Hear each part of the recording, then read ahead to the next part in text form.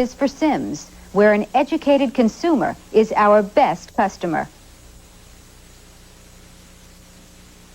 I hate my mother. She's so much prettier than me. Jordache Basics. Your mother? Have you ever seen her mother? I have. I'm hoping she'll be divorced before I'm out of school. I found an old picture of her from when she was my age. Was she hot? No. She was kind of short with freckles and a little bit overweight. Kind of like you. Exactly like me. Billy, David, special guest, Nightlife. General Hospital will not be seen today, but will be presented tomorrow at its regular time. Now, stay tuned for the following ABC Sports exclusive. With the weather relenting, Game 5 of the National League Championship Series was finally played yesterday at Shea Stadium. Dwight Gooden, 21-year-old superstar, pitching for the New York Mets. And the 39-year-old legend, Nolan Ryan, pitching for the Houston Astros. It was a memorable duel that lasted through 9 innings with a score tied 1-1. In the 12th inning, still 1-1, Charlie Kerfeld in relief of Ryan. Wally Backman, a sharp single off third baseman Denny Walling with 1 out.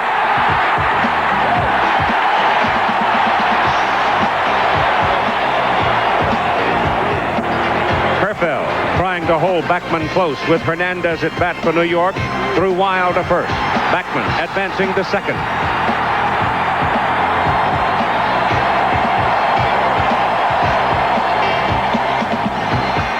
After walking Hernandez intentionally, Gary Carter came to the plate with the rally caps in place in the Mets dugout. Only 1 hit in 21 at-bats. Bottom of the 12th inning. 1 out. 1-1 tie. Charlie Kerfeld and Gary Carter dueling here. Up the middle, base hit. Backman turns third. Hatcher's throw, no play. Easy for Backman. Carter wins it with his second hit of the series, and the Mets win the ball game in 12-2-1. And so we are back in the Astrodome in Houston, Texas. As ABC Sports presents the 1986 National League Championship Series. Game 6 between the New York Mets and the Houston Astros. The Mets leading 3-2.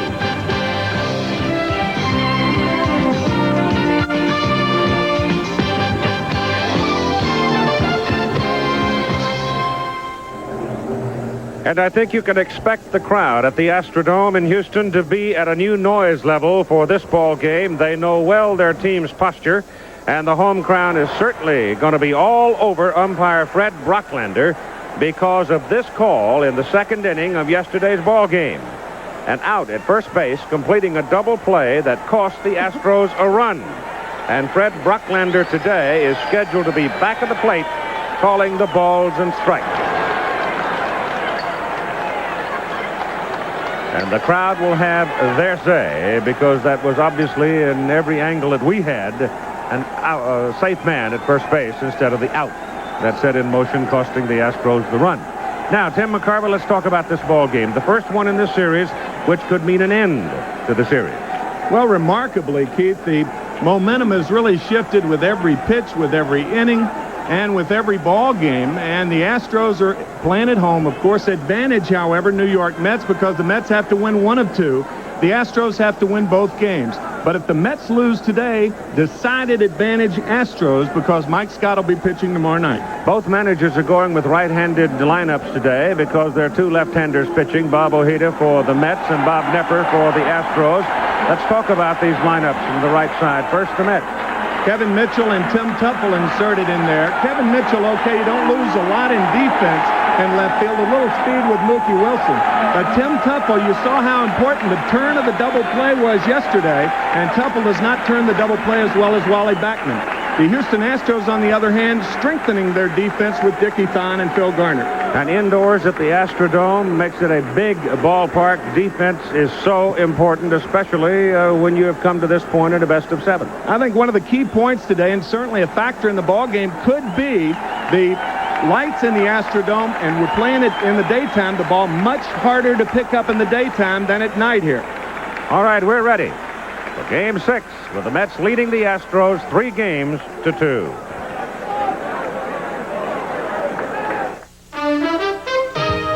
This ABC Sports Exclusive is brought to you by the Heartbeat of America, today's Chevrolet, by Coors and Coors Light, beers with a difference worth tasting, by the U.S. Armed Forces, it's a great place to start, and by Visa, accepted worldwide for shopping, dining, and travel.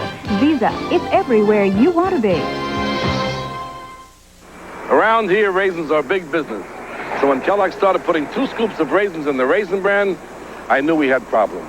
It's simple. It's the law of raisins. You put 2 scoops in each box. You sell more boxes. Bam! Raisin shortage. I respect Kellogg's, but that's a lot of raisins. You know what I tell people? You got a backyard? Plant raisins. Fiber-rich Kellogg's Raisin Bran. 2 scoops is a lot of raisins. What a runaround. They fix it 5 times. It still stalls. They say not when they drive it, but leave it a week and they'll look at it. I've got a headache this big, and it's screaming for Excedrin. Excedrin, the headache medicine. Regular strength pain relievers give you only this much medicine, but Excedrin gives you this much more. Nothing proven stronger without a prescription. I had a headache this big, but I took Excedrin and it's gone. Excedrin from Bristol Myers. Excedrin, the headache medicine. Not everyone got a vacation this summer. I need a vacation. What do you need, some glasses? How many fingers can you see? I need a vacation. Mookie Wilson leads off for the New York Mets as we very quickly go to the ball game against left-hander Bob Knepper, who had a no decision in game number 3, pitched 7 innings, was tagged for 4 runs. The big hit in that group from Darryl Strawberry, it was a 3-run homer. Kevin Mitchell will follow Wilson, and then Keith Hernandez. And the crowd reacting on every pitch in this ball game insofar as the Astros are concerned. Knepper on his career against New York, 11-11.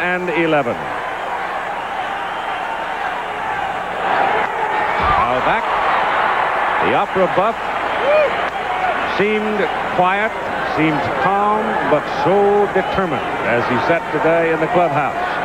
There's the New York lineup, and it's pretty much the same lineup that those who follow the New York Mets would know when a left-handed pitcher is on the mound. Knepper strikes out Mookie Wilson.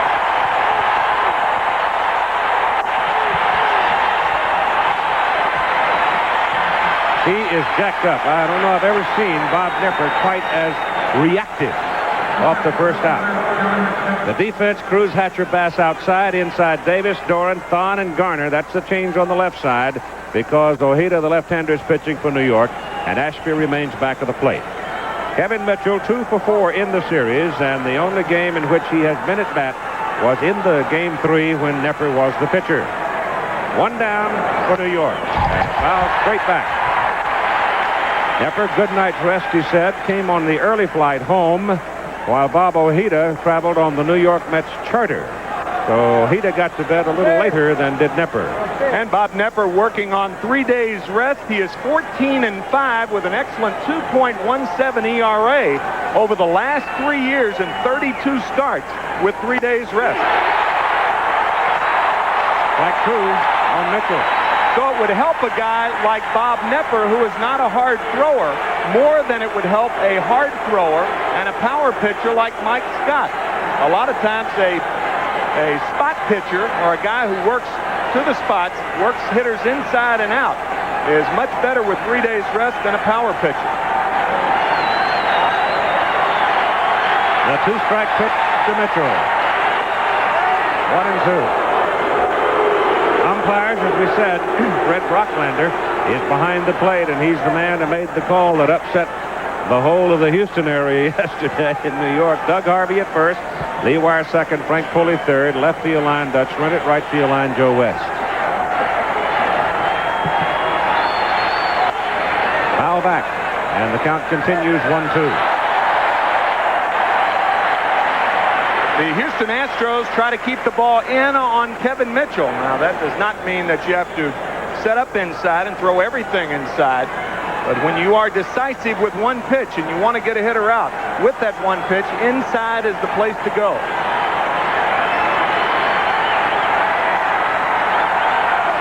Count is 1-2. High chopper, Phil Garner, third baseman, 2 down.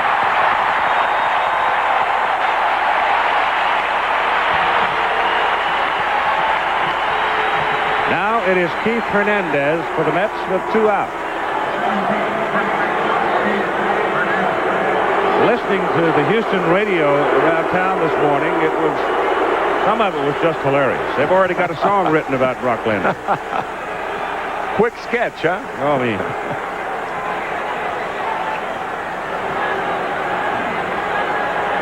But I also get the feeling that the city and the people who have the valuable tickets to the ball game today are determined to prove to the New York faithful they too can be loud and supportive. To Hernandez, high, ball 1. The Houston fans down here in Houston defying the local economy and buying tickets like oil were $40 a barrel.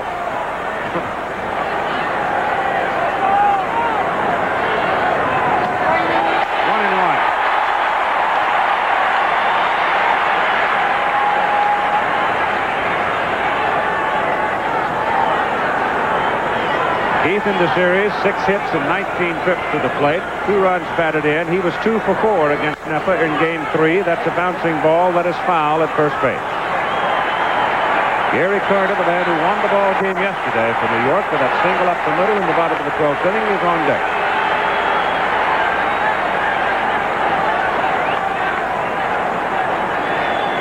The one thing a left-handed hitter tries to do against a left-handed pitcher is keep his front shoulder in there.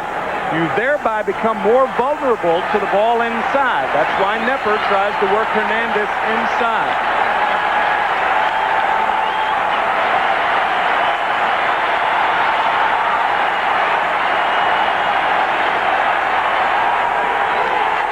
Struck him out looking. So Bob Nepper strikes out 2 of the first 3 Mets he faces. No score, top of the first. The Astros coming up. Right now, it's building up on your teeth. A hard, ugly wall called tartar. And only your dentist can pull it down. But this wall won't stay down for long. So now there's new Colgate Tartar Control toothpaste with TC3. Clinically proven to reduce ugly tartar buildup. So your teeth will feel cleaner and smoother. New Colgate Tartar Control with fluoride fights tartar buildup for that fresh from the dentist feeling of clean. Has the lack of sophisticated banking products stifled the growth of mid-sized companies? The Bank of New York believes it has. Mid-sized companies get no interest rate risk protection, no easy access to unsecured credit, no help with mergers and acquisitions. In fact, they can't get a lot of the banking services big companies get. So we decided to provide those services at the Bank of New York, where no one keeps a good company down. Not everyone got a vacation this summer. I need a vacation. What do you need, some glasses? How many fingers can you see? I need a vacation. This fall, you can still get great low fares to more places on the biggest bargain airline, United. I got a vacation. Have a nice shower, Piccone. I'm not just flying. I'm flying friendly skies. I'm out of there. The batting order for the Houston Astros today will have Bill Doran leading off, playing second base. Billy Hatcher center field, batting second. There's the lineup. Followed by Phil Garner, who is the insert in the right-handed lineup, playing third base, hitting third. Then Glenn Davis, Kevin Bass, Jose Cruz, Alan Ashby. Dickie Thon, the shortstop today, will hit number 8. And he's in there because of this man on the mound, Bob Ojeda. Bob Ojeda went the distance in Game 2. Won it 5-1. He scattered 10 hits. He struck out 4, walked 2. He had 2 double plays behind him. And the double plays, very important for a man who pitches like Bob Ojeda. Couple is a change at second base today for New York. Mitchell in left field a change, and Wilson moves over to center field. But I think if you see the Mets get to a lead, you'll see Dykstra in center field rather quickly, with Wilson going back over to left field and Backman probably being inserted at second base. Especially the later innings. Bill Doran 4 for 20 with a home run. And hits it sharply underneath the glove of Rafael Santana. Base hit Doran.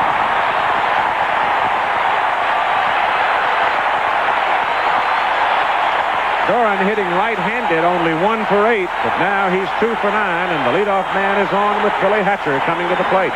We mentioned the problems in seeing the ball in this ballpark, and that does not only apply to fly balls. The ball goes under the glove of Santana. He missed that ball. He never picked that ball up. Ojeda's first pitch to Doran was right up letter high, too, and he jumped it.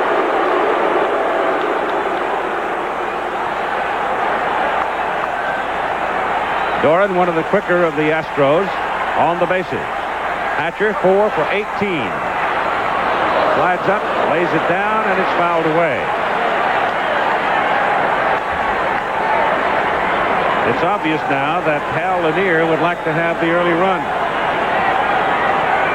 And with as fewer runs that have been scored in this series, I think both teams more apt to go for an early run. You wouldn't do that normally in the season.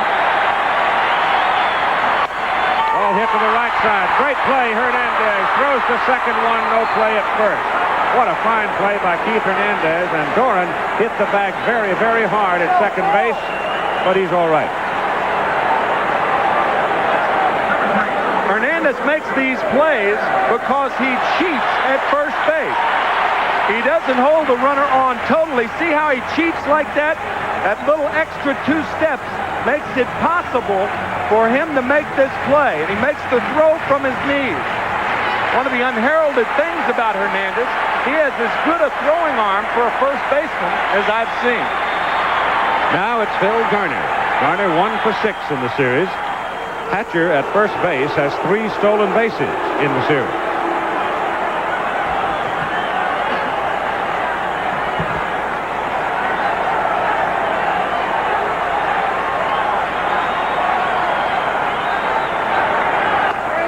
Fastball from Bob Ojeda on the outside corner. These 2 left-handers are remarkably alike in their demeanor. Both calm, quiet men, and both craftsmen at their trade.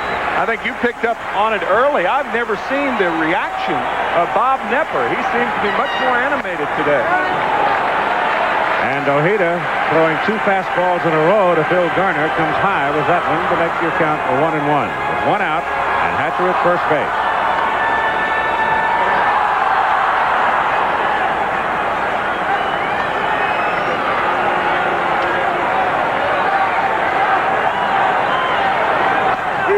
Inside corner, 1-2. That's how Ojeda will keep right-handed hitters honest. He'll bust that fastball in on the hands. And what that does, it makes the change-up much more effective.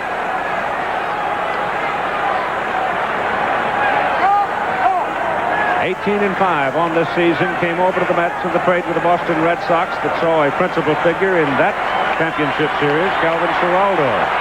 Going to Boston. Hatcher goes. Garner swings in the gap. Going through. Going to the wall. Garner turning at third. Coming home. And it's a stand-up double. For Phil Garner, and the Astros lead 1-0.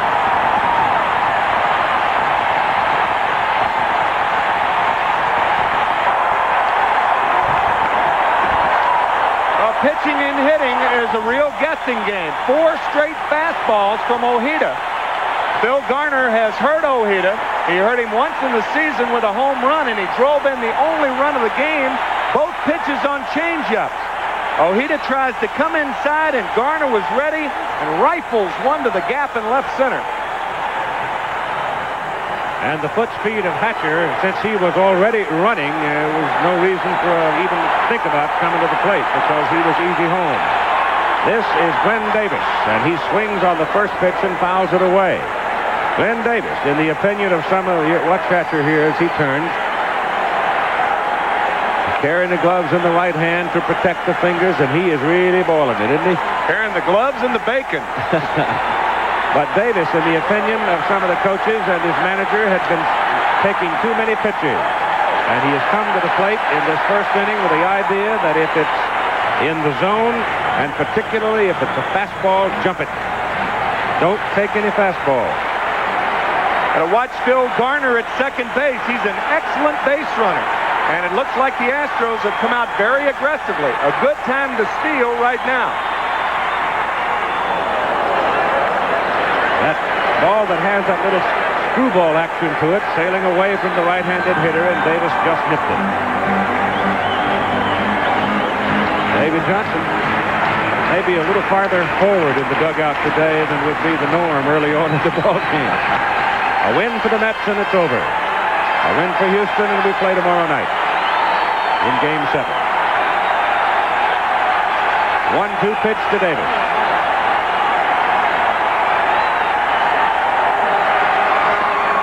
Breaking pitch is low. The reason it's a better steal situation with a runner at second and one out is because base runners will take a chance on making, if it's a good chance, they'll take a chance on making the second out at third, but not the first or third out. Santana can't get it. Garner turns third. He's coming home. 2-0 Houston.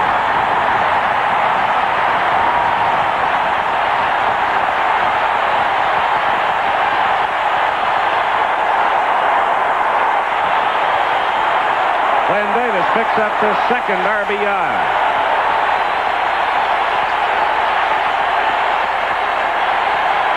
Well, Rafael Santana, as you see, his changeup grounded almost into the position, and Santana playing Davis way in the hole.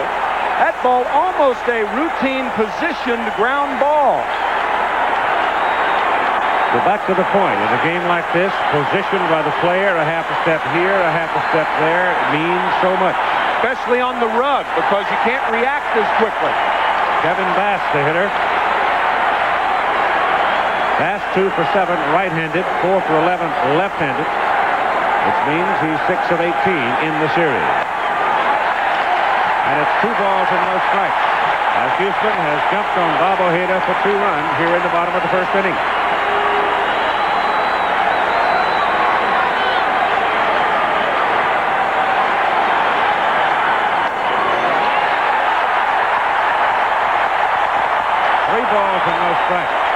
Reflecting back, too, on the fact that Doran led off with a single. The play by Hernandez at first base has saved the run.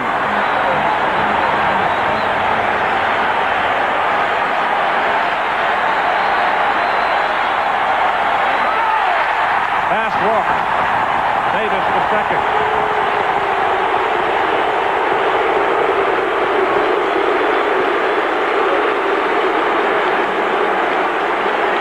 The New York Mets bullpen now will get busy, with Ojeda having trouble here in the bottom of the first inning.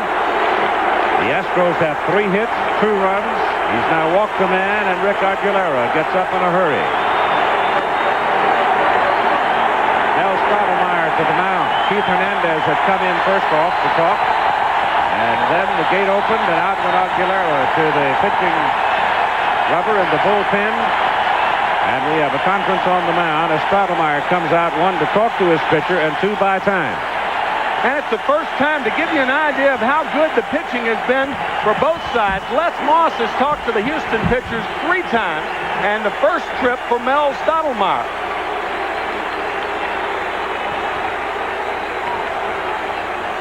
So Aguilera hurrying along here, shaking the shoulder loose.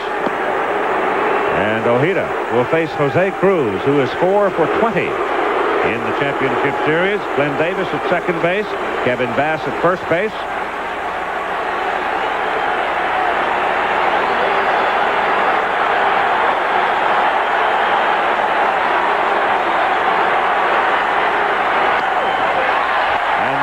sails off inside. 1 out in the inning. Bobby Ojeda walked no one in 7 innings of the first game he pitched. And here in 1/3 of an inning, he's walked his first hitter. He is struggling. 1-1 to Cruz.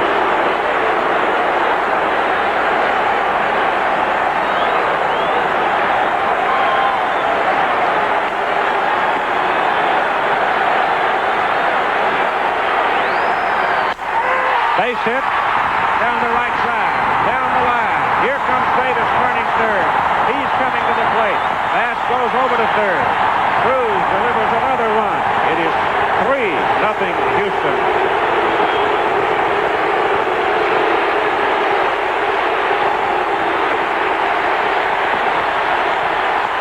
I'll tell you, the attitude of this Houston ball club has been come out on a torrid pace, or had the team come out on a torrid pace, and everything is going their way. Home sweet home. With 1 out, 3 runs across, runners on the corner, Bass at third, Cruz at first, Alan Ashby hitting right-handed. As a right-hander, he's 1 for 8, but that one was a home run in New York. Foul at the plate.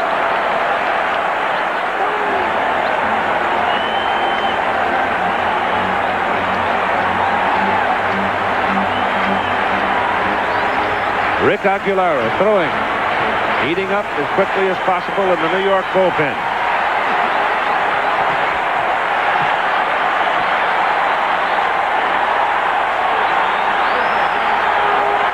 Low. 1 ball and 1 strike.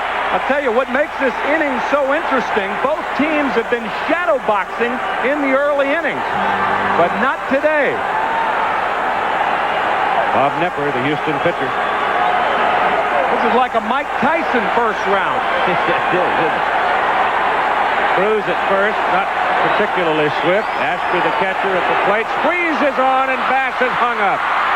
They go for the suicide, and Ashby can't get the ball down, and they hang up Bass and tag him out. And Alan Ashby had a marvelous pitch to bunt. Remember, it's not imperative that the runner at third base break too soon, and Ashby simply bunts through the ball. All you have to do is get it down anywhere on the ground, regardless of how hard it's bunted, and Bass scores. But Ashby bunted through the ball. In the meantime, Cruz moved over to second base. 2 out now.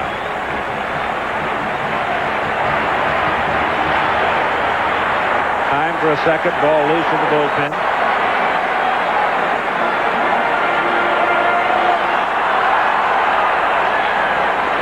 Now Ashby steps back in with a 1-2 count. Probably one of the better bunters on the ball club, too. But he missed that one. Hit to left. Flagged down by Santana. And the inning is over.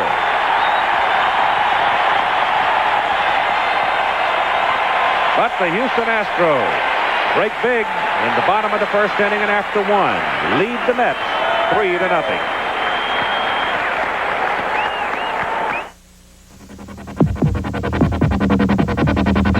The heartbeat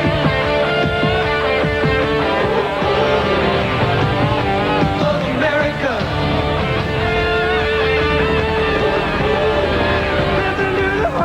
When you want to feel the thunder, put yourself in today's Chevrolet Camaro IROC Z and listen to your heartbeat. The heartbeat of America.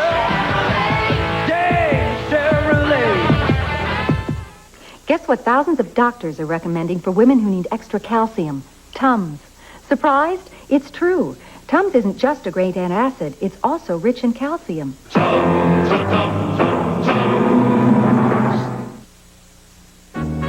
The Kemper Cavalry. Leading the way with quality insurance for your home, auto, life, health, and business. Call out the Cavalry. Once you compare Kemper, you'll ride with us. Everyone needs a little adventure in their life. So why not enter the Great Stanley Tool Adventure? You could win a Chevy S10 Blazer to get you away from it all. A Mercury-powered Larson boat to put you in the middle of nature. And $1,000 in Stanley tools to help you do things right. The blazer, the boat, the motor, the tools, you could win it all in the Great Stanley Adventure. I think this dock needs a little more work. I got a lot of Stanley tools. Our world, the special times of our lives. Find out what really happened with Ray Gandalf And Linda Ellerby, Our World. It's about time. Thursday. From day one, when this building was opened, that roof has been an object of conversation and sometimes an object of pain. I'll tell you, in day games here, it's white shirts and light sheets. Those are acrylic sheet skylights up there. They're 7 by 2 by 3 by 4. They're 7 feet long to me. And there are 4,596 of them. And sometimes on fly balls, it looks like 4,500 baseballs are coming at the outfielder. Gary Carter, Darryl Strawberry, and Ray Knight coming to the plate now for the New York Mets in the top of the second inning, with the Astros jumping out to a 3-0 lead. And Bob Nepper delivers to Carter, high, ball 1. 2 for 22. And he sure made the one yesterday count. High to the right side, Bass going back. Makes the catch.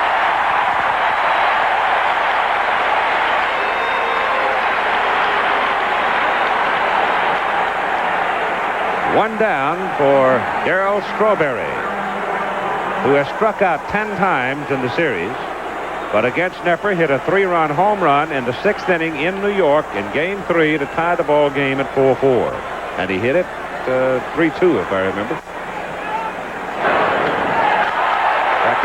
You mentioned Gary Carter's 2 hits. Both of his hits have been game winners. One yesterday, and the first one, the double against Nolan Ryan, to drive in the first run of the game in Game 2.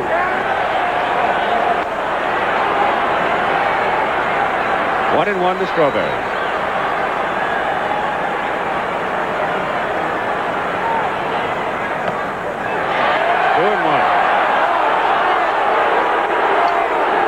Bob Nepper asking Fred Brocklander if the ball was high. Was it up?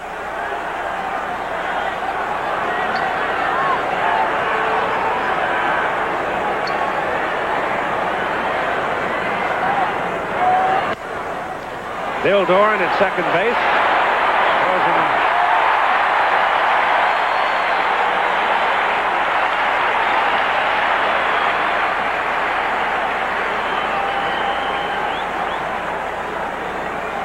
Now it'll be Ray Knight with 2 down. Nepper's retired 5 in a row. And as duly noted, the Mets have been quiet in the entire series through the first 3 innings. 2 base runners, as a matter of fact. 1 hit in the first 3 innings of every game. Not only no runs, but very, very few base runners. Against Nepper in Game 3, Knight had 1 hit and 3 trips on the series. Ray 3 for 18.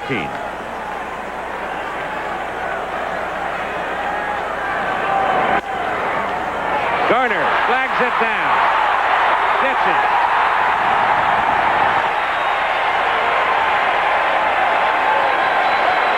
They're going all out after 1.5. 3-0 Houston. We're not a company, but we'll give you a chance to work where there's always a challenge. We'll give you opportunities to learn, to develop, to perfect skills that you thought were beyond your reach. We'll help you build a career that can reward you for the rest of your life. We're not a company, we're your country. We're the Army, the Navy, the Air Force, the Marines. We're the Armed Forces. It's a great place to start. The ups and downs of the stock market can create its share of headaches. Take Pat Ryan. I have a throbbing sensation, which I characterize as a desperate headache. I would like to have some aspirin now. What he took was extra-strength Tylenol caplets. Last year, hospitals dispensed Tylenol 10 times more than the next 4 brands combined. I feel superb, and my headache is gone. And that's a nice feeling to have. If Tylenol worked for Pat Ryan, and it's the pain reliever hospitals use most, Shouldn't you use Tylenol, too? Know what I love about his heavy beard? I love how it deepens his eyes, traces his jawline, flaunts his dimple. But when I want to get close... Noxzema announces the first shave cream for heavy beards. Its special energized foam protects against cuts and irritation as it turns that sandpaper into silk. Know what I really love most? Getting close. From Noxzema, the first shave cream for heavy beards. On the Disney Sunday movie, he's a millionaire cat. My privacy is very important, Kitty. Who's got what everyone wants. He's the richest cat in the world. I'll do everything. You won't have to lift a finger. For MacGyver's Richard Dean Anderson and Valerie Bertinelli. Why does everything you like to do involve sweating? The battle begins at home. You see anything? Ordinary heroes. Sunday.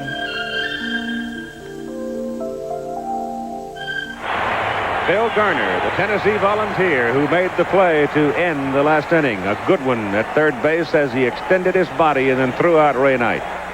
Baseball's such a beautiful game. Think of what Garner has done already. He's driven in a run with power, adeptness, balance, strong arm. And Dickie Thon stands at the plate playing shortstop today. 7 Astros came to the plate against Ojeda in the bottom of the first inning to score the 3 runs. Thon up for the first time, then the pitcher Spot Nepper, and the top of the order Doran. Houston batting at the bottom of the second. Ojeda goes 1-1 now with Thon. Dickey 3 for 9 in the series, hit a home run in New York.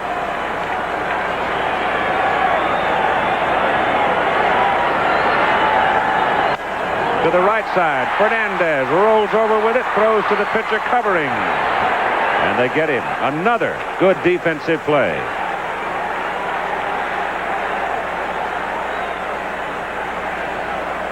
Hernandez, we've said it before, a state-of-the-art first baseman, ranging to his right, playing way off the line.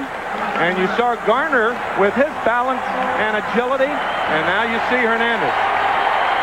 These guys can play.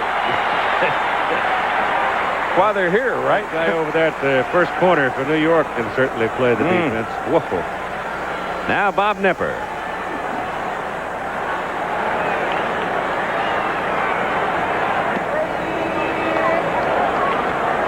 Changeup is on the corner for a strike. Astros tried the squeeze, didn't get it, cost them an out. Otherwise, they might have had more.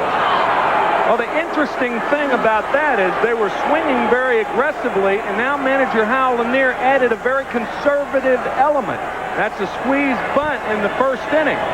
We'll see if that's going to thwart the Astros and kind of hold them at bay. Bobby Ojeda certainly hopes so. Second strikeout in the ball game for that's first strikeout for Ojeda as he gets Nepper looking on 3 pitches, and now Doran, the top of the order. And Doran singled to lead the ball game, but then was thrown out at second base on a fine play, Hernandez.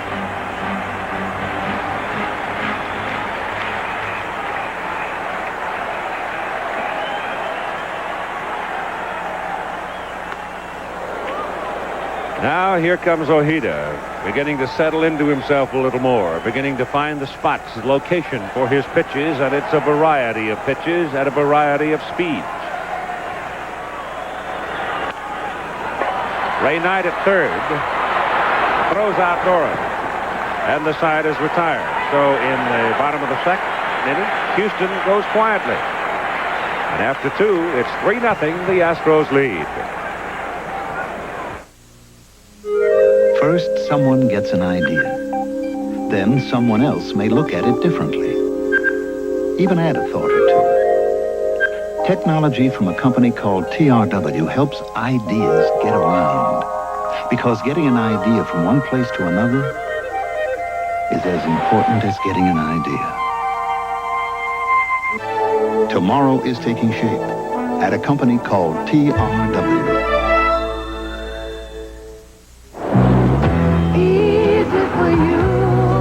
Need help? Yeah, and I've got 10 minutes to get to the radio station. Ah, here's the problem. Easy for you. Ever listen to KBLY? Should I? cologne. Comfortable, easy to wear. And for that great smelling guy who started my car, I get off at 6. Easy to wear, hard to resist. Stetson fits.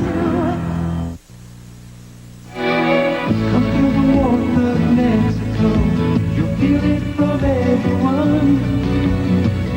Feel the warmth of Mexico, where the people will warm you as much as the sun.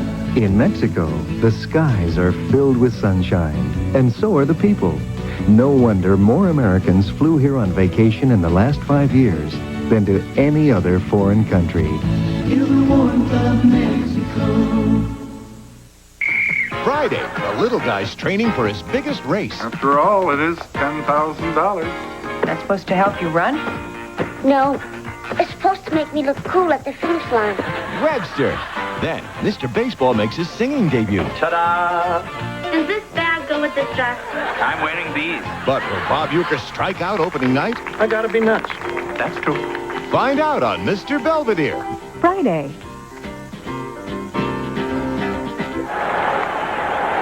To amplify just a little more on the Mets in the first 3 innings as Tim Tupple steps in, they are 1 for 53. Wow. In the series over the first 3 innings. And Bob Nepper misses outside. Tupple for ball 1.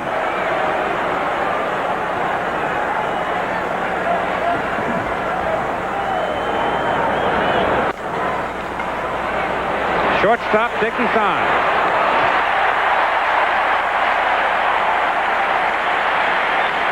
Throwing out Tim Tupple, so Tim is now 0 for 4 in the series, and this will bring up now Rafael Santana, the shortstop.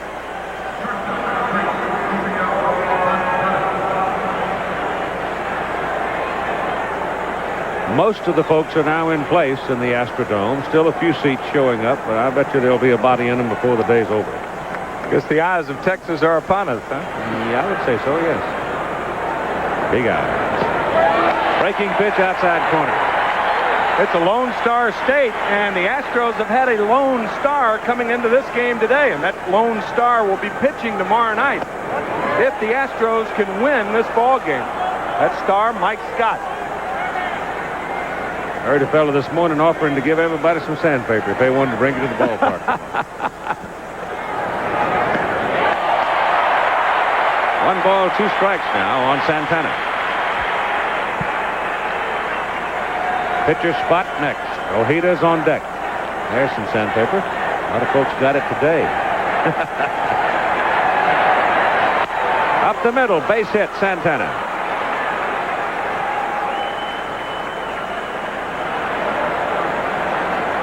Ball sharply struck by Rafael.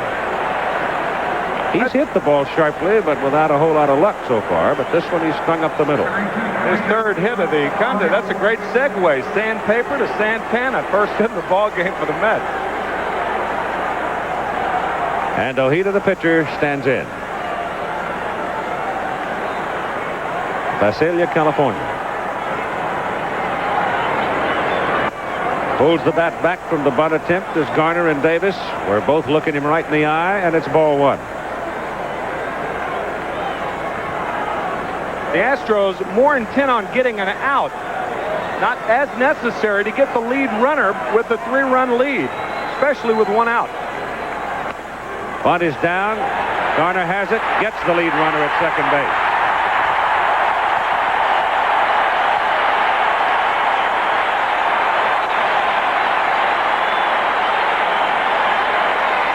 As much as any other element, the bunt play on artificial surface, unless you make a perfect bunt, is almost non-existent, especially with a third baseman who is aggressive and charging like Bill Garner. No place to bunt the ball. So Ojeda gets his jacket at first in our 72-degree temperature, and Mookie Wilson comes to the plate. Pitchers and jackets on first base. I've never really quite understood that. 72 degrees. Pitch is inside to Mookie for ball 1. Wouldn't you say the mentality is comparable to punters? I had to deal with them for 21 years. You ride to the park with them, and in 80-degree weather, they want you to roll the windows up to keep the air off their arms. That's a lonely job, though, for pitchers and punters, both of them. And very specialized, and that's why they're, as a group, the most important department in the game of baseball. 2 balls and no strikes to Wilson, and the crowd still hooting on every call that doesn't go their way. And now it's 3 balls and no strikes. Santana getting the first base hit of the ball game off Nepper after he had retired 7 in a row. And with 2 down, Ojida's on first base. Wilson at 3-0. 4-0 now as Nepper is way wide of the mark on that pitch. That sends Ojeda down to second. Kevin Mitchell at the plate. With the exception of Mike Scott, who is scheduled to start tomorrow night, and Nolan Ryan, who pitched 9 innings yesterday, the pitchers for the Houston Astros today are listed as staff. Everybody who can pick up a ball and throw one will be in there as far as Hal Lanier is concerned.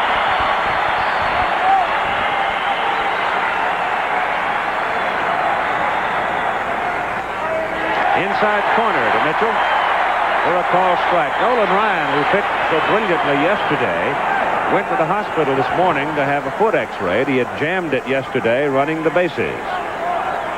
That riding inside fastball, one of 2 that Nepper throws. The other fastball, the sinker away in double play situations.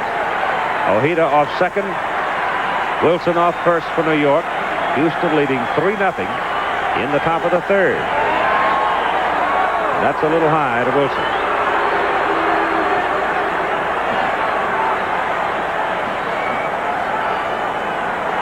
There's Ojeda.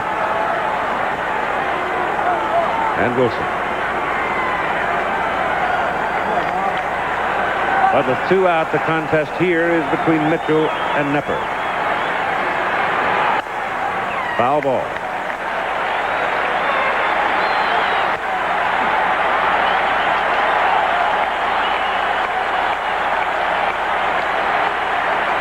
That's Mel Stottlemyre right there, the Mets pitching coach.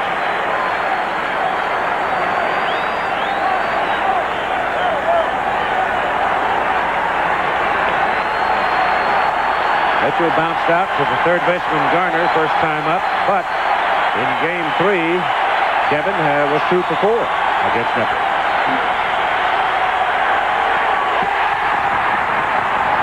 He went for a high fastball and didn't get it. And the side is retired. After 2.5, 3-0 Houston. Back after this commercial message and a word from your local station. 24-hour Old Spice Solid keeps guys so much drier, they may give up their usual antiperspirant mid-stick. Your dad only used twice. Very short strokes. None of these solids help stop wetness like Old Spice. So switch now.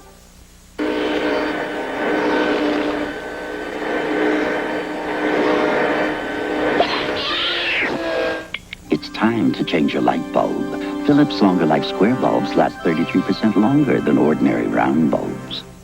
Saturday, an SEC rivalry as the #2 team in the nation, Alabama, tackles Tennessee, or Baylor takes on Texas A&M. Coverage begins with...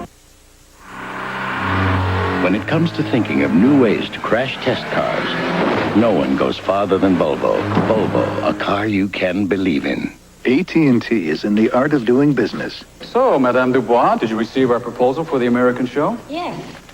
But from what I see on your telex, I just do not think your gallery is right. But what you're not seeing is the... Nothing speaks to your business associates like you can. With AT&T International Long Distance Service, your ideas don't just come across, they come to life. Room with light. C'est très bien. Now, if you can just sell the paintings as well as you sold me. AT&T, the right choice. Well, Bill, we got another good show coming up on Nightlife tonight. I know what you're talking about, David. There's me and the guys in the Nightlife band providing some hot music. And there's all the guests who sing and tell jokes. And let's not forget the host. I forgot me. Go figure that. I'll be here, too. Nightlife. Tonight.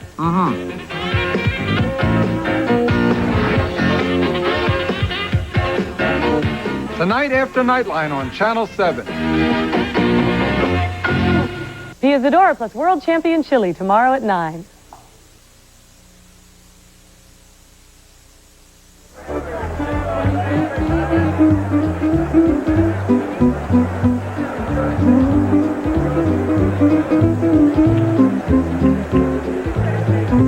Houston Astros now in the bottom of the third inning will send... Leading off for Houston, the center fielder, number 28. Billy Hatcher, Phil Garner, and Glenn Davis to the plate. And we were double-checking on the... and got additional information that it was the ankle portion of Ryan's leg that they were concerned about because it puffed up so much. But at the same time, we're told that they were fearful there might be a fracture of some kind within the foot area. But we don't know exactly what it is or what they have found from the X-ray. Hatcher, standing at the plate, scored the first run of the ball game, getting a ball on a fielder's choice.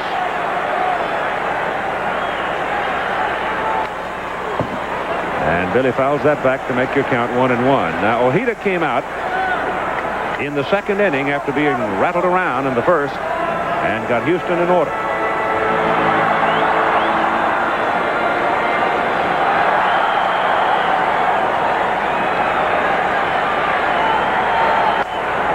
Fouls it to the right side, going way back into the crowd.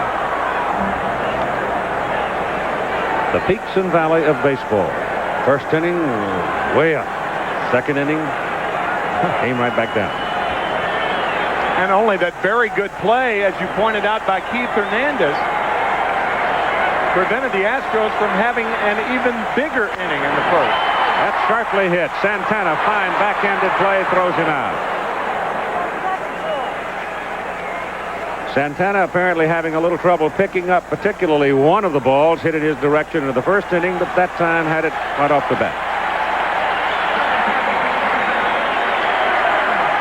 Now Phil Garner. This rug, not as quick, though, as some of the other rugs around the National League, and in particular Cincinnati and Philadelphia. But it is still an artificial surface, and the ball still comes to you quicker than it will off Mother Earth. Ball one to Garner. The thing that gives a lot of the fielders problems, especially the infielders, a lot of soft spots in this turf, a lot of seams, some of them an inch and a half wide. Garner, who doubled his first time up, shoots another one into left center field, but this time Mookie Wilson is there. 2 down.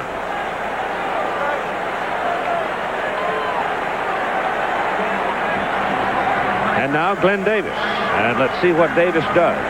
See what, first off, Ojeda gives him, and then what Davis does. He hit a changeup, a low changeup for a single, his first time today.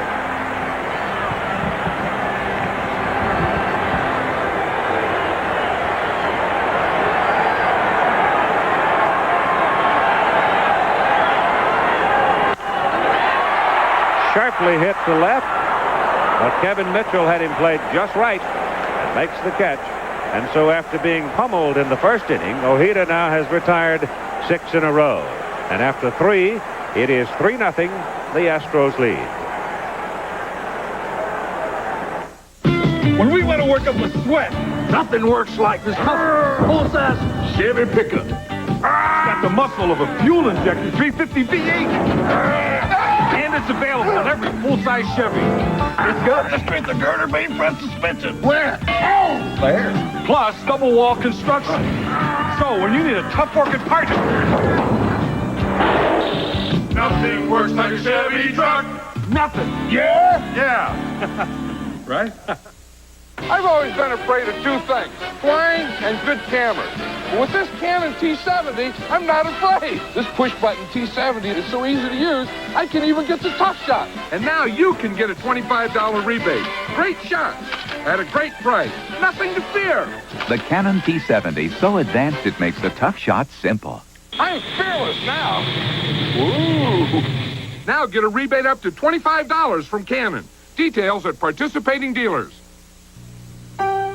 Since State Controller Regan was first elected, he's saved New York taxpayers over $160 million, achieved the highest returns on investments in the history of New York, and worked with Governor Cuomo to win fiscal reforms. To the point that Governor Cuomo has compared Ned Regan to Arthur Levitt and said he didn't know anyone better for state controller. Ned Regan for state controller again, because the best man for the office is already in it. I was talking with Keith Hernandez earlier today about that call yesterday in New York by umpire Fred Brocklander, and here's what Keith said about it. I knew it was going to be close, and, I'm not going to sit here and say he was out, because I looked at the paper this morning, and, he had it beat, and but there was a look of, I stretched right towards him, and once I caught the ball, I made eye contact. I looked at him, and he just had a questionable look on his face. So I figured I'd put something in there, and I just screamed out, and whether it affected the call or not, who knows. But we were just fortunate to get the call our way. Crafty fellow. This is the headline of the Houston Post this morning. And there's been as much to do here over that as there has been in New York over Mike Scott and his sandpaper. And Bob Nepper, pitching to Hernandez, starts him with a curveball strike.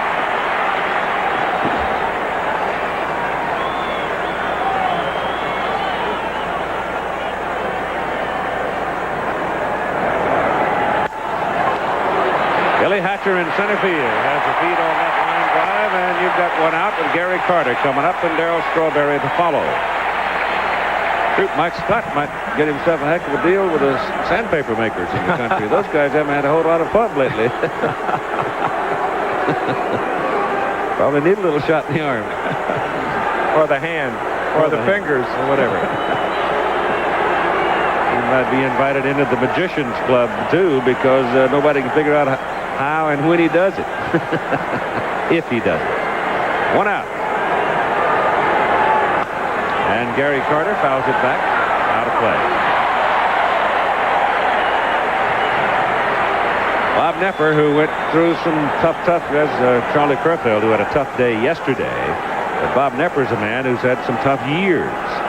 But he had a good one this year, 17 and 12. But there have been times in the past when it was 5-15, 6-13, 9-16, and 9-12. Those are not the kind of the years you want to take into your history book. As Carter lifts another high fly ball to the right side. This one not hit as deeply as the one back in the first inning. And once again, Kevin Bass makes the put out. 2 down.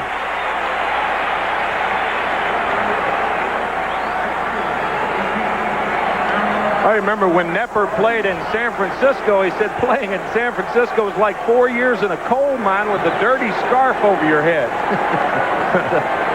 Said it was oppressive there. The conditions, of course, not the town.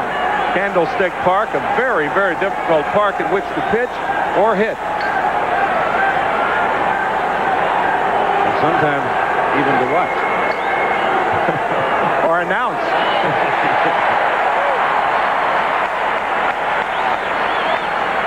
Starts Strawberry with that change-up strike, breaking in over the inside part of the plate. This is outside, 1-1. 2 down and nobody on. The Astros got 3 in the bottom of the first. And that's where we are as the Mets bat in the top of the fourth.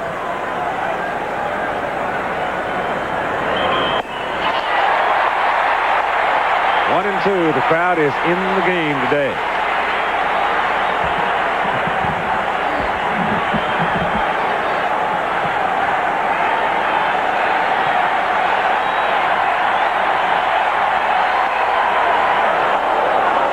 Two and two to Strawberry. Moving it around, isn't he? In and out. A little bit off the breaking ball. Has not resorted to the straight change or the split finger fastball yet. Wanted that one. And another indication of what you picked up in the first inning about the animated reactions of Bob Nepper. Watch him on this pitch. You never see Bob Nepper doing this. 3 and 2 to Strawberry.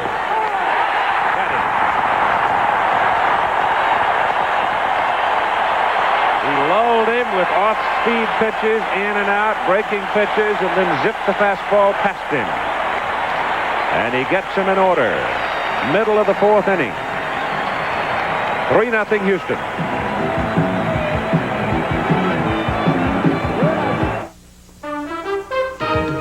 This ABC ABC's Sports Exclusive is being brought to you by the heartbeat of America, today's Chevrolet. We're not a company, but we recognize potential. We develop it. We use it. We'll make sure that as your responsibility grows, so will you. As your ability for leadership grows, so will you. Working with us, you'll gain self-confidence, become a person with a future. We're not a company. We're your country. We're the Marines, the Army, the Navy, the Air Force. We're the Armed Forces. It's a great place to start. Time to go, boys. You've been in there long enough. Hey, we're not even tired. I feel good. No, I've checked the mileage, Andy. Hey, we're the auto line. We're guaranteed. Guaranteed? I feel good. Yeah, 2 years no matter how far we go. But no spark plug guarantees that. We do. Yeah, we're the auto line. So go pull the plug on somebody else.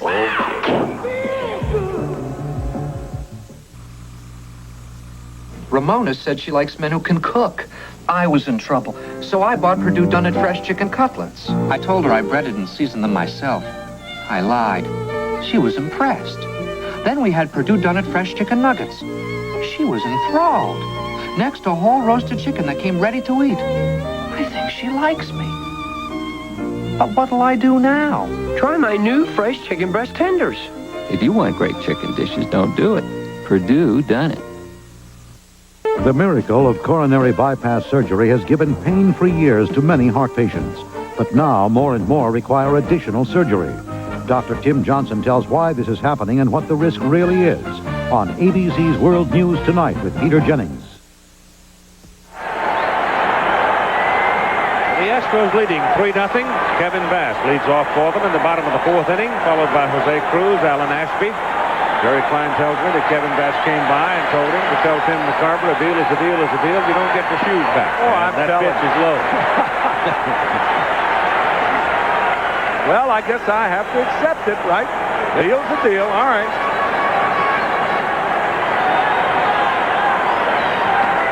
Outside corner, Kevin, for 1 ball and 1 strike.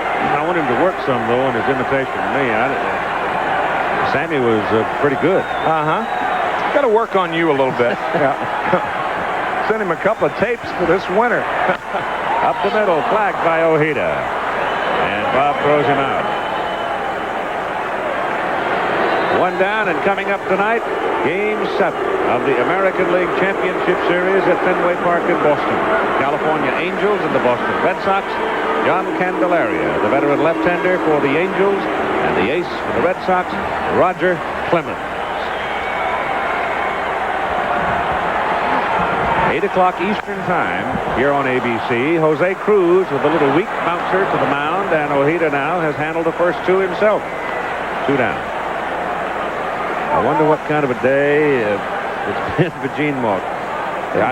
I really have some feelings about Gene and how close he has been so many times, and I also have some feelings for Gene Autry, who's been a gentleman in this game for so long, invested so much of himself and his money in the game, and he's now in his late 70s. But they ain't playing, are they? Nope. Malk, of course, has a more direct hand than Gene. But the Red Sox, seemingly on the ropes, out of it, have fought their way back.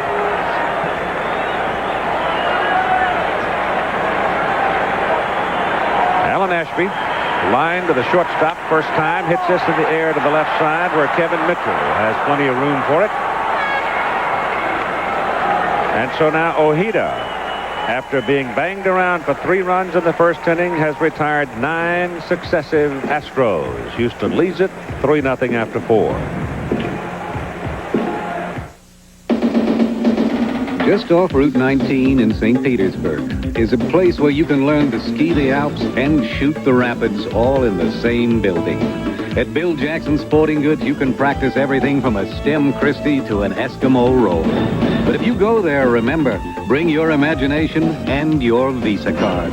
Because Bill Jackson doesn't promise you Sun Moritz, and he doesn't take American Express. Visa, it's everywhere you want to be.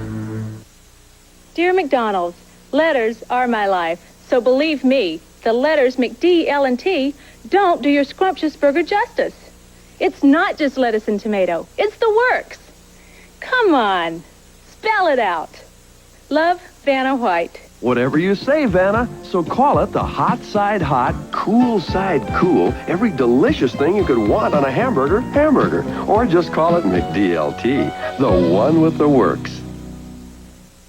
Fancy restaurant. Candlelight. Is this business or pleasure? Which do you prefer? Stick to business. People are watching. Of course they are. This is a commercial to prove this is the perfect time for Seagram's Golden Wine Cooler. It's wet, and it's dry. And it's Seagram's. I heard. What happens after the commercial? Pleasure. What do you have in mind? You get to drink it. Use Seagram's Golden Wine Cooler. It's wet and it's dry. Ray Knight coming to the plate to lead off for the Mets in the fifth. Ray, talking with Tim McCarver, talked about his wife Nancy Lopez, the golfer, helping him with his mechanics. Well, Timmy, the big thing is the mental aspect of the game. Nancy's so strong mentally, and she taught me, or has talked to me about basically the everyday approach. If I go 0 for 4, strike out with the bases loaded or something, not to carry it into my next at bat or the next day. Plus the fact that she's so aware of what I do fundamentally now that she's seen me play a lot, especially this year when she's stayed at home and after having the baby, watch me play. She knows when I open up or when I pull my head off the ball and things like that. And just having someone that's a student of the game and knows a lot about fundamentals and basic technique has really helped me, because if I'm doing something, I don't have to go to Bill Robinson necessarily to get righted. She's able to see those things, and she watches me very astutely from the behind home plate. She can tell when I'm doing wrong. Got to help, I guess. Be an interesting supper table conversation, wouldn't it? Surely would. Ray Knight married a hitting instructor. Yeah. Jumps at the first pitch and chops it sharply foul off the face of the dugout. It'll be Knight, Tim Tuffle, and Rafael Santana, and his first time up today. Ray bounced out to the third baseman.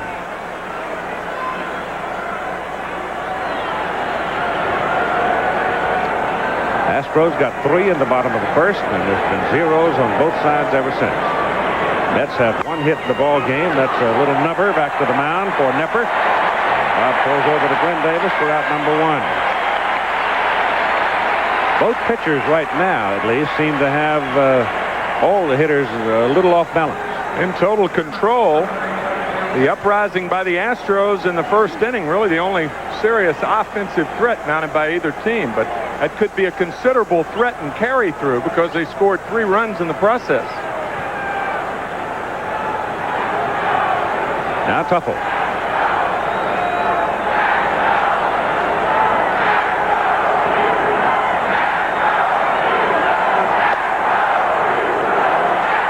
The man who has New York's only base hit in the on-deck circle, Santana.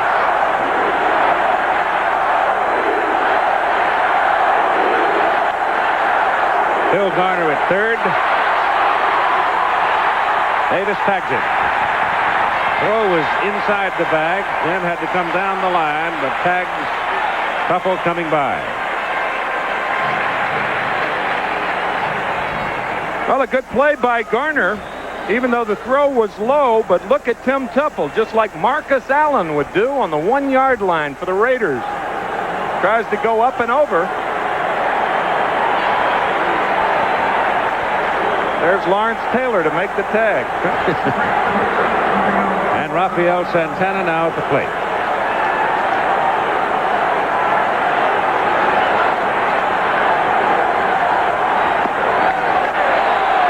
Low breaking curve, and Nepper puts his hands on his hips and stares in at Brocklander, and now shaking his head.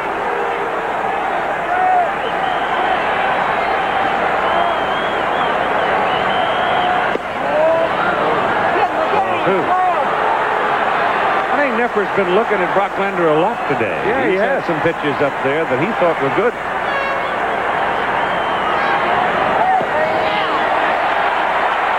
Two and one now.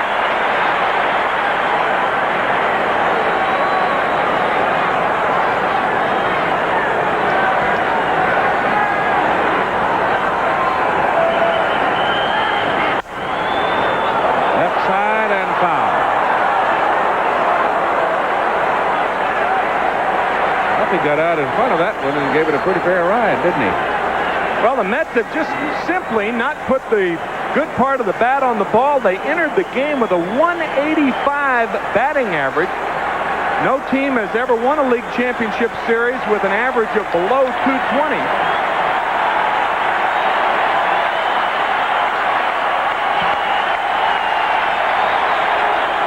An identical team batting average, 185, was the average of the National League champion St. Louis Cardinals in last year's World Series. They lost in 7.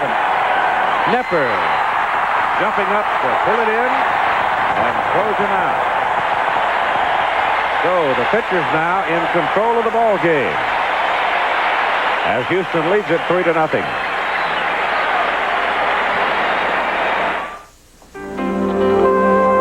Nothing makes your day like helping others make it on their own.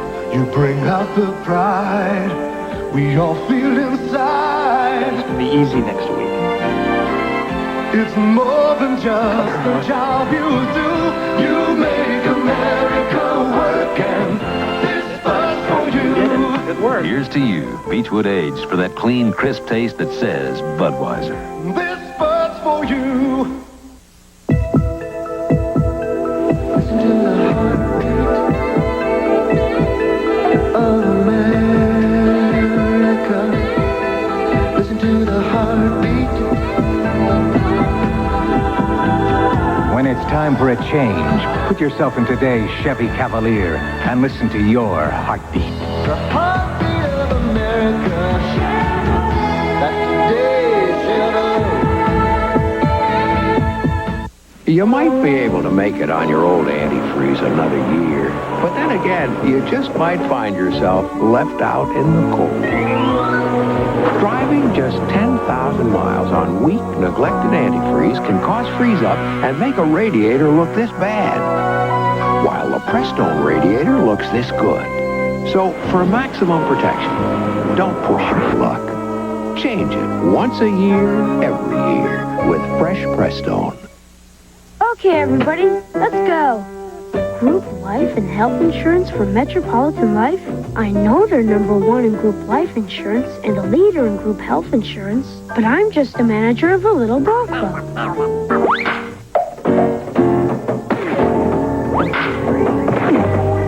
Maybe my group should be covered. I have the strangest feeling I just did something right. Getting it pays.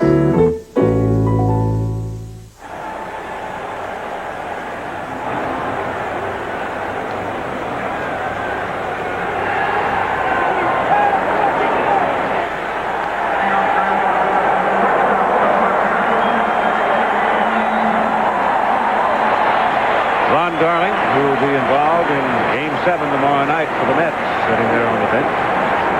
I think if I were Mike Scott, I'd put my hands in my pocket and leave them there. You know, and you promoted the game tonight that Al and Jim will carry from Fenway, and an interesting scenario is developing if Clemens wins tonight and the Astros win with Scott winning tomorrow night.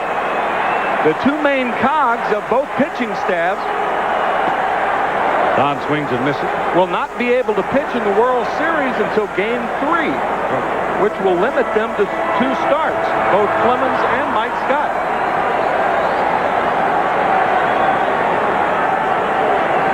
Dickie Thon up the middle over Ojida's glove, but it's picked up quickly by Tuffle, and Tim throws him out, 1 down. Which obviously means that you have to get there first, and the 4 out of 7 series has added a new twist that to start the World Series, a lot of pitching staffs, not that they'll be depleted, but their main guns may have been used to win the playoff series. It might not even be beyond the pale that Jim DeShays could surface. Yeah. For Houston. Without ever making an appearance in the National League Championship Series, right. Pitch is inside to Bob Nepper. The sign out at center field says that the Houston crowds were sort of characterized as nice, calm folk watching the ball game. Sign out there today says, no more Mr. Nice Guy. Oh, isn't that wonderful? No more Mr. Nice Guy. There it is. I love that banner. 1-1 pitch to Nepper.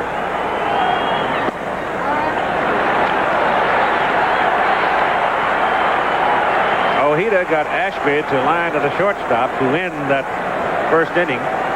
Since then, it's been 3 up and 3 down. 2-2. And Ojeda has retired 11 in a row, and to only one hitter of those 11 has he thrown more than 2 pitches.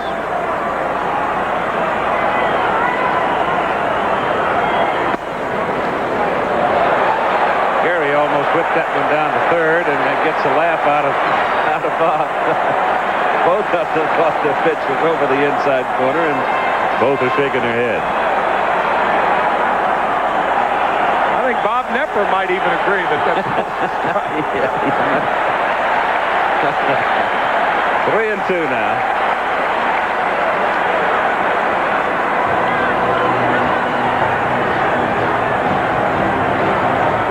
Astros are going after him, though. They're not sitting around waiting on him. They had that success in the first inning, and they're continuing to go early on the early count. Nepper walks.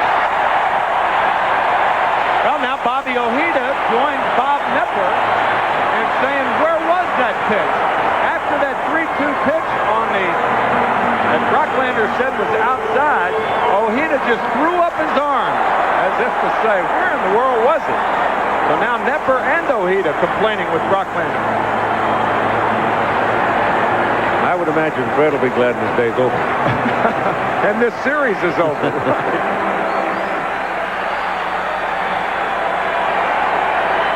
David Johnson starting to prowl around a little bit.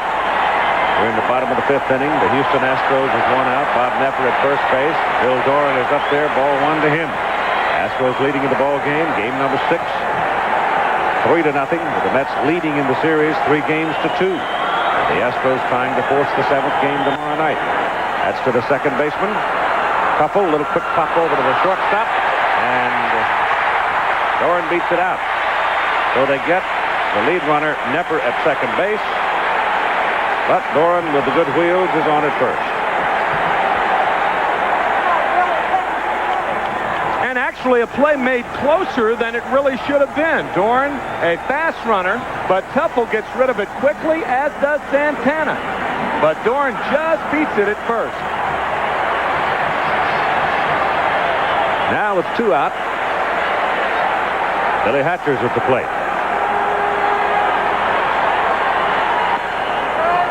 Ball runs away outside. Ball 1.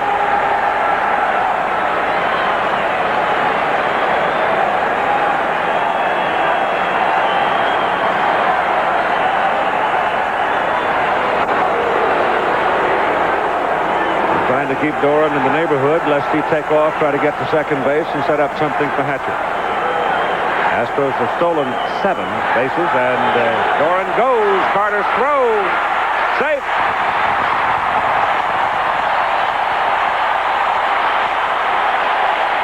That's 8 stolen bases.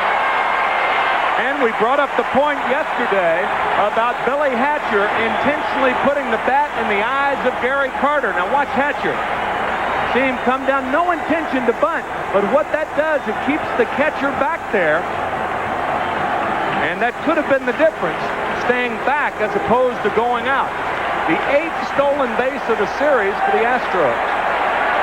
Now Doran at second base, and Hatcher with a base hit can deliver him. Slow bouncer at third. No play for Knight. Throw back to third, and they got him. Doran overran the bag at third, and Ray Knight whips it back over there, and Bill Doran is out.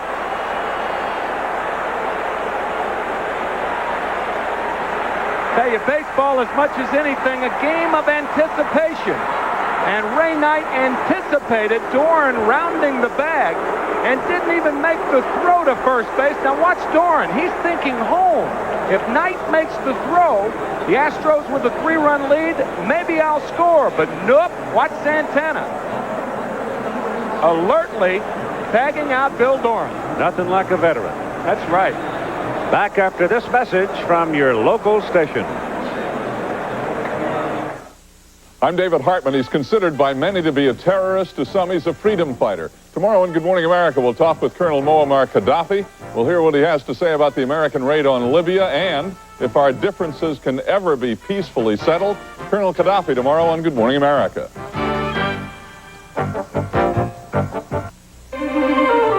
It's the new white one. Yes, sir. Can't miss it. A luxury car isn't a luxury car if it looks like something else. Uh-oh, not mine. The Lincoln Town Car, sir. Yes. There's nothing like a Lincoln Town Car. Its styling is unmistakable. It stands alone in luxury and prestige. This year, as always, the Town Car is distinctively Lincoln. What a luxury car should be. American Advantage members who fly the new Pan Am shuttle can accrue mileage in American's Advantage program and earn a free trip to Europe. Advantage members who fly Eastern won't. Now you don't have to worry about missing the Eastern shuttle because the new Pan Am shuttle leaves on the half hour. And once you've flown the new Pan Am shuttle, we don't think you'll miss the Eastern shuttle. The Pan Am shuttle, the first choice in shuttles. Well, what I can offer you, Jim, is a deal where we'll deliver a month earlier. I see. A client that feels neglected. I really don't think that's possible. Well, can give you the cold shoulder. Next time, stay in touch. With New York Telephone's low regional calling area rates, you can make your regular sales calls and that extra call. I'm glad you called. You'll find a much warmer reception. New York works on New York Telephone. Billy, David, special guest, Nightlife. Now, Bill Doran seemingly bothered by his mistake in overrunning third and getting caught off. And you see the play again here as Ray Knight throws back to get him with Santana coming in behind the bag. And he's got to shake that mistake off now and going out there and play sound defense. As Lee Mazzilli comes to the plate, hitting for the pitcher Ojeda. Then it'll be Wilson and Mitchell against Bob Nepper. 3-0 ball game, Houston leading. I guess there's the old saying, you know, that knowledge and wisdom are two vital factors in one's life, but they're not necessarily related because wisdom comes only from having survived. And Ray Knight at third base and Bill Garner at third base typify what comes to you as you have survived over the years, persevere, at least in your profession. And Ray got his man that time.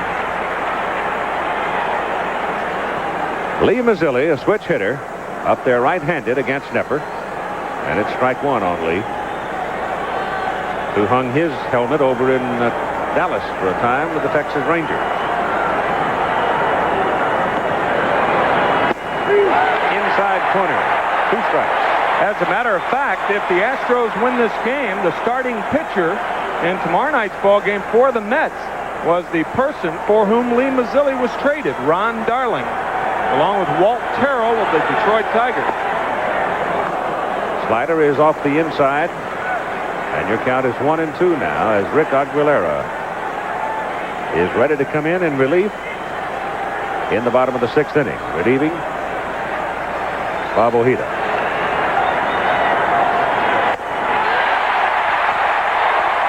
I'll tell you something, Nepper popped that glove that time.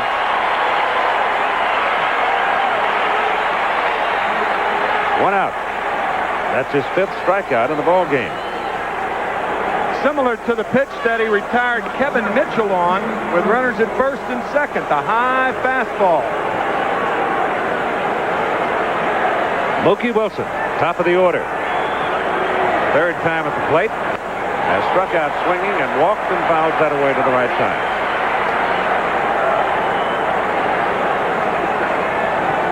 Well, that may go before this day is over, and if we do play a 7th game, you know it's going to go. And that might hold up for some time, It too. might, yep.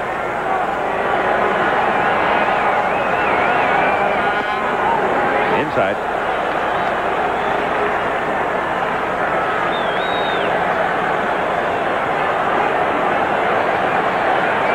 Outfield pretty much straight away for Mookie.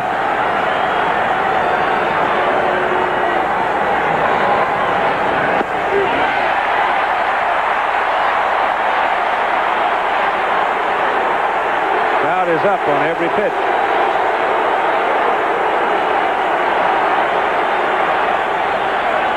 Nepper's been coming inside so much that the ball outside looks out of the strike zone. But Rocklander calls it a strike. Dale Garner at third.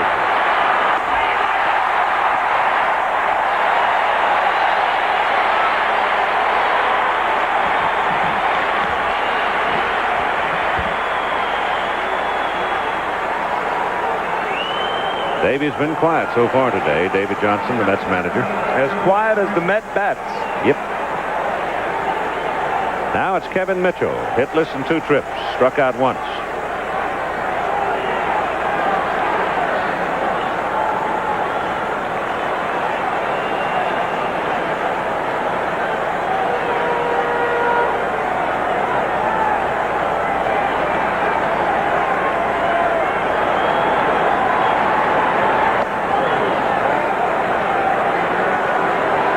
The elbows inside. To give you an idea of how futile the Mets offense has been, especially the last 2 days, they had 3 runners, base runners, in the first 11 innings yesterday, and only 2 so far today.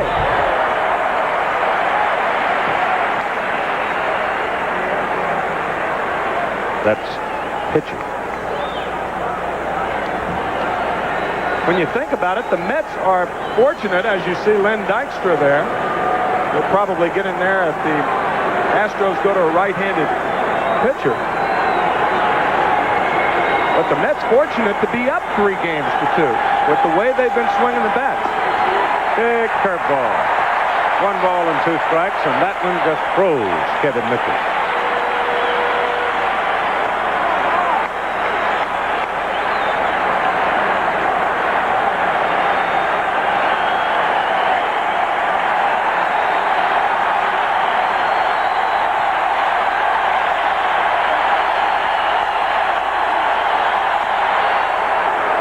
Outside, 2 and 2. I think to watch a curve ball like that coming, you're off balance, you're locked, you can't do it, you can see it forever and a day. It's almost as hopeless as watching the tee shot sail over the fence out of bounds.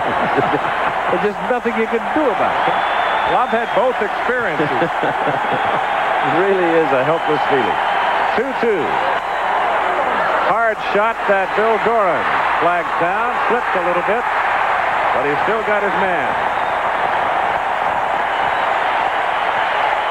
So once again, Nepper retires the side in order. In the middle of the 6th, it's 3-0 Houston. IBM presents You Make the Call. With a runner on first, a batter hits a soft line drive, which the second baseman intentionally drops, attempting to get a double play. But are both players really out? You make the call. I get nervous if I hear the word computer. No way I could ever use one. That's how a lot of doctors and nurses felt about personal computers until they got one. And 2 brothers who own a trucking company until they got one. We're IBM, and we've seen some very skeptical people become very enthusiastic. And that makes us proud, because we have more computers helping more small businesses than anybody. IBM personal computers. Small business is getting big on them. A fielder cannot intentionally drop a ball to get a double play. That would be deceiving the runner. The batter's out, but the runner isn't. If you said so, then you made the right call. Call it character. Even nobility, if you like. It should be known as the best of its kind. And most of all, a light beer should be as great as its namesake. That's why there's Bud Light, the light beer with the first name and taste. Everything else is just a light. Birth control? A father caught in 2 worlds, I'm 15 years old. You're 15 years young. trying to understand, You blew it, Dad. becoming a family. I don't know what the rules are, Robin. Part of the city. Then, when Spencer sends a greeting, Better be the good guys. everyone gets the message. Meant nothing about shotgun. No matter what the job, You've got the best there is on your side. he'll get it done. Hold on. Spencer, following Heart of the City, returning Saturday. Right-hander Rick Aguilera is in for the New York Mets in the bottom of the 6th inning. On the regular season, as you see his stats there for the championship series, Rick had a record of 10-7 with appearances in 28 ball games. He had 20 starts and pitched 2 complete games. Tell you, the Met relievers have been as superb as the Astros starters. The Met relievers have not allowed an earned run in 10 innings of work. And only 1 run has been scored against them, and that was scored against Rick Aguilera in the 7th inning of Game 3. He will pitch to Phil Garner, Glenn Davis, and Kevin Bass. And, of course, Bass is going to turn around and hit left-handed.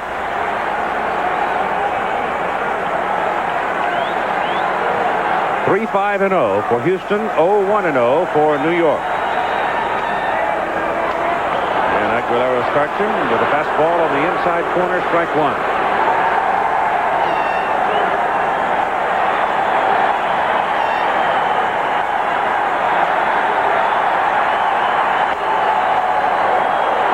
Bringing a little heat to the mound now after the slow dancing stuff of Ojeda.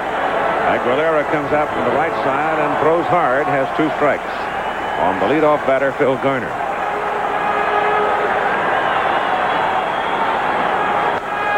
That's foul, right side.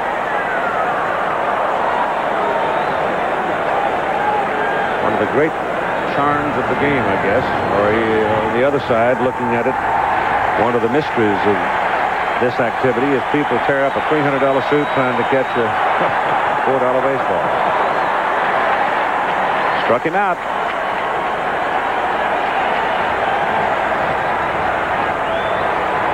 Garner chases and strikes out. It was a sharp breaking slider out of the strike zone, and it was set up by the fastballs inside. And Davis stepped in.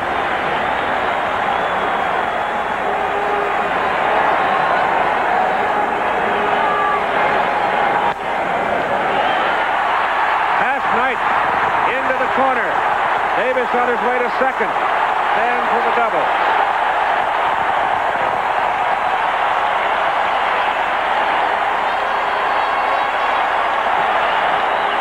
Dart down the line that Ray Knight couldn't quite get to.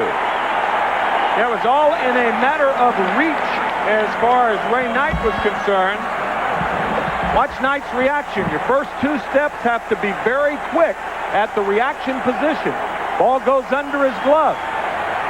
Houston will try to capitalize on that just as much as they did when the ball went under Santana's glove back in the 1st inning to open up the 3-run rally. Kevin Bass hitting left-handed. Was walked and bounced back to the pitcher. And Aguilera is outside, ball 1. Davis on second base and 1 out.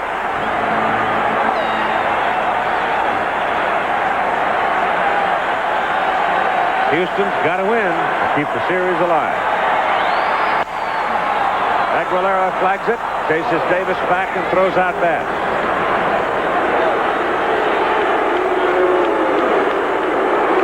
It'll be Jose Cruz coming up.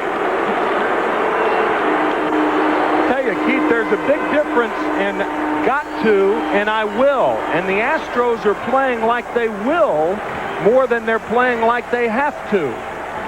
They are playing with a lot of confidence for a team who, if they lose, will be watching the World Series on television.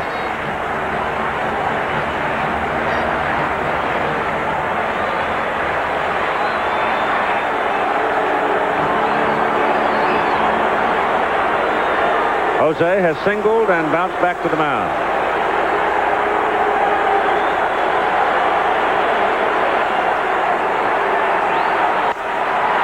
Knight handles this one.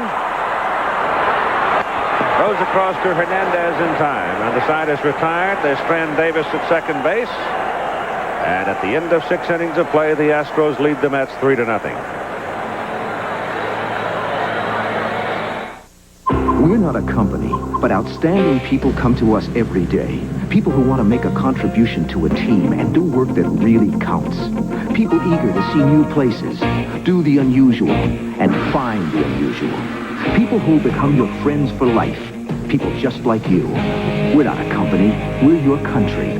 We're the Navy, the Air Force, the Marines, the Army. We're the Armed Forces. It's a great place to start. When me and my buddies head off to West Texas, nothing works like my Chevy S10 Maxi Cab 4x4. With Instatrack 4-wheel drive, the optional off-road suspension, it can take us to the wildest place in the West. The Terlingua Chili Cook-Off. Come and get it!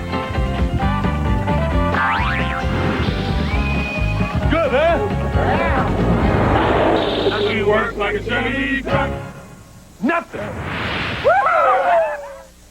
This bud's for all that you do. Carlos, I need 100 of these by Friday.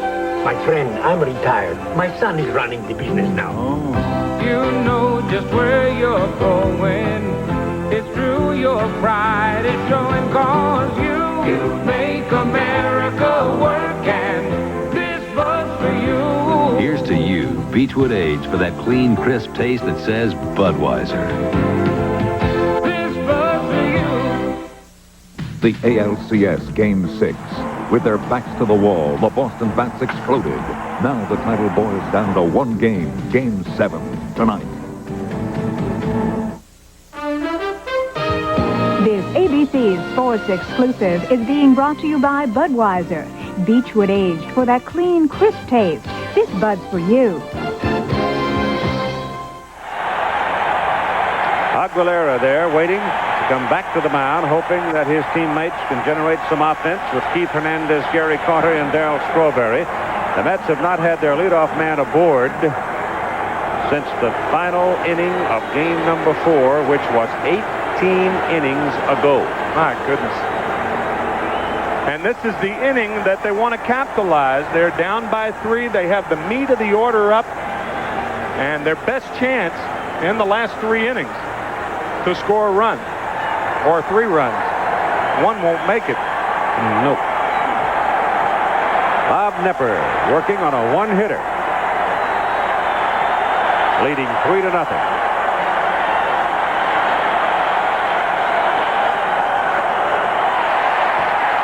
Strike one as Hernandez nips it foul.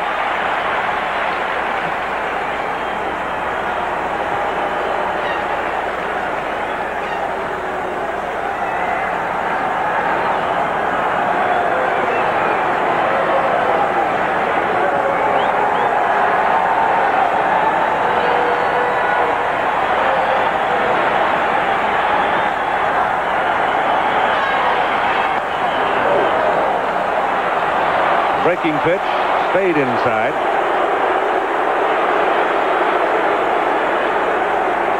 This ball almost hits Keith Hernandez.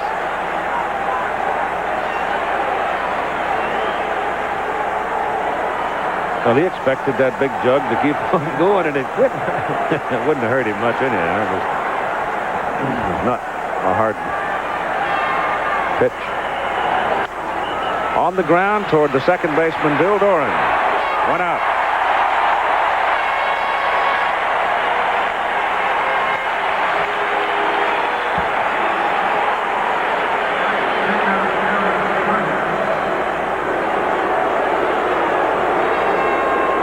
Gary Carter has hit a fly ball to right center that Bass caught, and one to short right that Bass caught. First time up, Carter gave it a pretty good ride. He sent Bass to the edge of the warning track. The Mets have 2 home runs off Bob Nepper this year, one by Gary Carter, the other by George Foster, who is no longer a Met.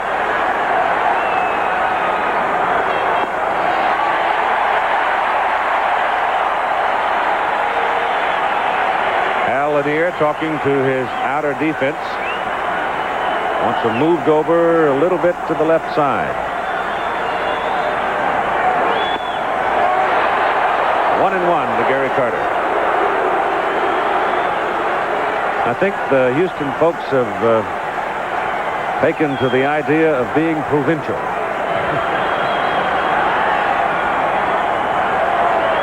That's part of the whole thing. That's as much as anything adrenaline for any sport. The home crowd must support. Provinciality has become appealing to them. Ball is hit to center field. Hatcher drifting over to his left, makes the catch. And 2 are down. I'll tell you, Nepper has not thrown a ball down the middle of the plate all afternoon. No, he has not. Outside, inside, curve ball. He's had the Mets chasing bad balls, high fastballs on 3 strikeouts. He has been absolutely masterful.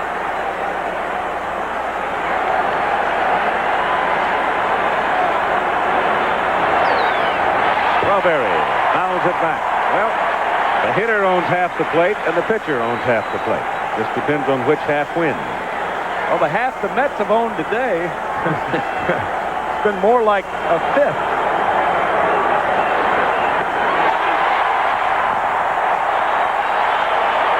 Strawberry came into the ball game with 10 strikeouts, and Darrell now has 11 and dangerously close to 12. 1-2. The Mets also allowing Nepper to pitch to his own tempo. I think if you slow him down a little bit, step out a little bit more on him, they may be more successful. Certainly this approach is not netted much.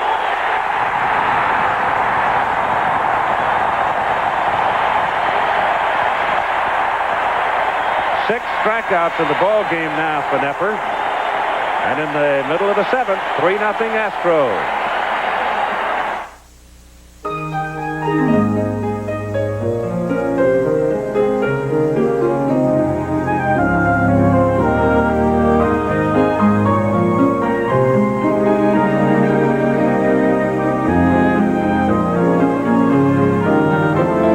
Nearly 80 million people have the security of health care coverage when and where they need it. They couldn't picture their lives without it. Could you? Charlie, give me a light. Charlie, a Bud Light.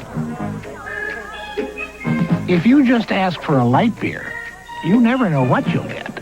Give me a light. Bud Light. Hey, thanks. So if you want the less filling light beer with the first name and taste, don't just ask for a light beer. Can I have a light? Bud Light. Bud Light. Because everything else is just a light. Easy for you.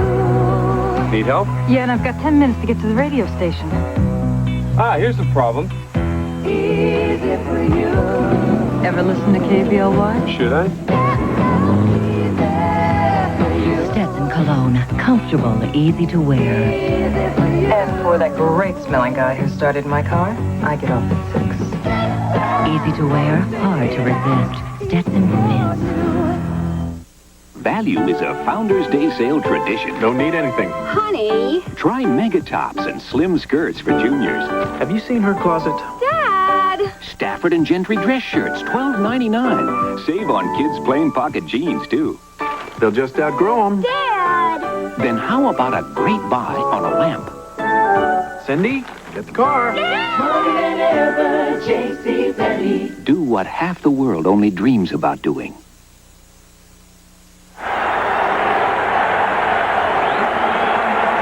No, and the fat lady hasn't warmed up yet either. We'll go to the bottom third of the order for Ashby, Thon, and Nepper. And Alan Ashby with Aguilera, the right-hander, on the mound, turns around and hits left-handed. He was hitless today twice as a right-handed hitter.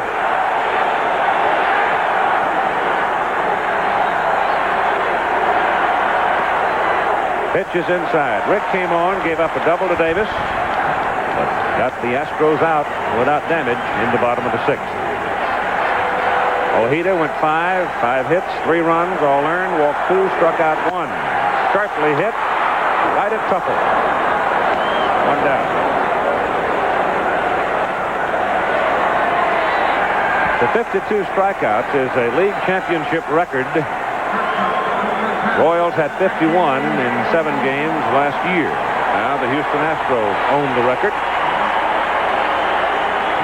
And as Tim said a little while ago, may not be through with it yet either.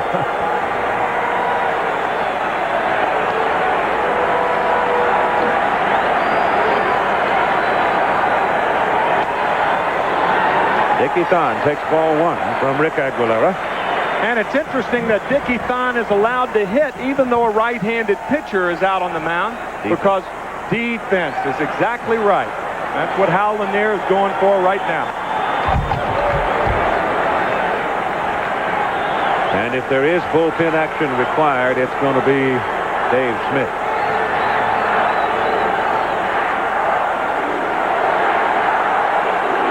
How is Rick Aguilera in some way connected with Charlie Kerfeld? I'll tell you after this pitch.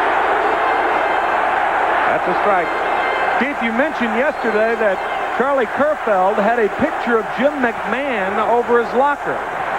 Well, Rick Aguilera went to Brigham Young University and was in the same dorm as Jim McMahon, the quarterback, and marvelous quarterback, as you see Charlie Kerfeld. Jim, of course, with the Chicago Bears.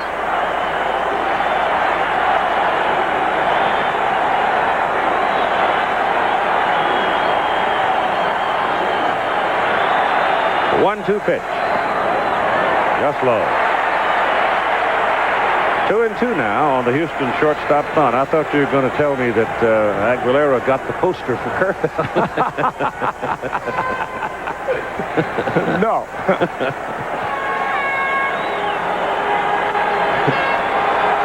With one out.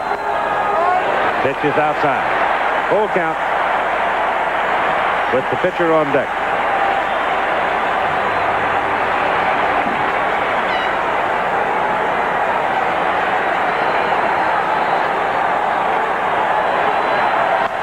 Up the... Oh! Look what I found. Catch by Rick Aguilera. As Thon lined it up the middle, Rick stuck the glove out, and there it was. It really was just a reaction play. But I'll tell you one thing. Pitchers are not usually thought of as good athletes. And the Met pitching staff has some of the finest athletes as pitchers that I've ever seen on one staff. You can really help yourself if you can play some defense. Yes, sir. Bob Nepper at the plate. On the mound, he's allowed one hit. At the plate, he has walked once and struck out looking once. His first time facing Aguilera.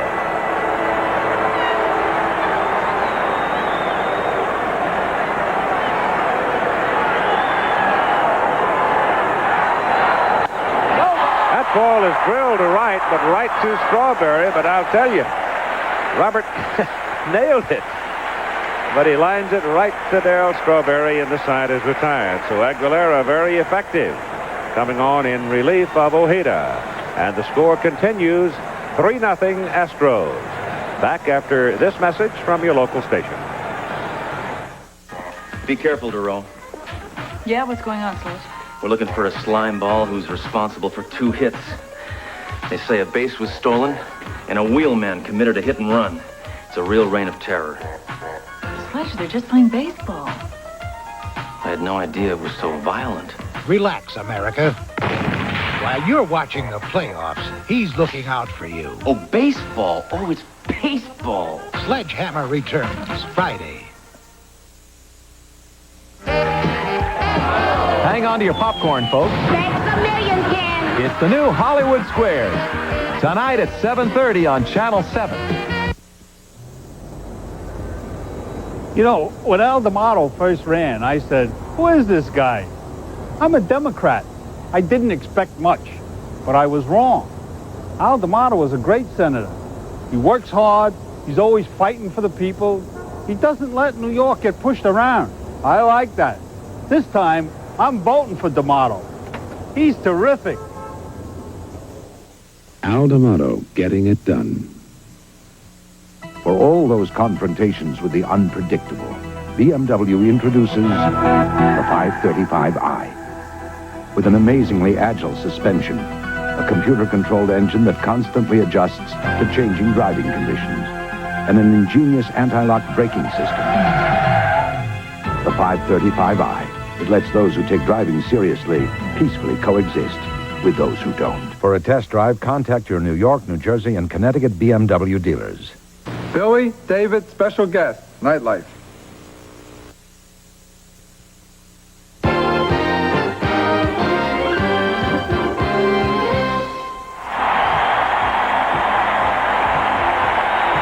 Top of the 8th inning now for the New York Mets.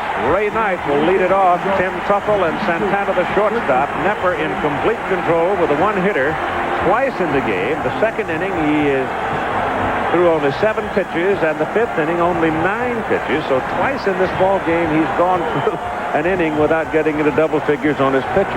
And he's retired 13 in a row. His the greatest number of pitches he's thrown in a single inning was the 3rd when he threw 16 times.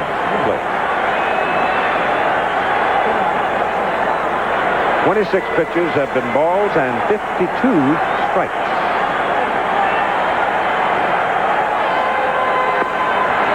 Pitch breaks off inside tonight for ball 1. Deshays, left-hander, up in the bullpen along with Darwin for Houston now down the right side.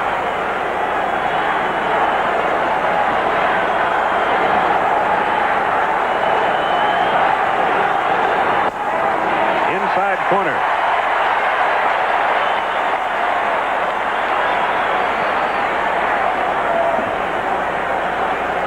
Deshays the left-hander, Darwin the right-hander, just getting their throwing in. Yes, indeed, because if relief is needed, it'll be named Smith.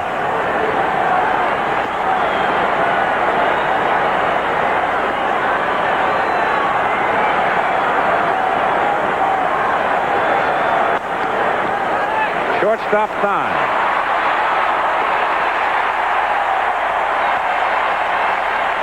$14 in a row.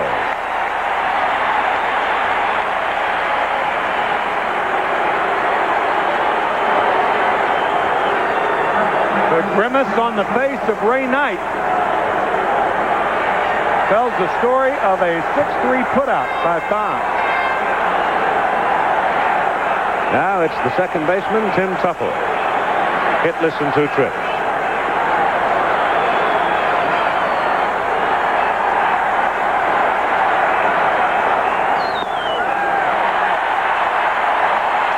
He might have used more of the middle of the plate on that pitch than any time during the ball game.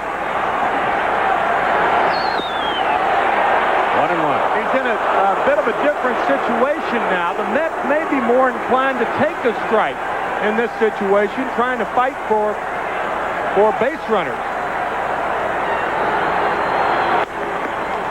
Base hit. Tuffle jumped on the fastball and slapped it past the shortstop Thon. And New York has its 2nd hit in the ball game. And 3rd base runner. They had 2 base runners in the 3rd inning and 1 here in the 8th. The top of the order will be coming up for Houston next time around. But right now, Lenny Dykstra with the Mets pitcher spot coming up after Santana is in the on-deck circle as a potential pitch hitter. You've got 1 out. Tuffle at first base, and Rafael Santana, ball 1 at the plate. There's Lenny Dykstra.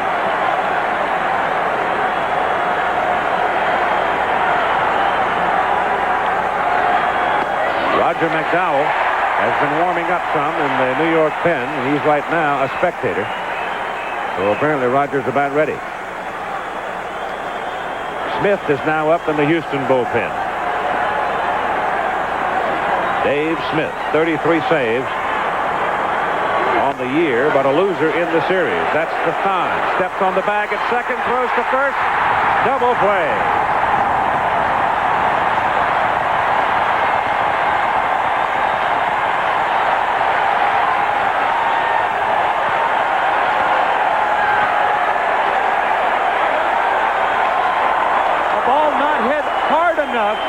Normally for a double play, Santana didn't get out of the box, and watch Thon. Step, throw.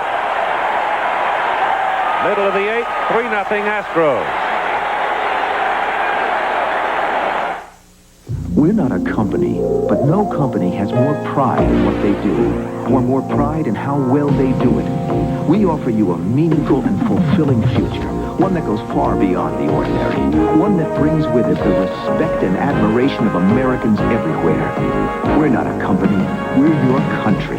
We're the Air Force, the Marines, the Army, the Navy, We're the armed forces. It's a great place to start. 24-hour Old Spice Solid keeps guys so much drier, they may give up their usual antiperspirant mid-stick. Your dad only used twice. Very short strokes. None of these solids help stop wetness like Old Spice. So switch now. This water damage is going to run $750. What would have stopped it? Thompson's Water Seal protects wood, brick, and concrete with its special waterproofing formula. Thompson's Water Seal, a great defense against repair expense. Taking your business on the road can be a cumbersome task, and productivity can easily fall off. Presenting the IBM PC Convertible, a powerful personal computer that easily converts to a full-function portable. One you can use in a train, a plane, a car, or a meeting, and be as productive on the road as you are at the office. The IBM PC Convertible, one computer for people who really need two.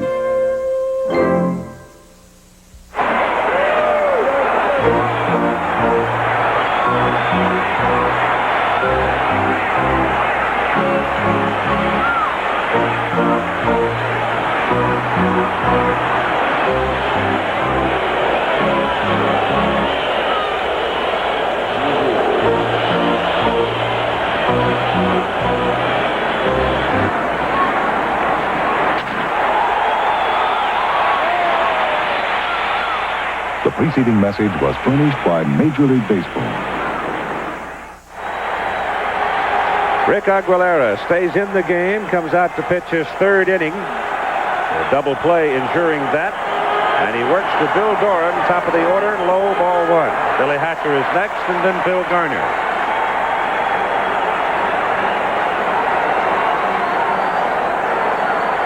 Roger McDowell has been up throwing in the bullpen. Doug Sisk is up throwing in the bullpen right now, along with Randy Neiman. That's the New York Mets bullpen. That pitch fouled away, and it's 1-1.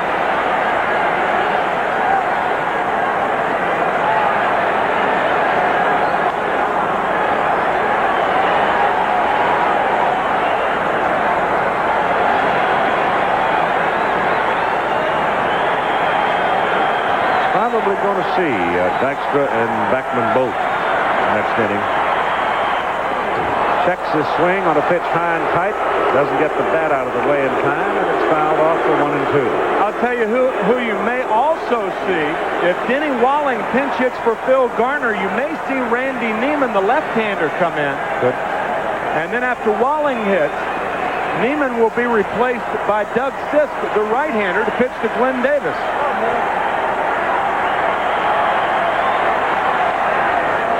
Fouled off, and the umpire Brocklander takes it and almost knocked him down, and you know how the crowd reacts to that. Yeah, that's when the crowd becomes kind of dehumanizing right here. Yep. These balls really hurt. And it comes off the glove of Carter and hit the mask of Fred Brocklander. Understandable reaction because of yesterday's call,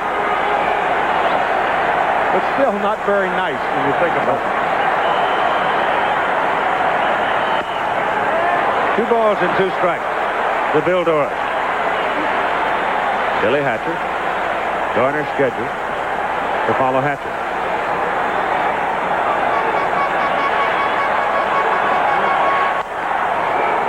Supple. Gravy bounce, throws him out.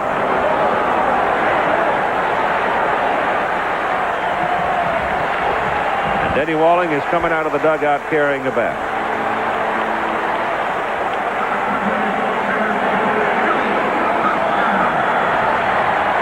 Hatcher, hitting right-handed, is up. And the man in the on-deck circle now is a left-handed hitter, Denny Walling.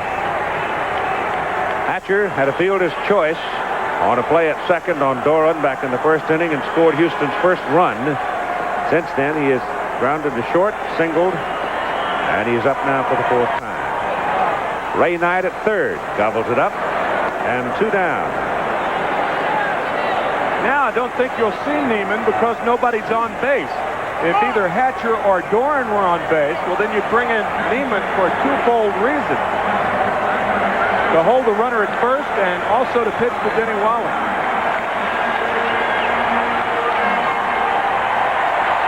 Crowd is 45,718. That's the biggest crowd so far. But look out tomorrow night. Hanging from the rafters. If there is a tomorrow night. Not quite over yet. Mets have one more turn.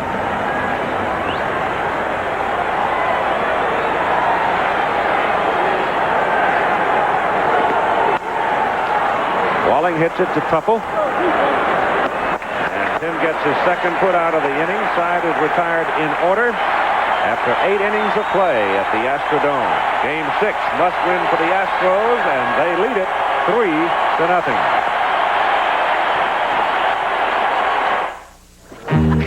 Give me a light. Bud Light. Cold but chilly. If you just ask for a light beer, you never know what you'll get. Give me a light. Bud Light. So if you want the less filling light beer with the first name and taste, don't just ask for a light beer. Look, give me a light. No, Bud Light. Bud Light. Because everything else is just a light. Listen to the heartbeat.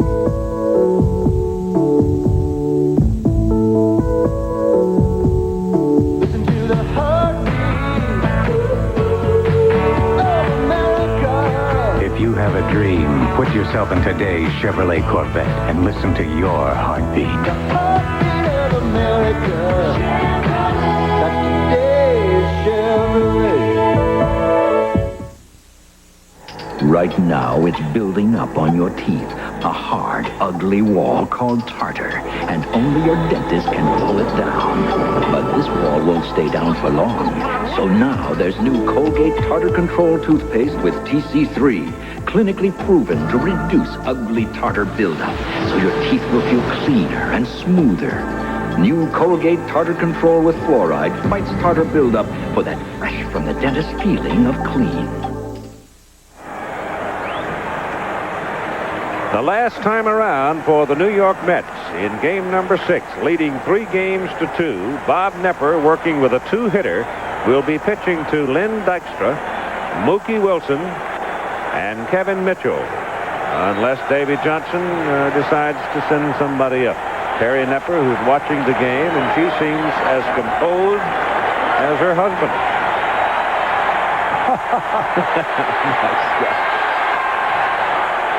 Well, we'll have some fun with that tomorrow night, if there is a tomorrow night.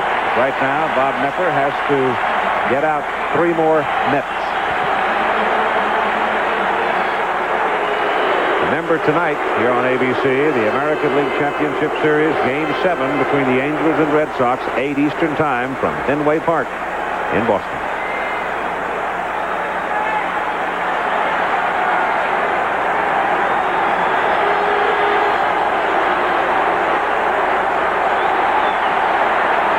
With Dykstra at the plate, Walling comes in at third. Doug Harvey calls time. There's some streamers that come down out of the stands in the left field corner, so they'll tidy that up. And to reiterate, the Mets with 3 base runners through the first 11 innings in yesterday's game. They've had 3 base runners in today's game, and on the heels of the Reykjavik aborted summit, I guess it would be appropriate to say that Nepper has had no problems with arm control.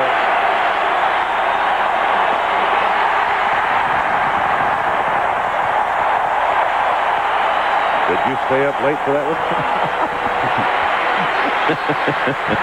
I was traveling last night. Traveling can be boring. Yes, you're right. It was.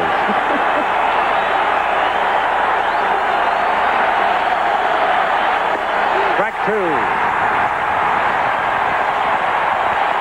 Nepper going right at Dykstra.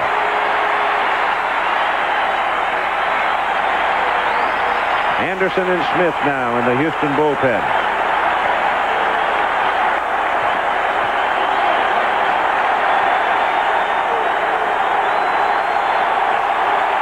Two-strike pitch. Wouldn't chase it. 1-2.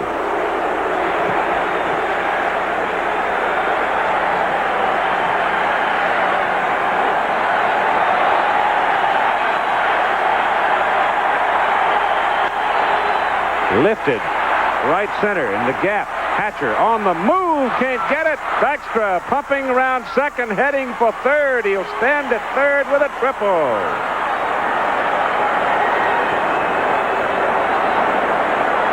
Boy, he's strong. How in the world did he hit that breaking ball that appeared to be off the plate that far in the pull alley? Watch. One-handed. That shows you how strong he is. Hatcher runs and runs the ball, carries, and Billy can't get to it. Boy, Dykstra is showing tremendous strength. Out on his front foot, one-handing the ball about 380 feet to right center.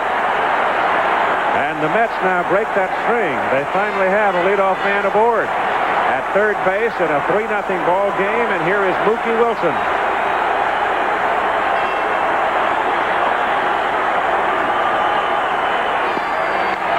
Back on the outside corner. I don't think Nepper threw him a bad pitch at all. I don't either. You just got to tip your hat to Dykstra in a situation like that. Back 2 on Wilson.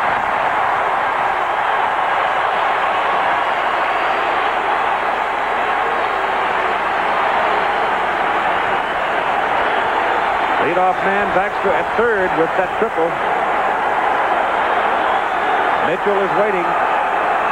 Wilson at the plate. Little bleeder off the glove of Gorin. And Dykstra ambles in from third. It's a 3-1 ball game. A handle hit it right off the fist and had just enough on it to get it over Doran's glove. Doran does not appear to pick this ball up. He kind of freezes, and then he comes in on the ball. By coming in on the ball, he technically does not try to catch the ball on the way down, but at its zenith. I think if he had seen it, Tim, he'd have go back so. 2 steps in the season. I agree with you. I don't think he saw the ball.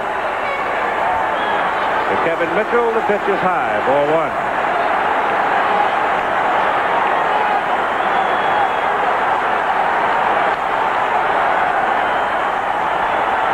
Nepper had 2 strikes on both those hitters.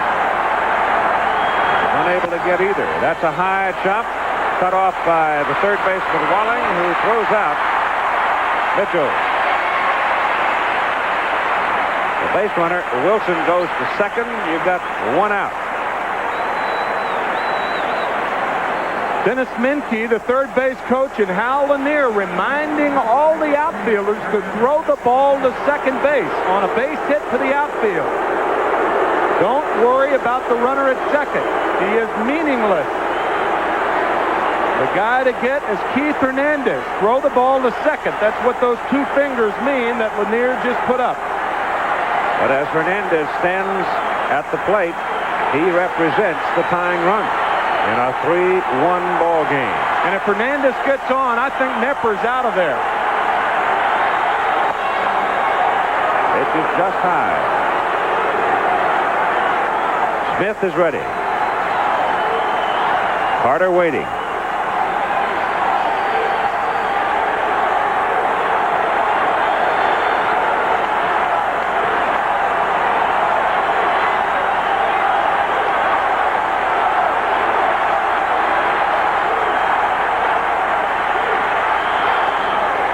Ball 2 to Keith Hernandez.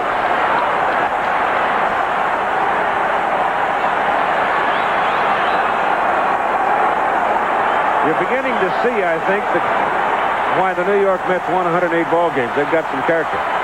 They really do. They were never ahead in any of the games at Shea Stadium until they won 2 of them. That's fouled away. Dykstra won Game 3 with a 2-run homer. In that game, they were never ahead until they won it.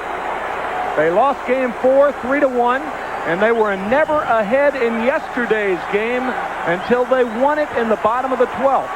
And they never have been ahead in this game. They haven't even been in this game until now.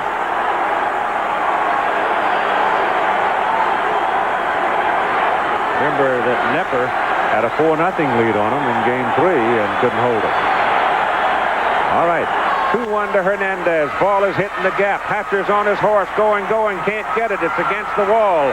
Here comes Mookie Wilson round third. He will score. Hernandez at second with a double. It's a 3-2 ball game.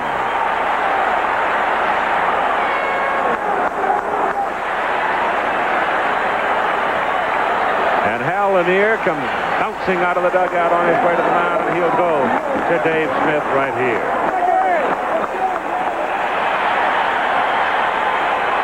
So Nepper in almost complete control. He had stifled the Mets.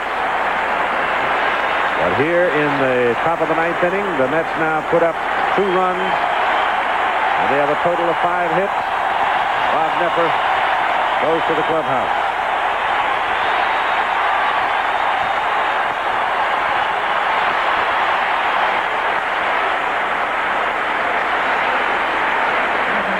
I think a little history lesson is in order. You remember back in 1980, Game 5, the 8th inning, Nolan Ryan working to the Philadelphia Phillies. The series tied up at 2 games apiece. Ryan had a 3-run lead, and the Phillies came back to tie it. They won it on a Gary Maddox single in the 10th inning. Here's the base hit by Hernandez. The risk of falling behind to good hitters. And Nepper, who has been ahead all day, pitching a masterful ball game, gives up the fastball to Hernandez. And Hernandez now in scoring position, a 3-2 game. Wow.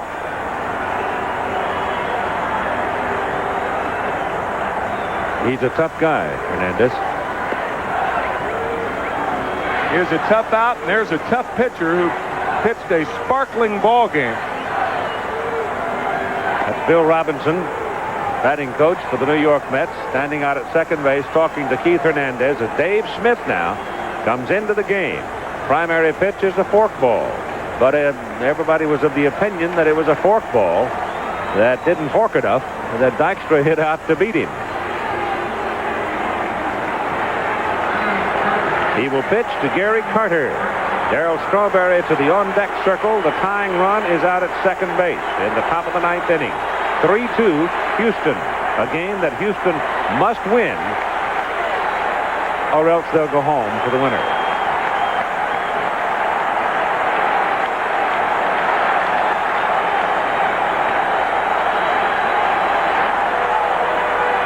They got all 3 of the runs back in the first inning off Bob Ojeda. Remember, Keith Hernandez does not possess good speed at second base. So if Carter hits it sharply to the outfield, there may be a play on Hernandez at home. Dave Smith, who had 33 saves for Houston during the regular season. High with a fastball, ball 1.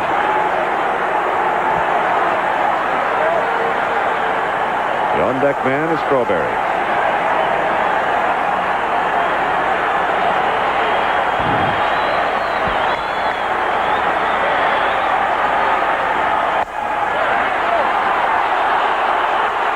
Smith beats a little on that call. Threw a fastball.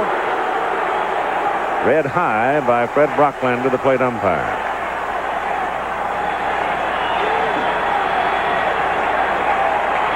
Two and 0 to Carter. He won it yesterday with a 12th inning single.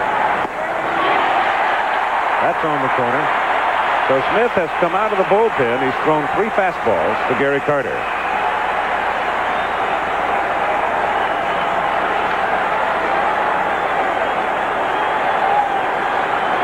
He has a count of 2-1.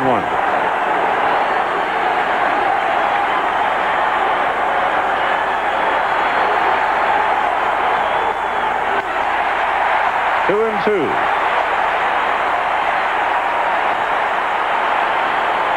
He's thrown him 4 fastballs. The 2-0 and the 2-1 fastball on the outside corner.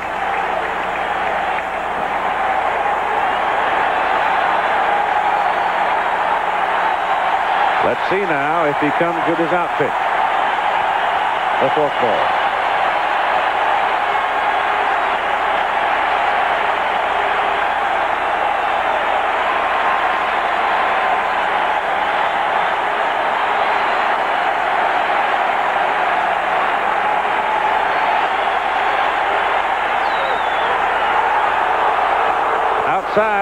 count is full 3-2.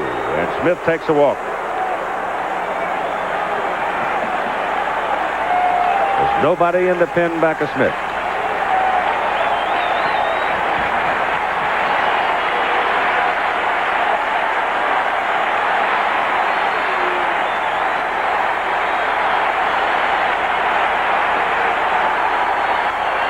Foul, straight back.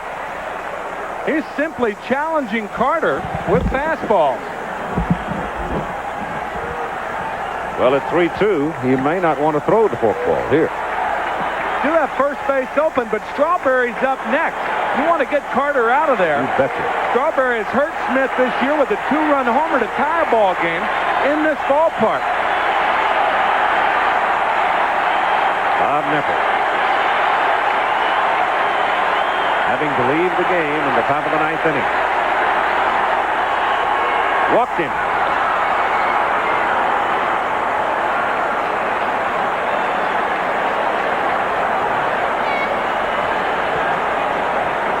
Now Davy Johnson changes to the other foot. It's funny how the glaring weakness of the Astros, the edge that gave the Mets the left-handed reliever in the bullpen, and that's the one thing that's absent in the Astros staff, is a left-hander in the bullpen. Jim Deshaies has not made an appearance yet. And now you're in a situation where it could be a very, very big point. Darryl Strawberry against Dave Smith. Tying run, Hernandez at second base. Inside corner for a strike. Strawberry 1 for 5 career-wise against Dave Smith. That one hit, however, was out of here.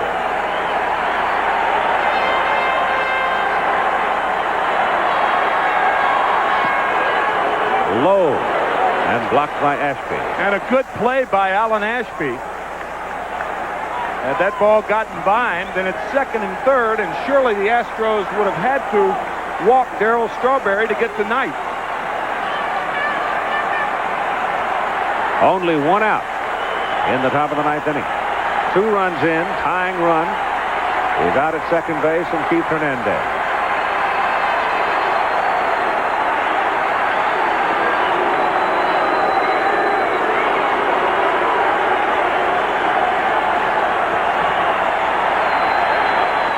Inside.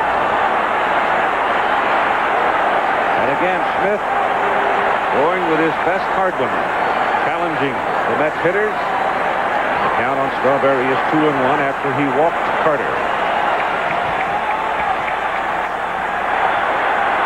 Inside again. 3-1.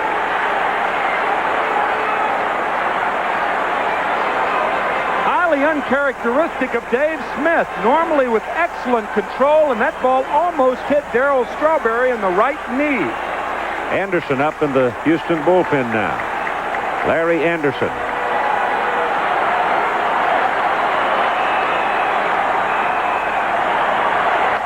Foul back. And it's a full count, 3 balls and 2 strikes to Darryl Strawberry. You have an interesting situation here. First and second, 1 out. 3-2 count. Do you send the runners? Strawberry led the Mets in strikeouts this year. I doubt that the runners will be moving. We'll see. Anderson hurried in the Houston bullpen.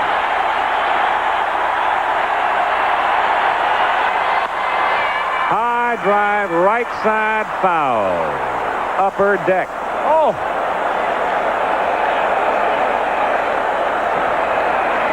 And the crowd oohs and ahs over that a little bit. And the count remains 3-2.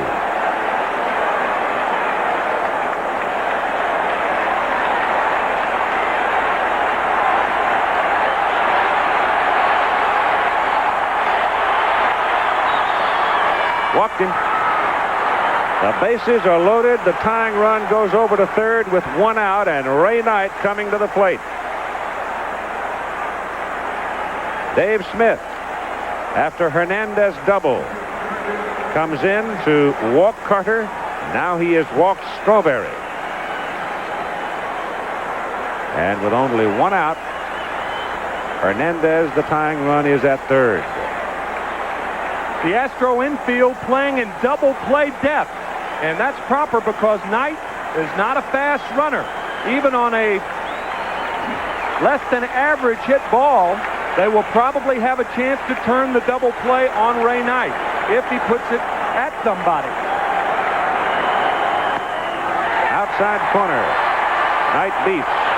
Strike one.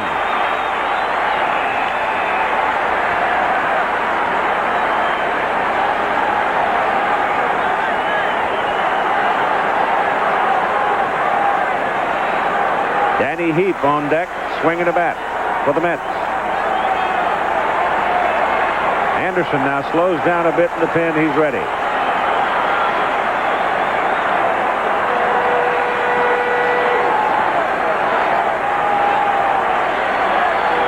The double play right here would be the big play for Houston. Would it ever? Foul back. 2 strikes on Ray Knight.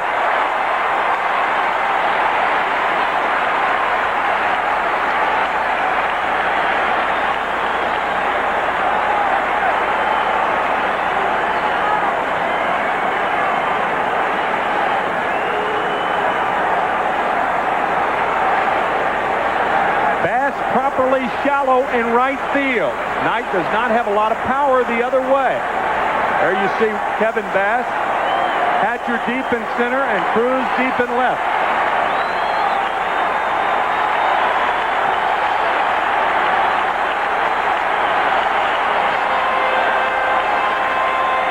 Two-strike pitch.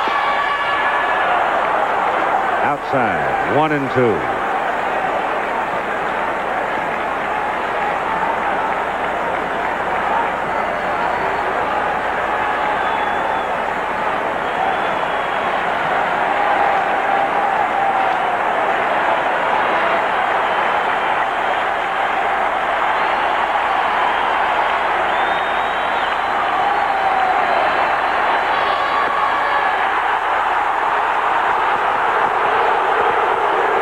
The fork ball, it just missed outside. Al Lanier's going out to the mound, and I'll guarantee it, if he argues about a ball or a strike pitch right here, then he's out of the ball game. What he's going to do is allow Brocklander to come out right now. This is Lanier's baiting Brocklander. Thon is upset over it. Dickie Thon now being pushed away from the pitching mound back to his position as Brocklander has come to the mound. And Hal Lanier is engaging Brocklander in conversation.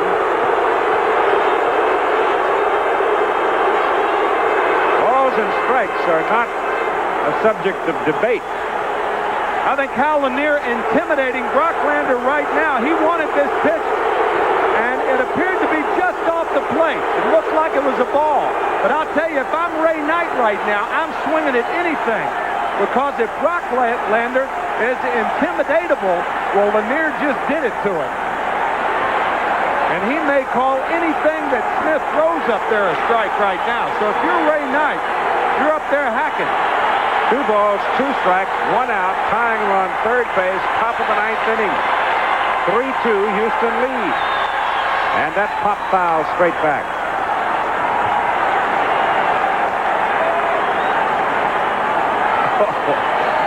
I'm telling you. Oh, me.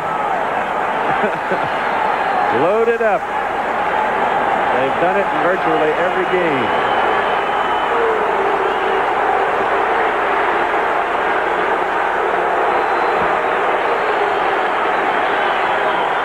That fork ball was pretty close, that pitch tonight that they were certainly was. 2-2. High fly ball. Gap, right center. Hatcher goes over. No, it is Bass cutting it off. Here comes Hernandez from third. He scores. The game is tied on the sacrifice fly deep to right center by Ray Knight.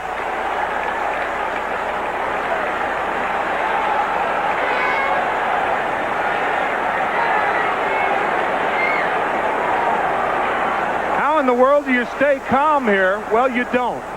You don't. Ray Knight on the high fastball drives Bass and Hatcher back. It's Bass that makes the play. Carter going to third base, Strawberry going to second, and we have ourselves a tie ball game.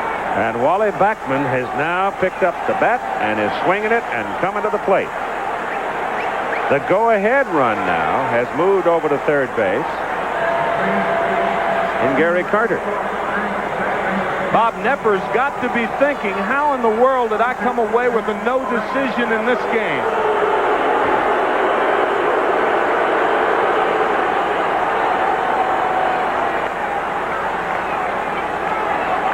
He had absolutely shut him down until the top of this inning. Dykstra led off, hit a triple, banged off the wall in right center. Wilson singled. Mitchell was an out to third. Then Hernandez doubled. And they're going to walk Backman. I'll tell you, this is an interesting call on the part of Hal Lanier, and I'll tell you why. Smith came in and walked Carter.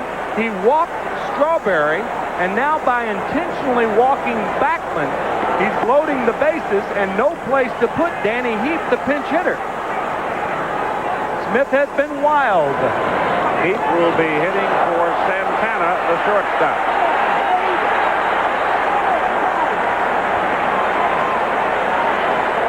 So Smith coming on in relief of Knepper. As you said, walk Carter, walk Strawberry. Now they've walked Backman. The Mets have tied the game at 3 in the top of the ninth inning. And Danny Heap is at the plate, 1 for 3 in the championship series.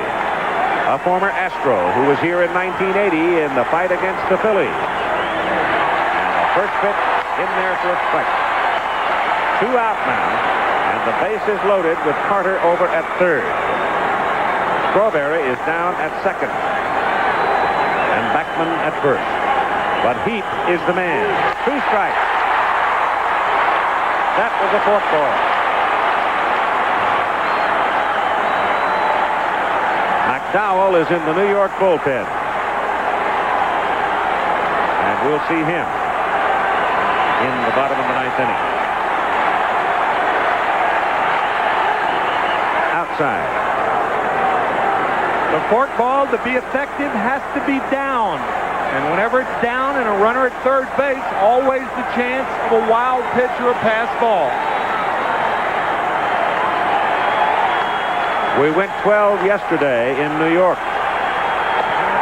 And Smith may be having a little trouble with his mechanics because he's wobbled a couple of times coming off the mound and thrown the ball quite high. Hasn't worked much in this series. 2-2. 3-2. There is no place to put him. Carter telling Strawberry to make sure he pitches. Smith will work from the stretch to hold the runners just in case of a long single.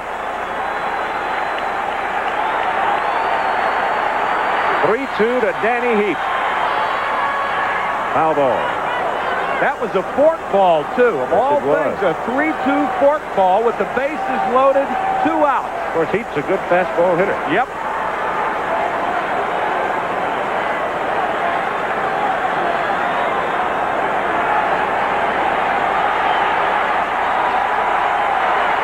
Three ball game. Go ahead run Carter at third. 3-2 count for Heap. High pop-up. Coming back out of play. And that was ball 4. Yes, it was. High. Anything close. You do not want to be called out in this situation. Here was the fastball from Dave Smith. Too high, but you gotta be hacking. That's right. That's right. Time called. Ball loose. Back of the plate. Lynn Dykstra is the man on deck for New York. He started this whole thing with a triple. Off the hands, fisted back foul.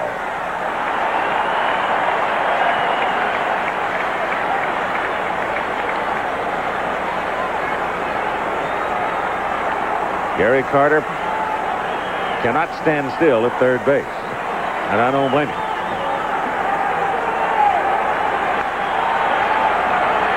Bases loaded. 3-2 count on the hitter Heap, and 2 out in the top of the ninth. Struck him out.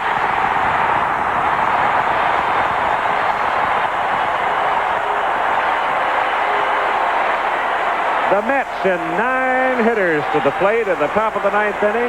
They score 3 runs. They lead 3. The score is tied 3-3. And we'll be back after this message from your local station. Saturday, the college football excitement continues. Alabama quarterback Mike Shula has the Crimson Tide ranked second in the nation. They'll put their undefeated record on the line against Tennessee. Or a Southwest Conference showdown as Baylor takes on Texas A&M. Coverage begins with college football today.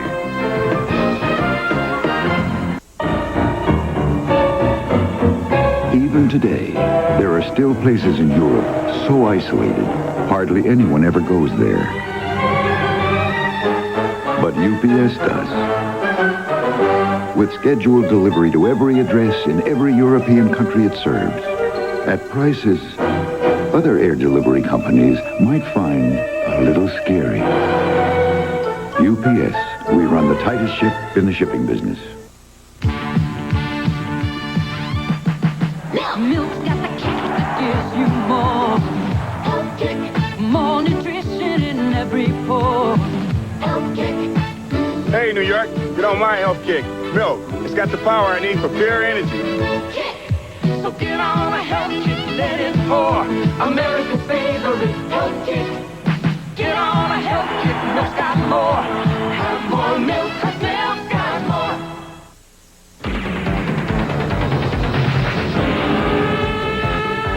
In March 1986, the Saab 9000 was put through a series of tests at Le Mans and Montlhéry in France. When it was over, the Saab driver said, "I don't believe it. We built a 5-passenger Porsche." Test drive the Saab 9000 at your local Saab dealer. Piazzadora plus World Champion Chili tomorrow at 9.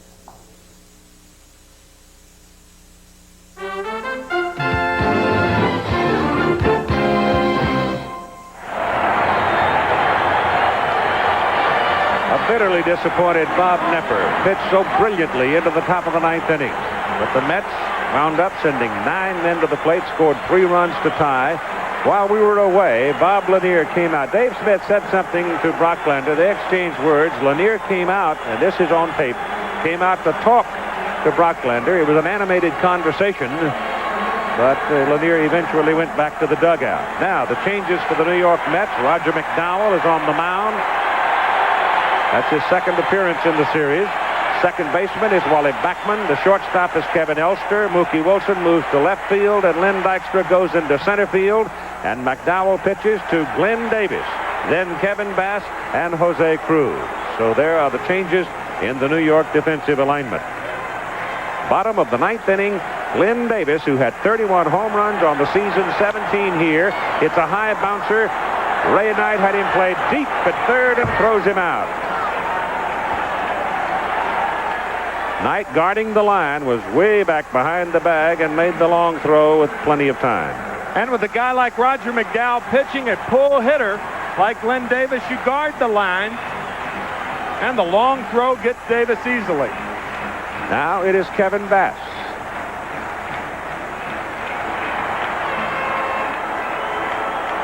Three for Houston in the bottom of the first, 3 for New York in the top of the ninth. All low. Remember, Roger McDowell 0-3 against the Houston Astros this year. 0-3. Sinker ball pitcher. Sinker slider. An outstanding sinker. 1-1 to Bass.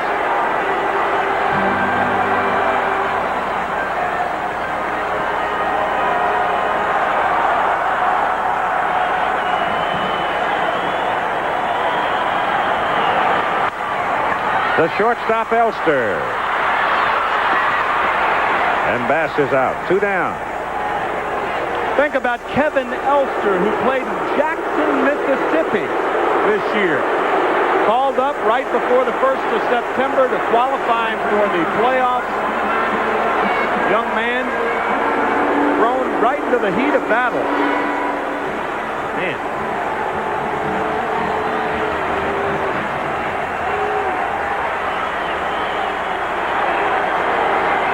McDowell pitches to Jose Cruz, low and away. 2 down and nobody on in the bottom of the 9th inning in a 3-3 ball game.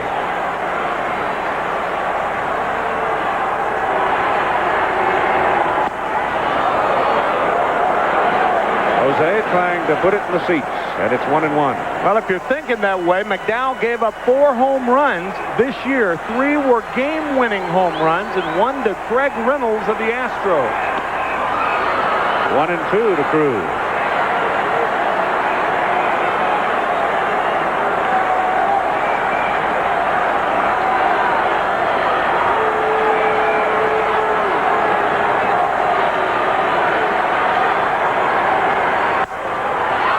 Left field. Hit well. Wilson over. Side retired. Phew. We're going to go extra innings for the 2nd game in a row. A 3-3 tie. Do you do this? Well, chances are your teeth have smoker's buildup, that hazy yellowing, and those ugly stains. That's why I use Zact Smoker's toothpaste. It helps gently remove those ugly stains and the hazy yellowing. In fact, in laboratory testing, Zact Regular cleaned 29% better than Topol, 58% better than the leading toothpaste. So if you do this, make Zact your regular toothpaste and help get rid of smoker's buildup. You have to draw the line someplace. Then cross over it. That's how new ideas start. How new worlds open up. Technology from a company called TRW helps chart new worlds. Today we draw the line where it has never been before. Tomorrow, we'll cross over it. Tomorrow is taking shape at a company called TRW. This is the Noid. He loves to ruin your pizza. If you've ever gotten cold pizza or squashed pizza or pizza that just wasn't right, the Noid did it. But at Domino's Pizza, we avoid the Noid. So when you want hot, delicious quality pizza delivered in less than 30 minutes, Domino's Pizza delivers. One call does it all. Friday. They're the most unlikely team on the streets. I'm a police officer. But at home, they're just a couple of guys. I think it's time to go to your apartment. Check. Sidekicks. Right after Sledgehammer. Friday. All right. The 45,000 plus in the Astrodome. Take a deep breath as Lynn Dykstra, who started the explosion in the top of the 9th inning, leads off in the top of the 10th inning against Dave Smith. He hit his triple off Bob Nepper. Dave Smith has not been sharp since coming into the game. He walked 2, then walked a 3rd intentionally. And he's gone to 2 balls and no strikes on Lynn Dykstra. And that, more than anything else, proves of his lack of work. No rhythm out there. Matter of fact, the 3-2 pitch to Danny Heath was about 6 inches inside. There's a fastball strike. Calhoun and Anderson now. Larry Anderson and Jeff Calhoun. Calhoun being the left-hander for Houston. Busy in the bullpen.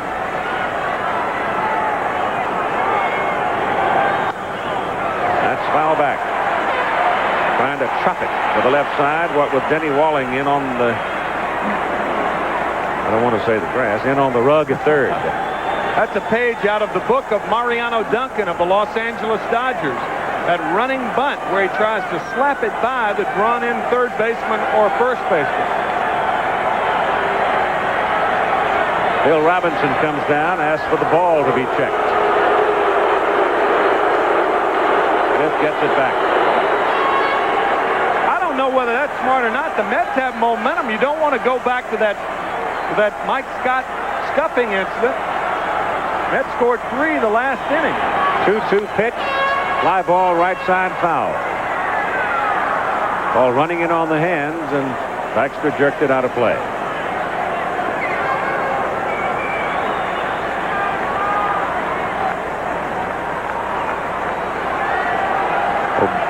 The two teams that get into the World Series, Tim, are going to be worn out. I don't care who it is. 2-2 to Dykstra. Way up and away. Now it's a full count. Certainly both teams will be emotionally drained.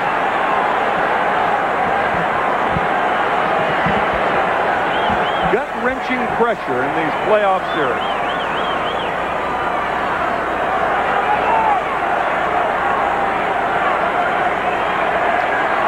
Mookie Wilson on deck, and then Kevin Elster for New York in the top of the 10th inning. Dykstra hits the ball to the left side for Jose Cruz, and he makes the catch.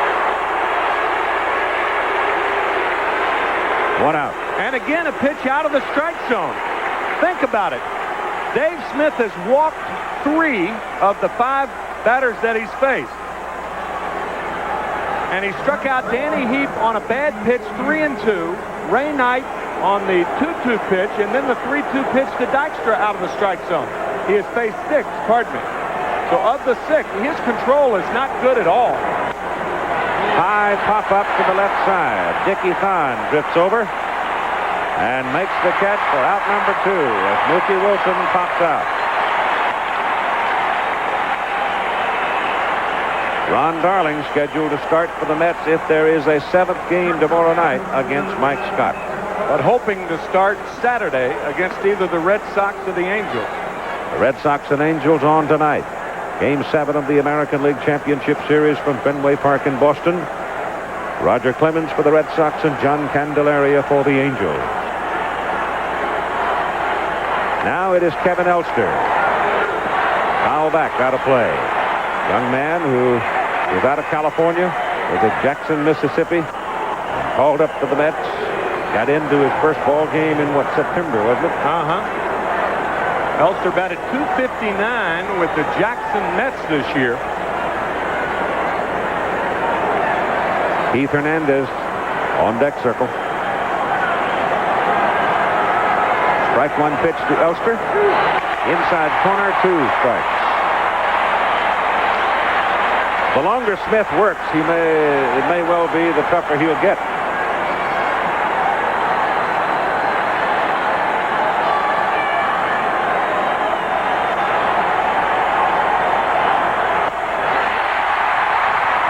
Struck out Elster swinging for the 3rd out. Gets him in order in the top of the 10th, and we'll be back to Game 6 of the National League Championship Series after this message from your local station. Our world, the special times of our lives. Find out what really happened with Ray Gandalf and Linda Ellerby. Our world. It's about time. Thursday. The new Pan Am shuttle is introducing Eastern to competition. Like Eastern, the new Pan Am shuttle offers 15 flights to Washington.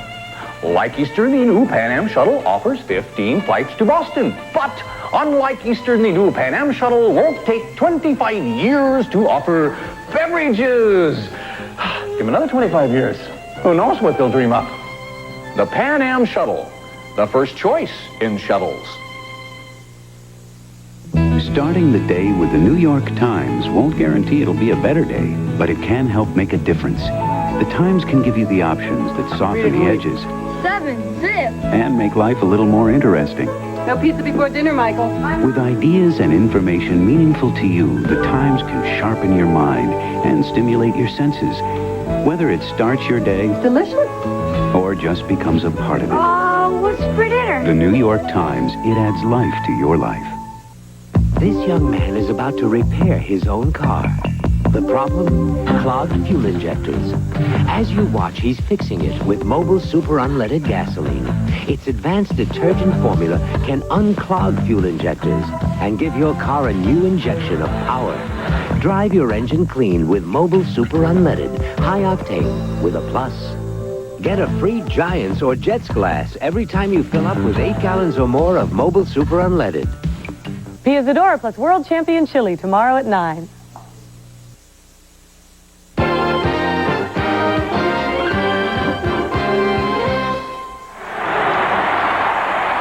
During the break, Bill Robinson stopped at home plate and had more conversation with Fred Brocklander about the ball. He had asked during the inning to see the ball and prolonged it.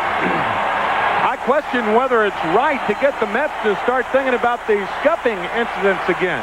It obviously hasn't worked up to now, and doubtful that it'll work tomorrow night if there is a game. Alan Ashby leads off. Dickie Thon will follow. And then the pitcher spot as Aurelio Lopez is now up throwing in the bullpen for Houston. Great play, Hernandez at first base.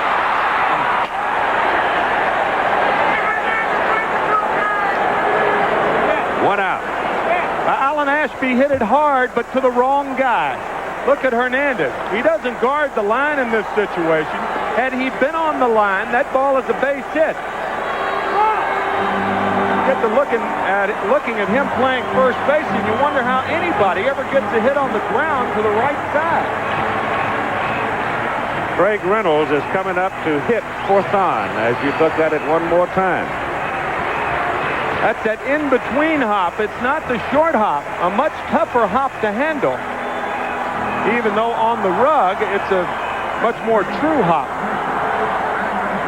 Dave Smith is bringing a bat to the on-deck circle. That will depend, I think, on what happens with Craig Reynolds. Of course, Reynolds will go in to play shortstop, with Thon being lifted from the batting order.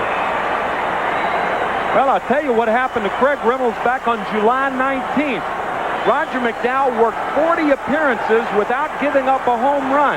And it was Craig Reynolds who hit the first home run, a game winner against Roger McDowell, the 19th of July.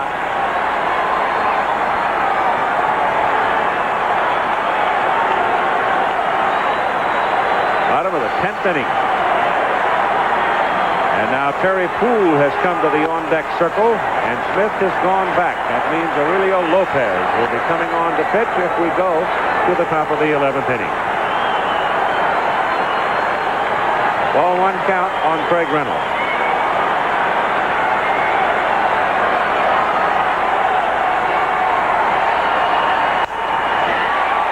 Foul into the Houston bullpen. Dave Smith could not put out the fire in the top of the 9th inning.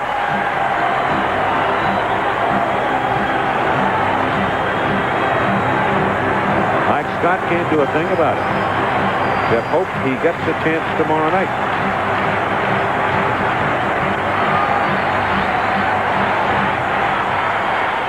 Jesse Orozco, having pitched yesterday now, does he become an effective part of the New York bullpen still?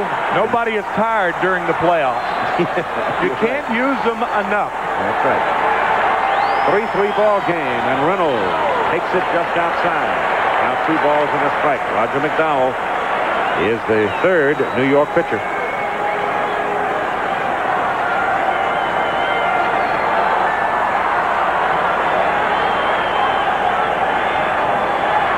Nobody on, and 1 out for Houston. Again, jerked sharply into the Houston bullpen. And it's 2 balls and 2 strikes. And the bullpens of both clubs, really the difference in this series. Dave Smith's lost a game. Charlie Kerfeld has lost a game. And the Mets relievers in 14 and the 3rd innings have not given up an earned run. A dramatic statistic.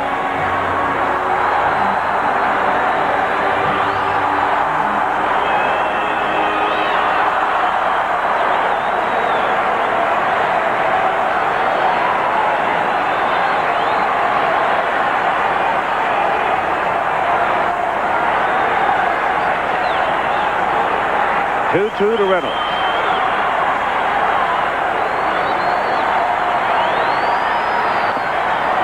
Foul tip held by Carter, and Reynolds is gone. 2 down, and here's Terry Poole. I think Craig Reynolds possibly thought this ball may have hit the dirt before Carter caught it. They Did have. it? They Did have. it? It was very close. Look at Reynolds looking back. He can't see, but that ball appeared that it was possibly a short hop. Yep.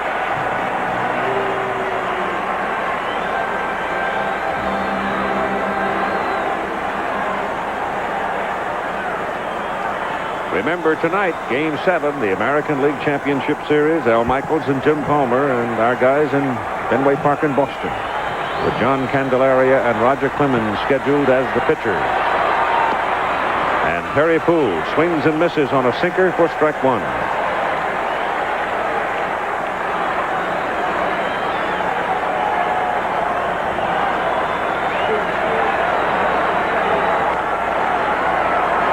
At first base, guarding the line on the right side. Ray Knight even to the bag at third. Terry Poole fouls it off, and he's behind 2 strikes. I think Keith Hernandez, biographer, should name a book, if they opt to do a book about that man, and name it In the Game. I've never seen a man in the game as much as Keith Hernandez.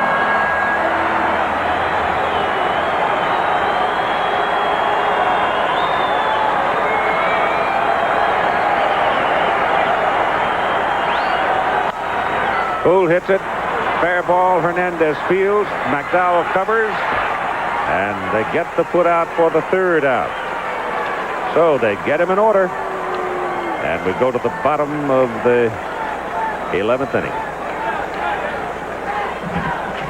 My dandruff shampoo is good. Maybe you should try something else. My dandruff shampoo really works. Maybe you should try something else, like Selsun Blue. Doctors and pharmacists recommend Selsun Blue more than all other leading brands combined. What that means to you is no leading brand gets rid of dandruff better than Selsun Blue. It's #1. And like all Selsun Blue formulas, new extra medicated Selsun Blue is for serious dandruff with the ingredients recommended most by doctors. Once upon a time, millions of us roamed the bathrooms of America. We're bull shavers, convinced we had to use shavers with all kinds of expensive extras. But we don't pay an arm and a hoof anymore, 'cause us bull shavers are becoming Bic shavers. Bic gives us an extraordinary shave at an extraordinary price, without bells or whistles. To pay more makes you, well, bullheaded. Try the Bic for normal or sensitive skin, and you too will have a beef. with bull shaving. Peachy, peachy, peachy, peachy real needy. Peachy, peachy, peachy, peachy real needy. From out of the peach comes Riuniti Natural Peach. Peachy, peachy, peachy. Bursting with a taste of fresh peaches. Not a watered-down cooler, just natural Riuniti. Peachy, peachy, peachy. Riuniti Natural Peach. You'll go peaches over it. Peachy real needy. The ALCS Game 6. With their backs to the wall, the Boston Bats exploded. Now the title boils down to one game, Game 7, tonight. Let's go back and have another look from this angle on that foul tip by Craig Reynolds. He thought it hit the dirt. Remember, once a hitter fouls the ball off, if it hits the dirt, it is not a strikeout. You can't tell. You really can't tell. It appeared that Carter had the web of the glove right there, but anyway, the Mets got the call.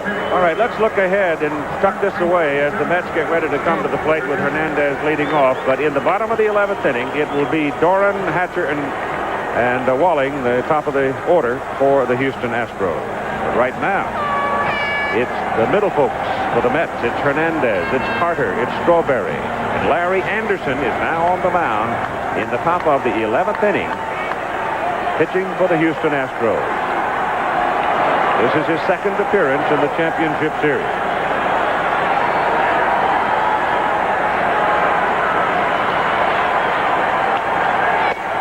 And the first pitch is a fastball high. Keith Hernandez, with a double back in the 9th inning, had played a major role in getting things rolling for New York to tie. 3-3 ball game as Anderson is down low inside for 2 balls and no strikes. Anderson, the type of pitcher who likes to pitch left-handers inside. He has a biting slider inside and a sinker away. 2-1.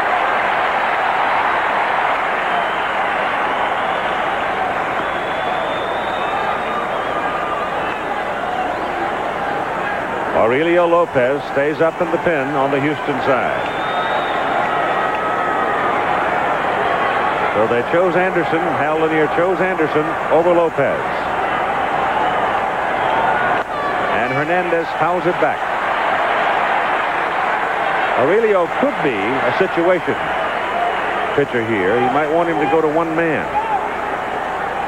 Well, it is a bit of a surprise that Anderson was chosen I'm surprised. Yeah. over Lopez. Lopez with 7 saves on the year. Anderson picked up after being released by the Phillies. 2-2 as Hernandez fouls it back. You're talking about a pitcher working inside, and when you start talking about that to a left-handed hitter, Strawberry jumps right up, doesn't he? Surely does. Any ball down and in is a long ball of both Hernandez and Strawberry.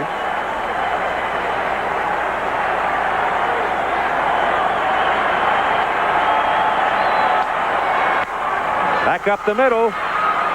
Reynolds, the shortstop. Got him. The pitching mound took the sting out of it. If it doesn't hit the mound so solid, it's into center field. That's exactly what happened. The ball hit the mound.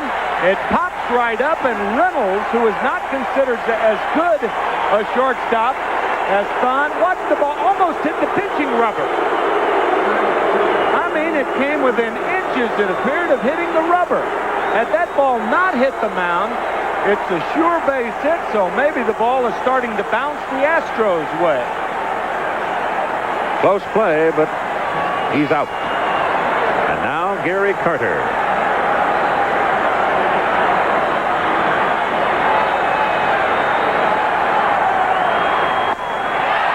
Strike one.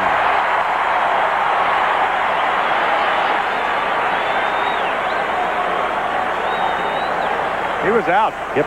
Just had him by a shoelace. The whip, not the length. Strike one to Carter. It's up high, ball one. I welcome the opportunity to laugh. This thing is pressure packed. I guarantee you, whether you're watching it or playing in it, watching it might be tougher than playing in it. 2 balls and a strike. The man on deck is Darryl Strawberry. 1 out, nobody on, top of the 11th inning. 3-1.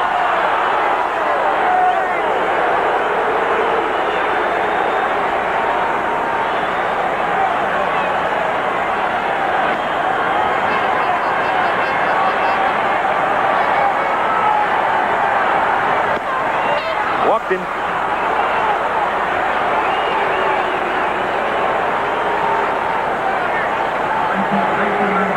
All right, Gary Carter to first base. Not a lot of speed there. Darryl Strawberry steps in.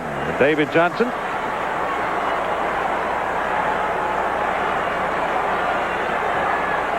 Glenn Davis playing behind Carter, and that's the proper play at first base. That'll give him more room on a predictable ground ball by Strawberry. High pop left side. Denny Walling going down the line. Foul ground. Makes the catch.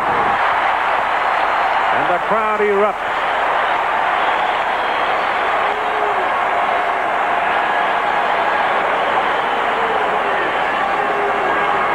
And now, Larry Anderson will pitch to Ray Knight. Say, it sounds so redundant to say that was a big pitch. There have been so many in this ball game and in this series, but certainly no pitch was bigger than the one to Strawberry. Knight fouls to the right side.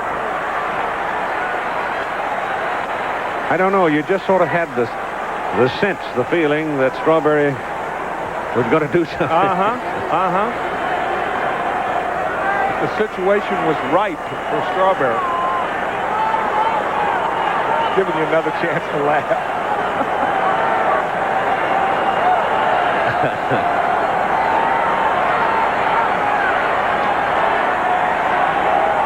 I don't know if I'm strong enough to laugh anymore. One strike count on Ray Knight. Outside corner, 2 strikes. A 3-3 ball game.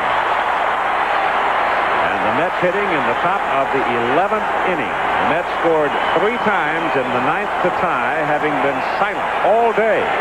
Houston got all 3 of their runs in the bottom of the 1st inning. And Knight strikes out.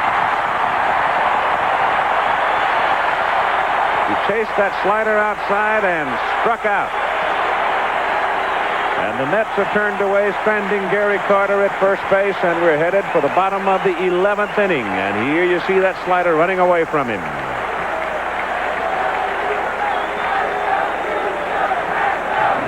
Here's the close play at first in the inning, but Hernandez clearly was out. And here's Houston coming up next in the bottom of the 11th, the 3-3 tie.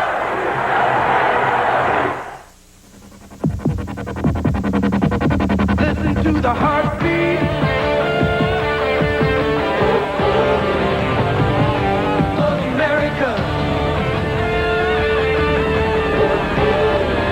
Listen to the heartbeat. When you want to feel the thunder, put yourself in today's Chevrolet Camaro IROC Z and listen to your heartbeat. The heartbeat of America.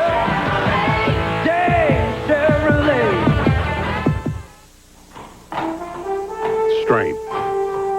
Pride, tradition. For centuries, the Clydesdale has been known as a special breed. Today, the Clydesdales symbolize Budweiser's dedication to quality, superior ingredients, exclusive beechwood aging, and a distinctively clean, crisp taste that only Budweiser can offer. Quality taste. Because this Bud's for you. Friday. Go ahead. Make my day. You're the disease. I'm the cure. May the force be with you. Sledgehammer, followed by sidekicks.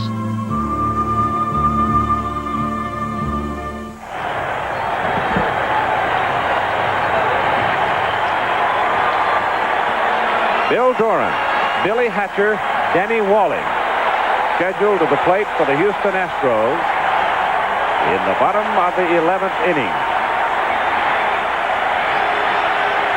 Roger McDowell on the mound, the 3rd Mets pitcher, came on in the 9th inning.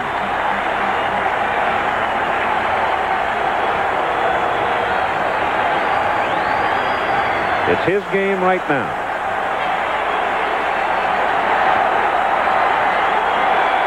Roger working his 3rd inning. He has worked over 3 innings only 2 times this year.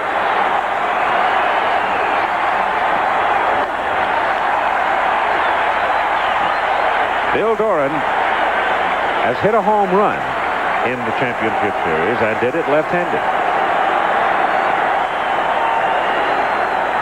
He has 1 hit today, and that was right-handed back in the 1st inning, and that's foul back. And it's 1 ball and 1 strike. Sid Fernandez in the pen, but he's not yet a factor. If we keep going, he might ultimately be, but not yet. He's just getting some work.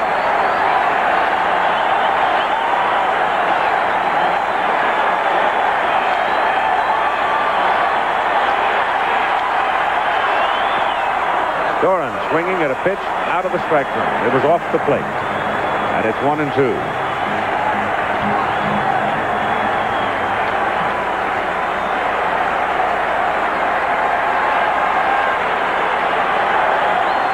They're calling for the left fielder Wilson to come in a bit. Carter stopping for a moment to get the call, and McDowell is outside with it. They want Mookie to play Doran a little more shallow in left.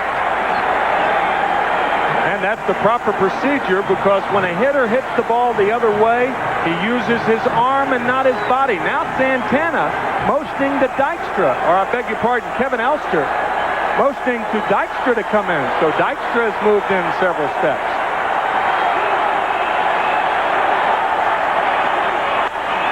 to the shortstop, Elster. Loops his throw across, has a nice easy motion at shortstop, and the ball seemingly gets there in good time.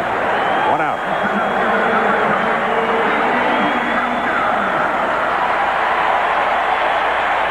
Billy Hatcher to the plate.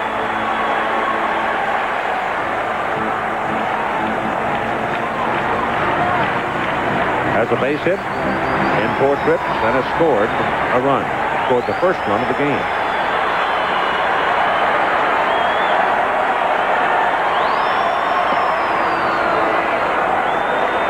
Strike 1.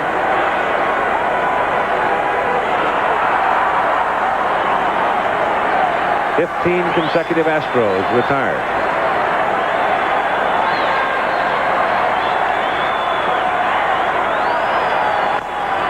Chopper is foul.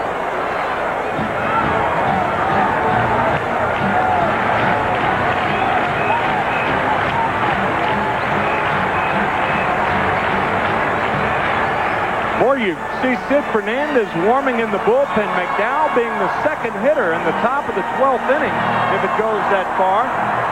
Fernandez normally a starting pitcher, and he is throwing hard down there. He is now. He really is. So he could enter the game in the bottom of the 12th because Orozco has worked 2 innings in yesterday's ball game. We'll see. Knight gloves it. Loops the throw. Got him. Hatcher pounding just as hard as he could and just simply couldn't get there. What a play by Ray Knight. He throws in the same motion. Watch, he's coming down, he's ready to throw and throws off his back leg. That is an extremely difficult play, and he made it. And you've got 2 out. And Denny Wally, the hitter for Houston.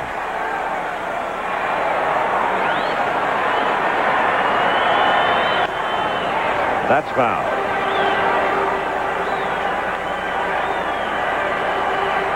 Fernandez has quit throwing in the New York bullpen.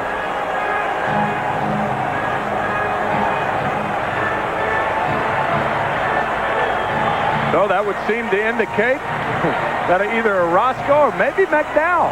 Remember, McDowell has not worked more than 3 innings this year, but 2 times.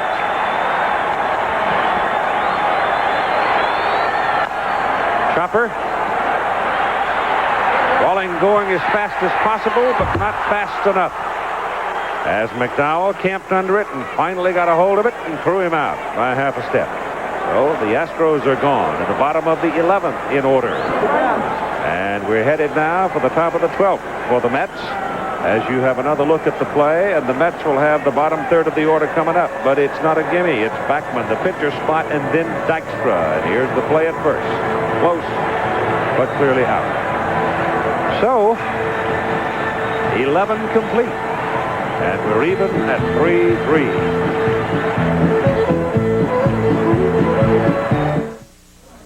Welcome to the Silver Bullet, home of a cold Coors Light. Rod, do you work out? Yeah, I belong to a club. Here's your Coors Light. Yeah, I'm thinking about joining a club, but can't seem to find a good enough reason. I mean, is a flat stomach a good enough reason? Nope. Building up my endurance? Nope. Big muscles? No. See the club, Rob? Yeah. Oh. What's the name of that club? There's no slowing down with the Silver Bullet tonight. Around here, raisins are big business. So when Kellogg started putting 2 scoops of raisins in the Raisin Bran, I knew we had problems. It's simple. The law of raisins. You put 2 scoops in each box. You sell more boxes. Bam! Raisin shortage. I respect Kellogg's, but that's a lot of raisins. You know what I tell people? You got a backyard? Plant raisins. Fiber-rich Kellogg's Raisin Bran. 2 scoops is a lot of raisins. She's music to your ears. Share a slice of life with Lucy.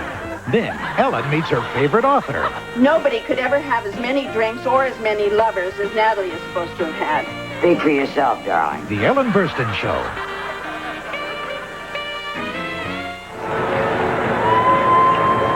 Watch how Keith Hernandez, normally giving the target inside in fair territory, shifts to the outside because McDowell ends up in foul territory.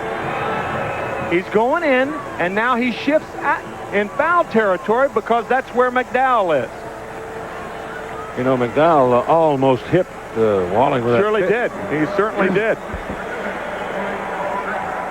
Wally Backman, pitcher's spot. And the pitcher's out there right now. McDowell, and then Lynn Dykstra. Backman up for the second time today. He was walked intentionally when he first came up as a pinch hitter for Tuffle.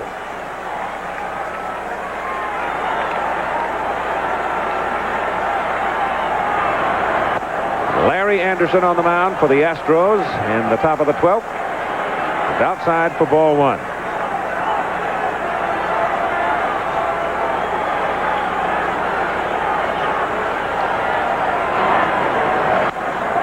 Chop to the first baseman, one bounce. Davis makes the play, one down. And now, the pitcher McDowell will come to the plate. If there is a seventh game, it'll be at 8 o'clock Eastern Time tomorrow night here on ABC, with Mike Scott scheduled for Houston, Ron Darling scheduled for the Mets.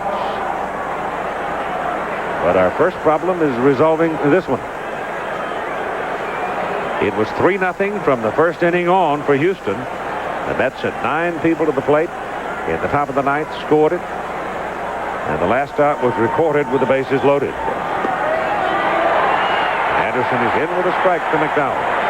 Normally, Davy Johnson would use a pinch hitter here, but he's only got one pinch hitter left. That's Howard Johnson. He is the only available player left to hit for the Mets unless Johnson uses a pitcher.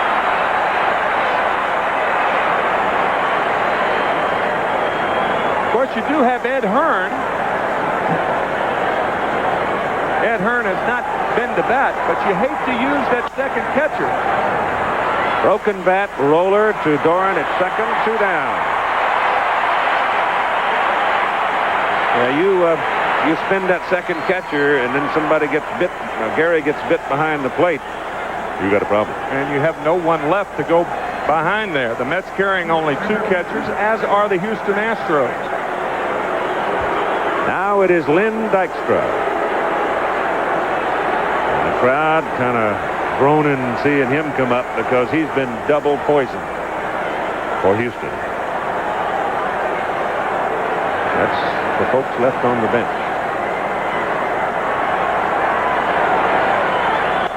Foul back. It was Dykstra's triple on a good pitch from Bob Nepper that started this whole thing for the Mets back in the top of the ninth inning when they scored their 3 runs to tie. Bob Nepper just pitched a remarkable 8 innings. He allowed only 3 base runners, 2 base hits. Mets tied it in the ninth with 3. Foul ball.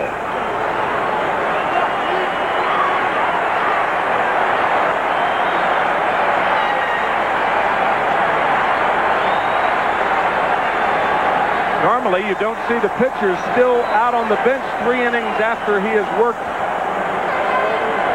8 innings. But there's Bob Nepper in the jacket.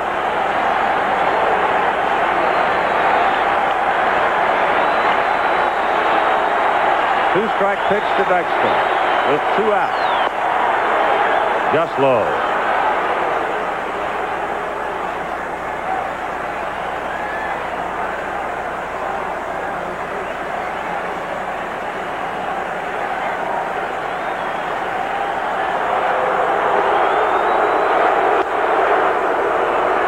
Shortstop Reynolds has it.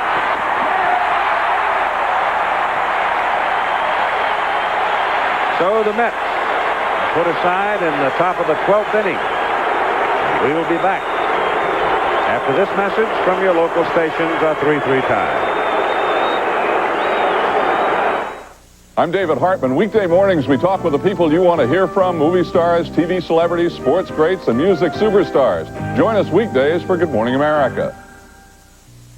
I walked into American Savings Bank this morning, and they're actually more interested in me than my money. Just wanted to open an IRA, so they showed me a bunch of different kinds, each with its own advantages.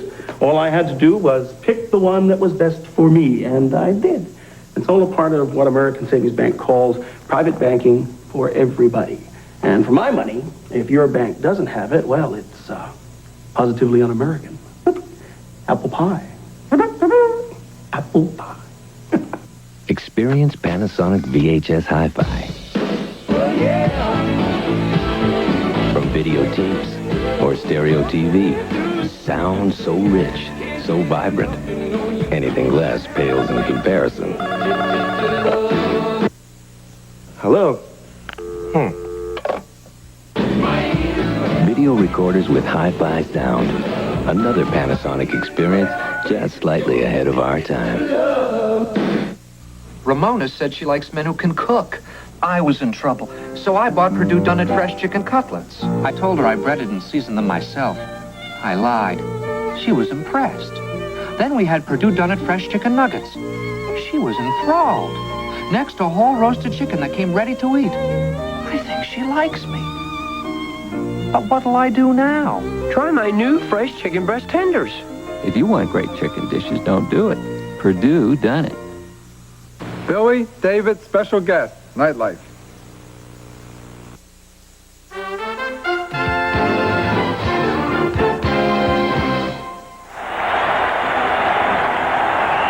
The crowd on its feet at the Astrodome, more than 45,718 to be exact, as Glenn Davis, Kevin Bass, and Jose Cruz are scheduled up in the bottom of the 12th inning.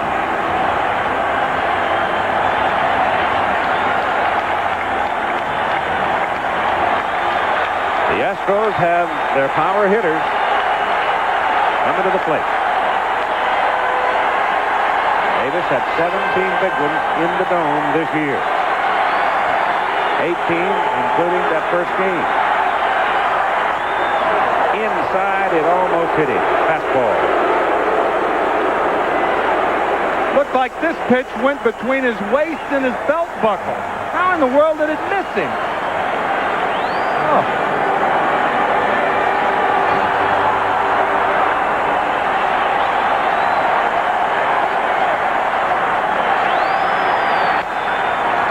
Ball to the left side.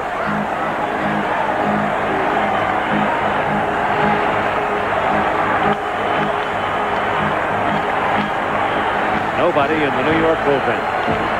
Nobody in the Houston bullpen.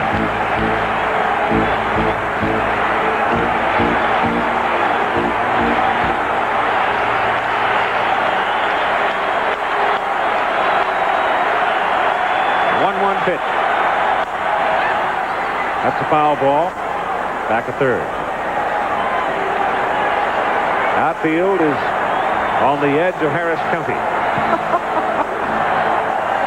They are rather deep, yes. Of course, you have to respect Glenn Davis's power. Only the second Astro ever to hit more than 30 home runs in a season. 17 in this ballpark.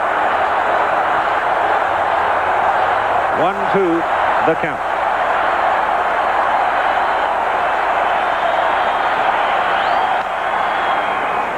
Count stays there. 1-2. We mentioned that McDowell has only worked more than 3 innings on 2 occasions this year. Now, for a sinker baller, working a long time is not necessarily bad, because the more tired they are, the more their ball has a tendency to sink.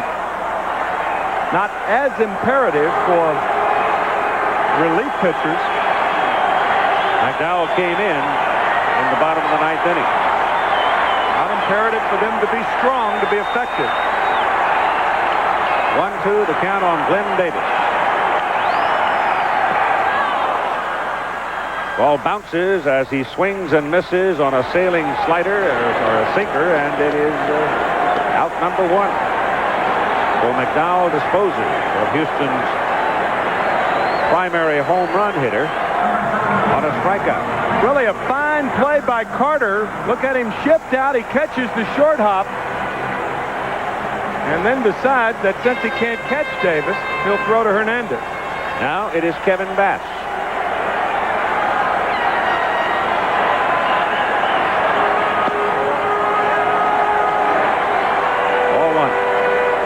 ball just low.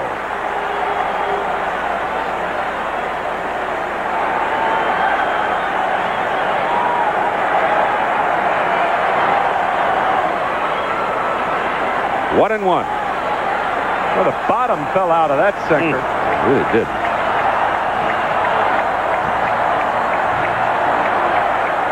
Houston must win, or else they go home, and the Mets go to the World Series. A 3-3 tie in the 12th inning, and Kevin Bass fouls it away, and the count is 1-2 strikes. McDowell, such an interesting story. 2 years ago, as you look at Jose Cruz on deck, 2 years ago, Roger McDowell in February of '84 had an operation. He had bone chips removed from his elbow. He pitched in 3 games, a total of 4 innings, the year of 1984, and has said that his arm is better since he's come back from arthroscopic surgery. Over the mound, bouncing into center field, base hit for Bass. 18 Astros had gone down in order until Bass's bouncing single up the middle.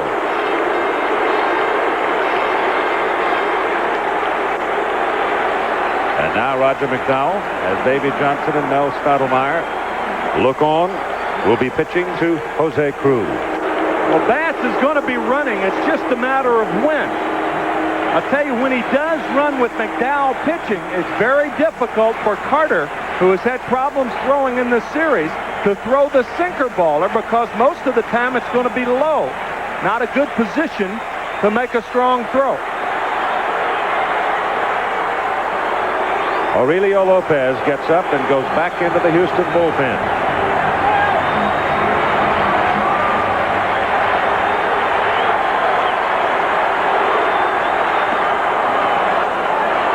Sinker, and Cruz can't get it.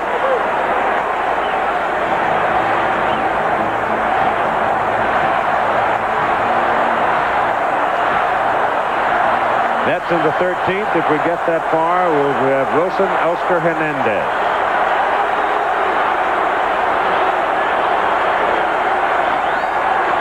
Fouled at the plate, and 2 strikes on Cruz.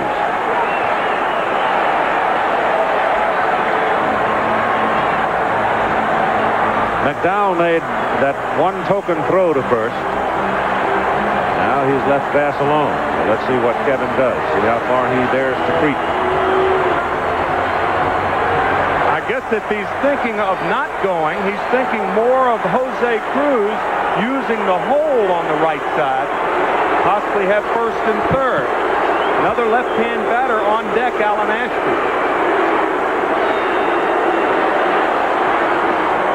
Just inside, close.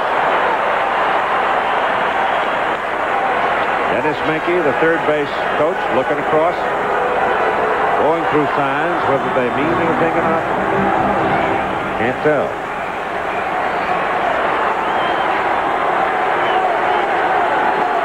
This is a good running situation right here. Cruz will protect the plate and the runner.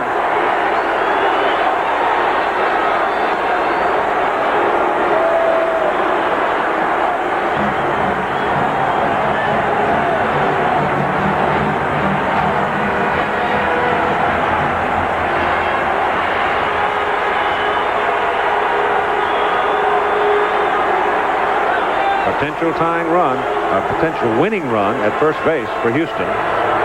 With New York having come from 3-0 to a 3-3 tie in the top of the 9th inning, and we're battling now in the bottom of the 12th inning.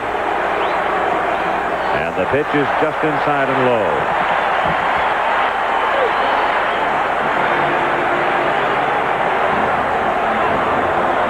I'm really surprised that Bass has not taken off up to this time. Dennis Menke flashing some signs. Well, he really hasn't put his foot on the rug yet. No, he hasn't. He's shown really no signs of running. I'm surprised.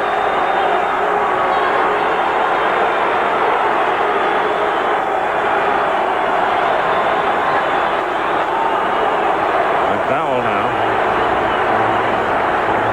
dictating the tempo.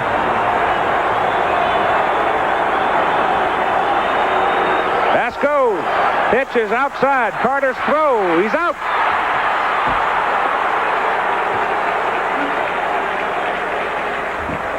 Gary Carter's throw was absolutely on the money. I mean, he couldn't have been better. And the pitch was outside off the plate, which gave him the opportunity to throw. Even though the ball was really tailing away.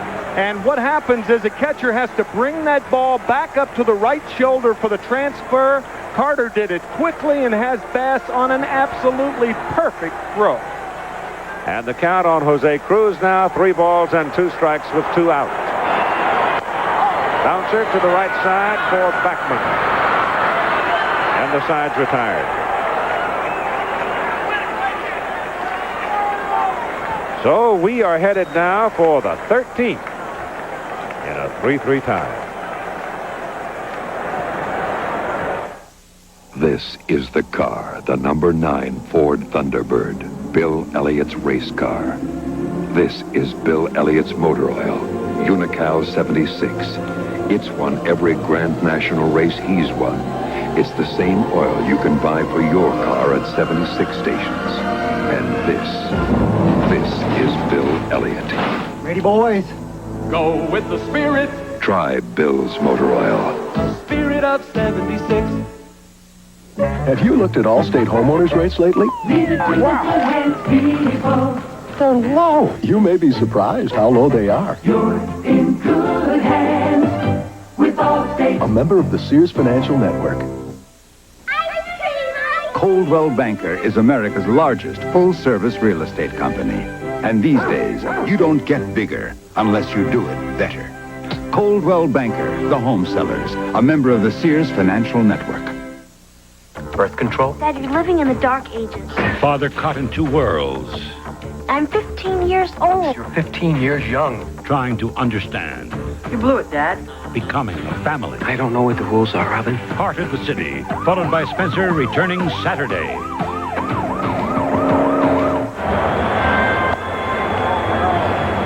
The top of the 13th inning, scheduled up for the New York Mets, the top of the order. Mookie Wilson, Kevin Elster, and Keith Hernandez against Larry Anderson. Anderson now headed for his 3rd inning of work, being the 3rd Houston pitcher. Nepper, brilliant for 8 1/3. Then Smith, not effective, and Anderson.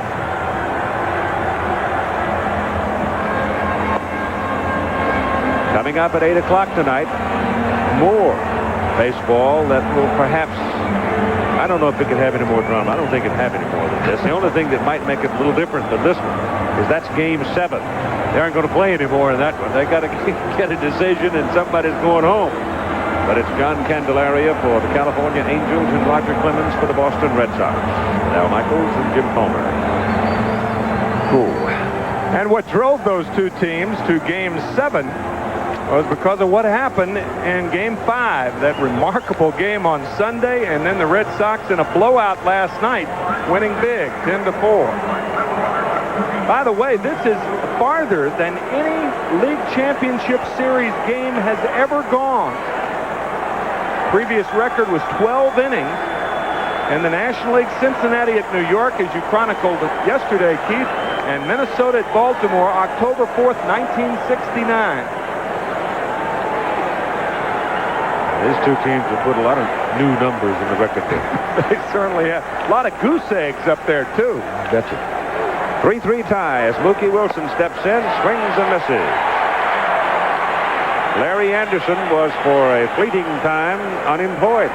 Earlier this year, the Astros picked him up when he was cut for the Phillies, and now he's standing pretty tall out on that mound. Flags it down and throws out Mookie Wilson.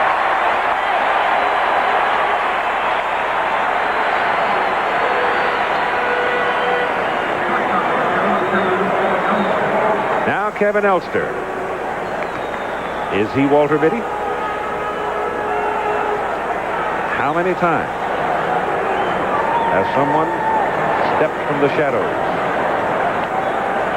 in moments like this? Pitch is outside and high, ball 1.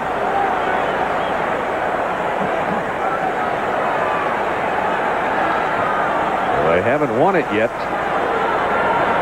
but they sure are still in the hunt, however low the batting average might be.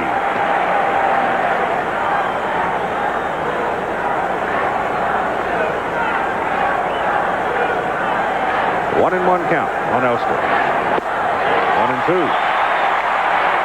That's a nested little slider. It certainly is. That's that slot that he works to left-handed hitters, inside on left-handed hitters, and away on right-handed hitters. And when you're in a situation like that, or like this is, you're not going to get beat on anything but your best, and that's his best, that slider. Deflected to Doran at second base, and he throws him out.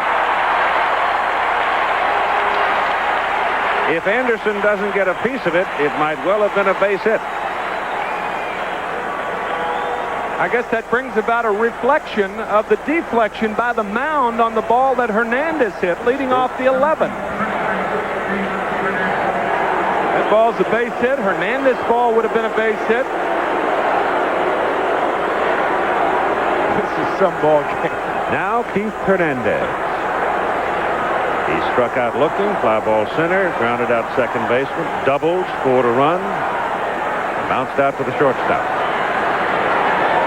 It didn't exactly bounce out, did it? Caromed off the pitching mound, and Reynolds made a heck of a play. Innocent looking 6-3 number in your scorecard. Anderson starts him high for ball one.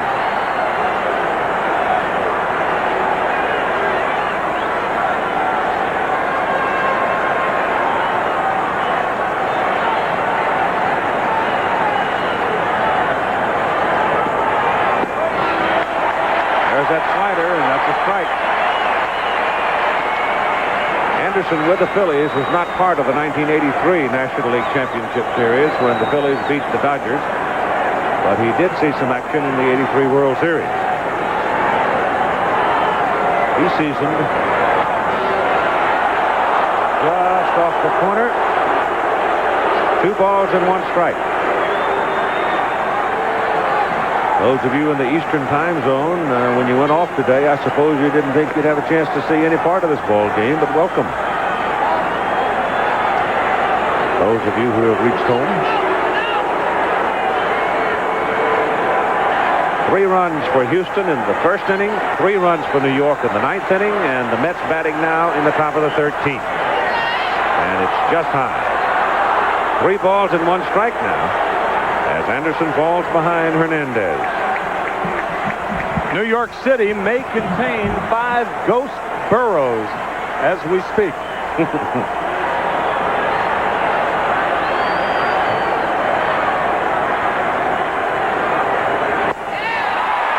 3-2. He's had a full rip at that good slider from Anderson. And he took it right into him, and he couldn't touch it. I think he's going to have another shot at it, too.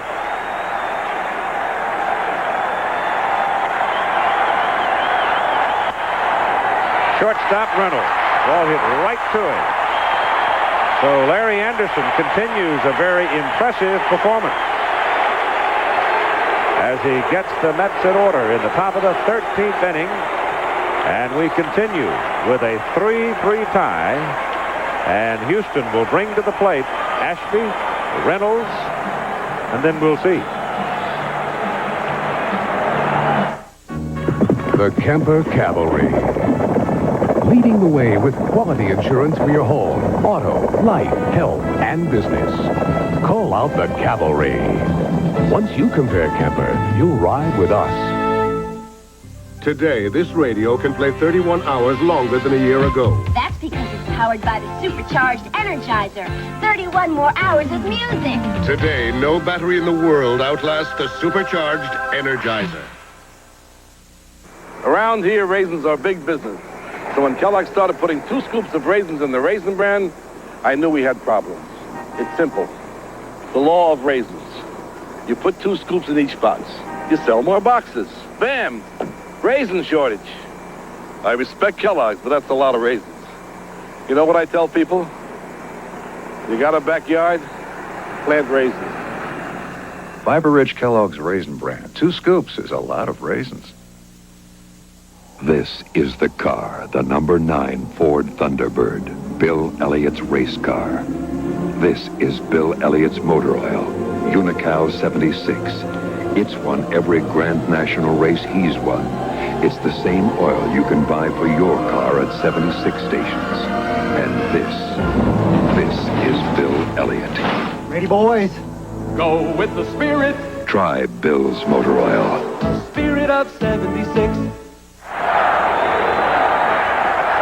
Here we go to the bottom of the 13th inning. This is the longest game since 1916 in postseason play when Boston beat Brooklyn 2-1 in 14 innings. And you know who the winning pitcher was, and if you tell him, I'm going to throw something at you. I'm not going to tell him.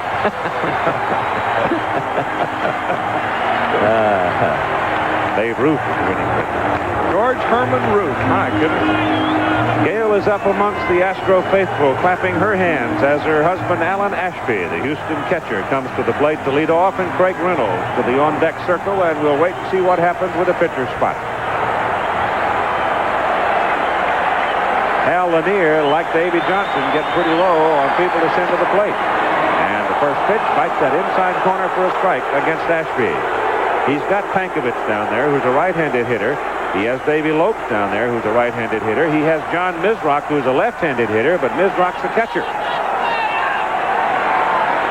Whether or not you want to spin that second catcher.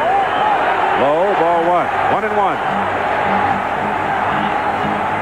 Wally Backman, because of the speed of Alan Ashby, is playing in shallow right field.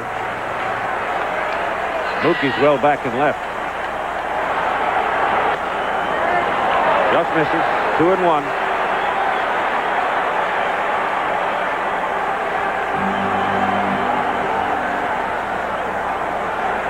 If Ashby gets on there, Hal Lanier may spend a pinch runner for Allen. Davy Lopes is available. That puts Misrock into the game then as a left-handed hitter. That's fouled at the plate and will put him into the pitcher spot hitting. And Davy, he can still move it. 40 years old. Sounds strange, but you can tell that Davy Lopes is getting ready to run. He's putting his gloves on. I know that sounds strange. But he does. He wears gloves when he runs the base. And there's the gloves.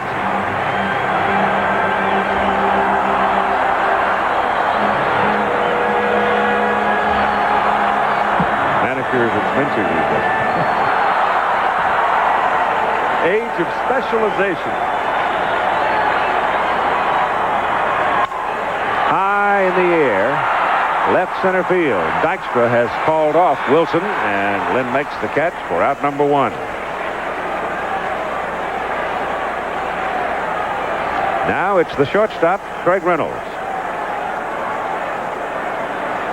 And though McDowell hasn't many times traveled past 3 innings,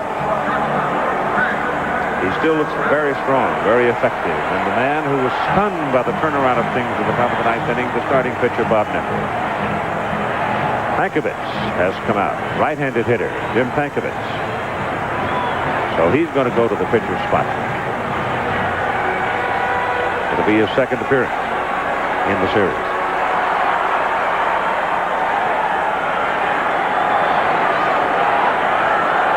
Reynolds struck out against McDowell back in the 10th inning. Hits it on the ground to Keith Hernandez at first. McDowell covers, and you got 2 down.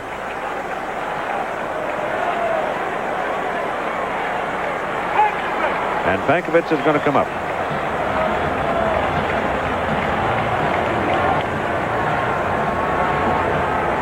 Four 2/3, the longest outing of Roger McDowell's career.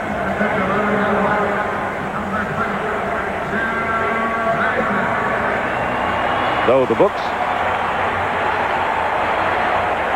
4 2/3. That's right.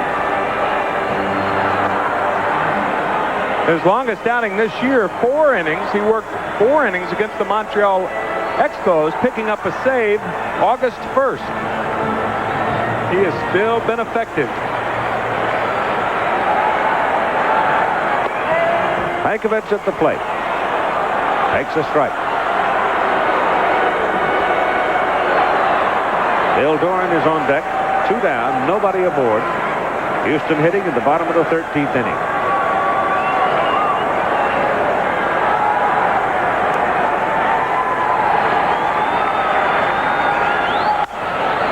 Sharply hit. Knight down the line. Throws and gets it.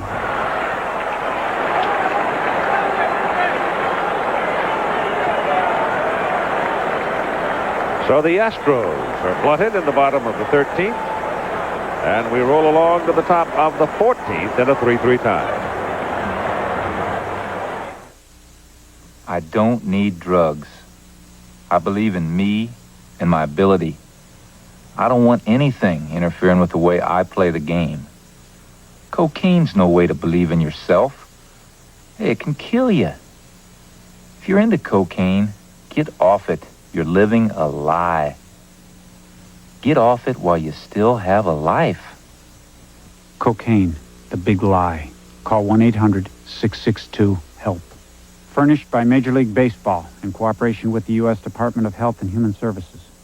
Well, that old expression, to the wall, certainly fits here because it looked like Houston had it in hand and then bang, the Mets erupt, and ever since then both teams have been quiet. Well, this isn't a baseball game. It's insurgency, I think. I mean, these two teams are going at each other as though there were no tomorrow, and it's interesting in that in the Houston Astros case, there will be no tomorrow if they lose tonight's ball game. And it is tonight, a day game that is turned tonight. Pitching change here for Houston. Aurelio Lopez has come in. Certainly not among the fireballers of this generation. No, a lot of screwballs. Different from Larry Anderson, certainly, and maybe that was in Hal Lanier's thinking. Because Anderson had the slider going into the left-handed hitters. Lopez, conversely, with the screwball going away from the left-handed hitter. He will be pitching to Gary Carter, Darryl Strawberry, and Ray Knight as he comes out to work the top of the 14th inning. Aurelio's been in the cooker before. Certainly was a prominent figure for the Detroit Tigers a couple of years ago.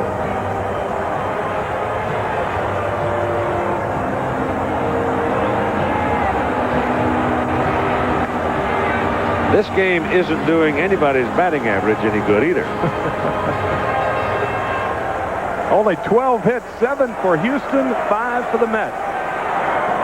And Lopez first pitch in the top of the 14th inning to Carter is outside for ball 1.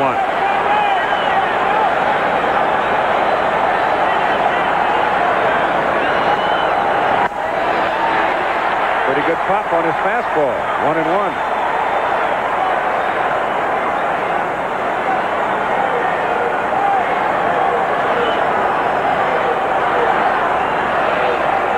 Orozco's now headed for the bullpen for New York.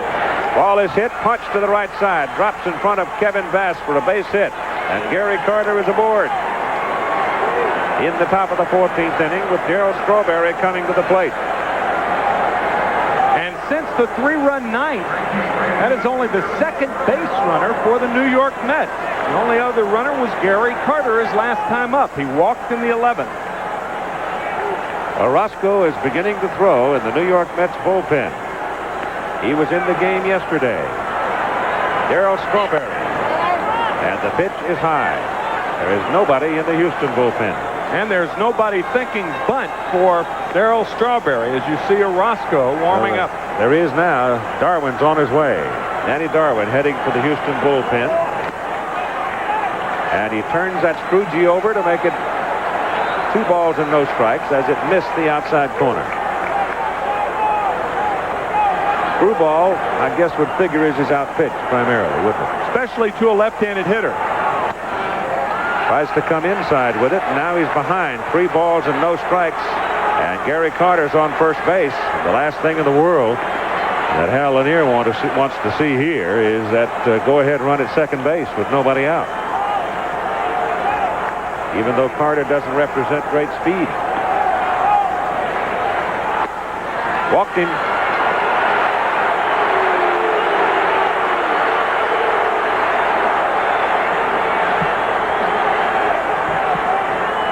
Now we'll see if Ray Knight bunts. Hal Lanier is flashing signs to the third baseman or second baseman. Looks like Bill Doran in this case. Gary Carter may be removed for a pinch runner. He's come over to talk to Bud Harrelson. No, he's going to stay in. And Ray Knight now down to talk to Bud Harrelson. Doran Reynolds, Walling talking to Lopez. Got a field of conversation out there. But the Astros do have a rotation play. And in the rotation play, what happened? The third baseman and first baseman charge. The shortstop covers third. The second baseman covers first. So we'll see if it's on right here. No surety that Knight is bunting. Well, it was Knight's sacrifice fly that produced the tying run for New York back in the 9th inning. He might have indicated bunt there. And that's why the Astros didn't put on the rotation play. Walling at third. Now Doran in to talk to Lopez. If you're not sure that a batter is bunting, you're less inclined to put on the rotation play. Now he shows bunt and puts it down. And the pitcher Lopez has got to make the play to third. And he got him. So the lead runner, Carter, is thrown out at third, and here's that element of foot speed involved right here. That's exactly right. Gary Carter at second base. You can't really fault Gary. The bunt was too hard. Lopez on it like a cat, and he has Carter easily at third base. See, a hitter tries to bunt the ball to make the third baseman field it, but in this case, the third baseman fields the ball for the out from the pitcher.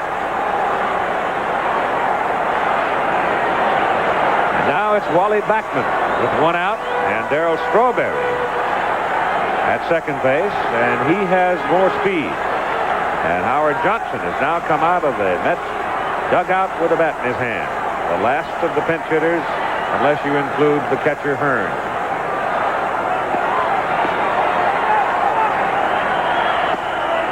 Inside corner to Backman with a slider. Or strike one called by Fred Brocklender, the plate umpire. Darryl Strawberry considers third base easier to steal than second, even with the left-handed hitter up there. If the Astros don't pay heed to Strawberry, he'll take off.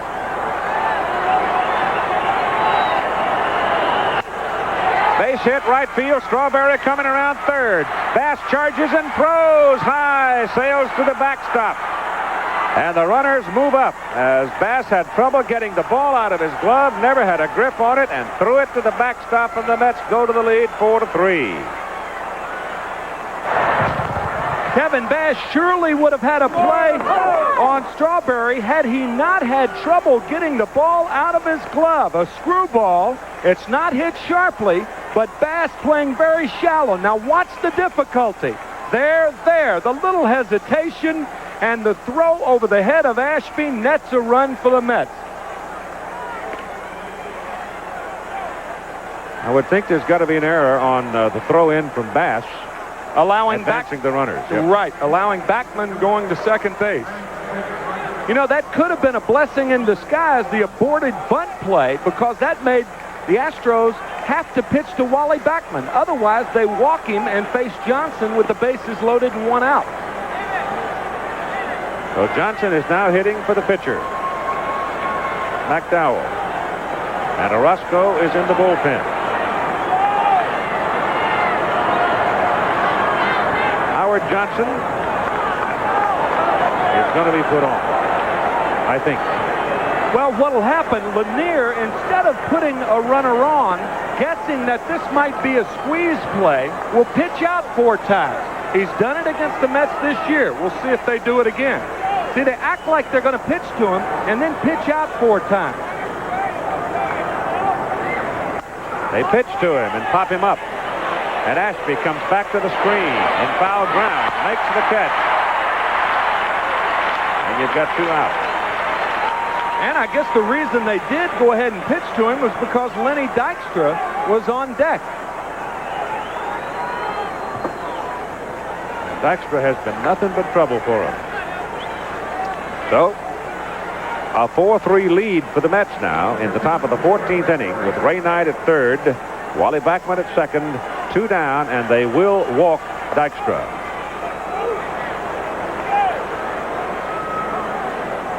Yeah, the left-handed hitter, actually Wilson, a switch hitter coming up, but Wilson has not had the series that Dykstra has had. Dykstra has hit in 5 of the 6 games. He was held hitless in the only game in yesterday's game. So they elect to pitch to Mookie Wilson. Mookie left-handed, 2 for 15. And it was Bob Nepper who was so in control for 8 1/3 innings. Keith, I don't think there's any question that Kevin Bass would have had a play on Strawberry Oh, yes, had he come up cleanly with the ball. Even though Backman didn't hit the ball well, had Kevin come up cleanly with the ball, Strawberry might be a dead duck on a strong throw. Wilson in against Lopez and punches it foul, left side, out of play. The inning started with Carter single. Walked Strawberry. And then Knight's bunt back to the mound. Lopez got Carter at third, moving Strawberry to second, and then Backman singled to right. Strawberry scored. That's fouled by Wilson because Bass couldn't get a hold of the ball to make the strong throw to the plate.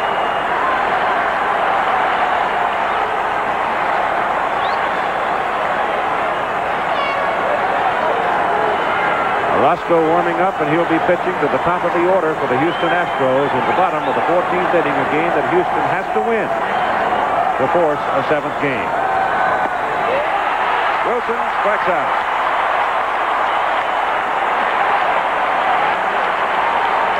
So we move to the bottom of the 14th inning. The New York Mets leading 4-3, and back after this message from your local station. When the alien scares the daylights out of a small town. You're it. Fine. Robert Hayes is Starman. I'm really a very peaceful thing. Friday. This October marks the 100th anniversary of a very special lady. And never before has one state captured the feelings of an entire nation. Some folks like to get away, take a holiday from the neighborhood.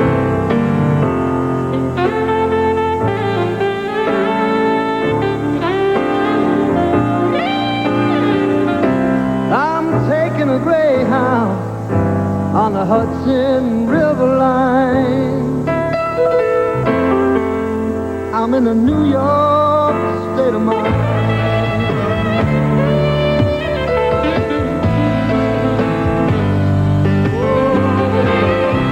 Put yourself in a New York state of mind. Call for your free New York State Fall Vacation Kit. Call 1-800-THE-FALL. Mike Lupica and Howard Cosell for the Daily News. What's on your mind these days, Howard? Weighty things, Mike. Changing political currents, summit diplomacy. But most often, Howard. Baseball, Michael. The World Series looms. That means more fans turning to the Daily News. For great coverage and pretty good columns. You're too modest. There are great sports columns in the Daily News, only one of which is yours. The Daily New York hometown paper. Pia Zadora plus World Champion Chile tomorrow at 9.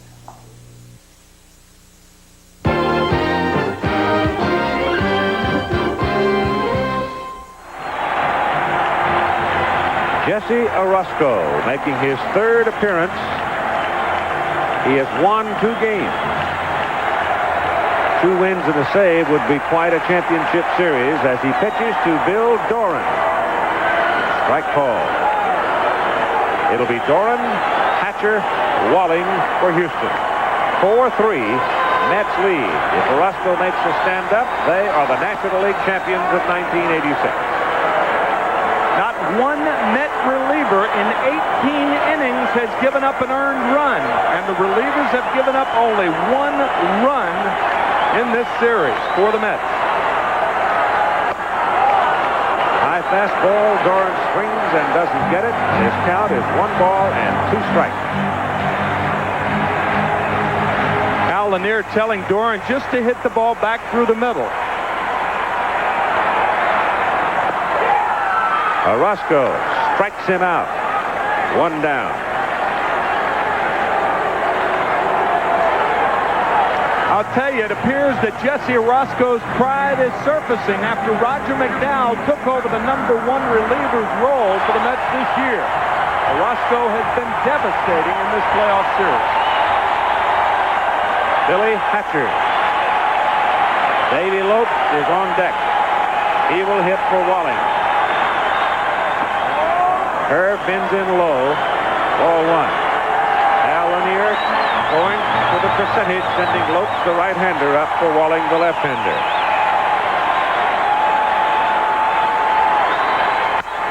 Ball is hit hard to the left side, but it's fouled by about 35, 40 feet.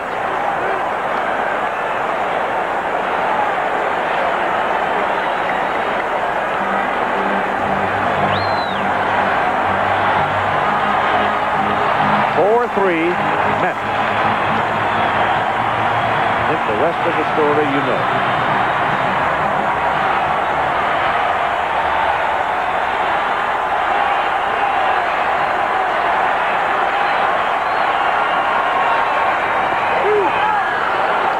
Tantalizing.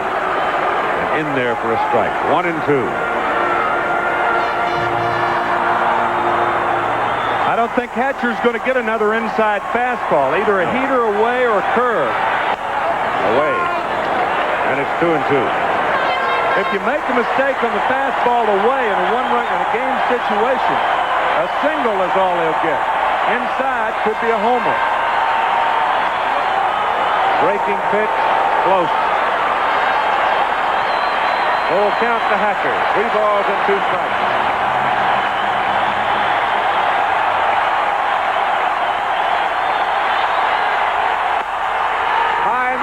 Toward the corner, curving, it is home run!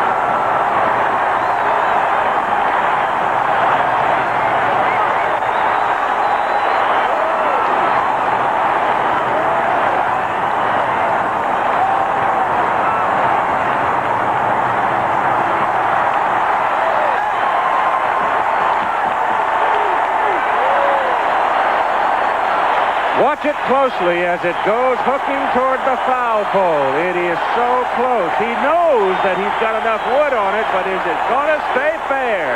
Does that remind you of Bud Fisk a little? Shades of Game 6 of the 75 series.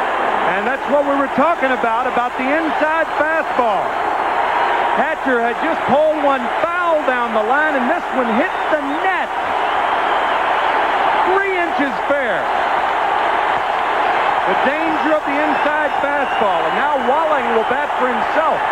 Eddie Walling will stay in the game, and a 4-4 tie at the bottom of the 14th inning, and Jesse Orozco is really stung for the first time in the series.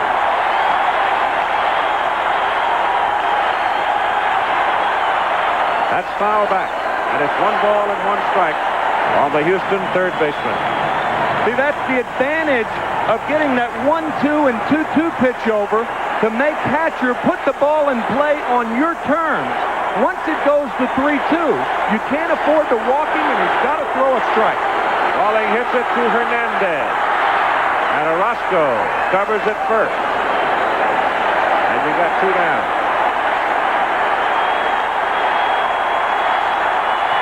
Well, you've got 2 out. Hatcher has just homered the tie at the bottom of the 14th, and here's the big man, Lynn Davis. And Orozco's got to pitch to him because there's nobody warmed up. Lynn has a couple of hits, a single and a double. He drove in the 3rd run, or the 2nd run, back in the 1st. Outside, ball 1.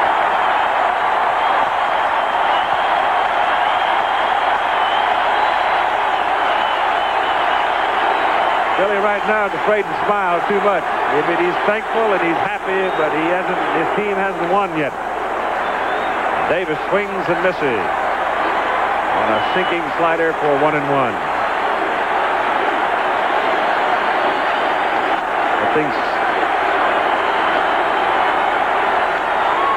Davis pops that one to the right side, and it's foul out of play.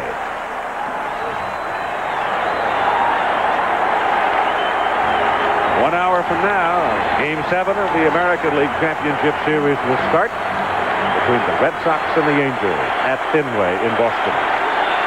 1-2 pitch to Davis. Foul ball left side. Got around on it.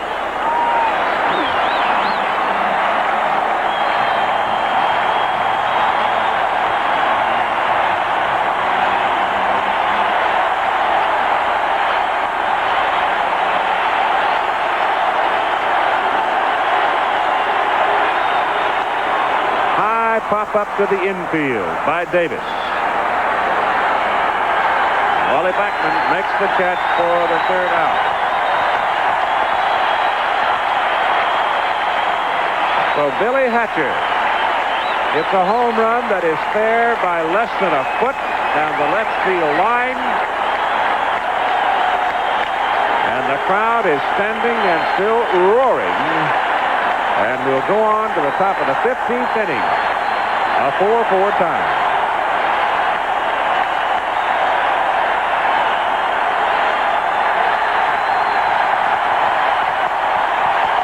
I really don't believe that 14th inning.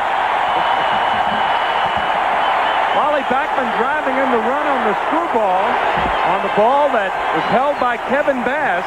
And of course now what really comes into play is Howard Johnson as the pinch hitter popping up with only one out. And that set the stage for Billy Hatcher on the 3-2 pitch. How many 3-2 counts have been devastating for both sides in this series? I can think immediately of 4.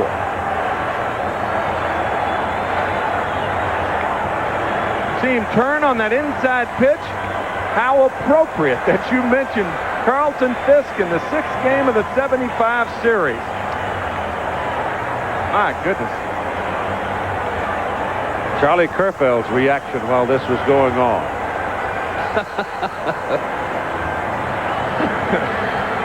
Matt Galante jumped higher than he's jumped in 15 years at that first base coaching box. Well, I tell you, this has been a remarkable series. These are two tough baseball teams that are well matched. My goodness. Kevin Elster will lead it off for the Mets in the top of the 15th with Keith Hernandez and then Gary Carter scheduled up.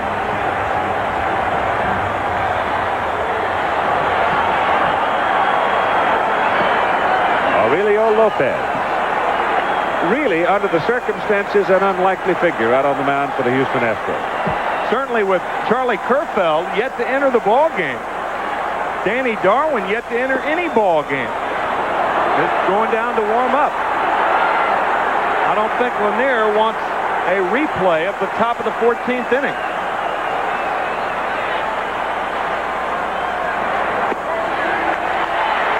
Two balls and a strike now on Kevin Elster.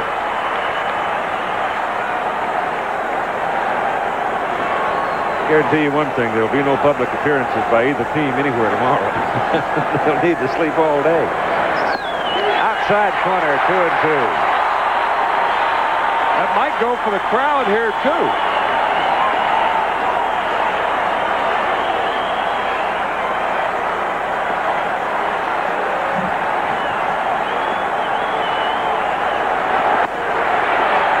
Full count on the leadoff man for the Mets in the top of the 15th inning, Kevin Elster.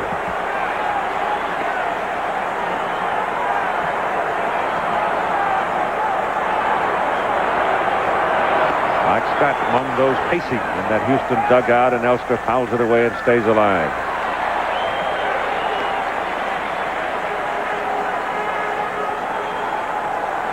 You're almost at the point where you got to play with who you've got in the lineup now. A couple of small moves can still be made, but not a whole lot. And Elster pops it up on the right side. Glenn Davis, the first baseman, calls for it. And one out.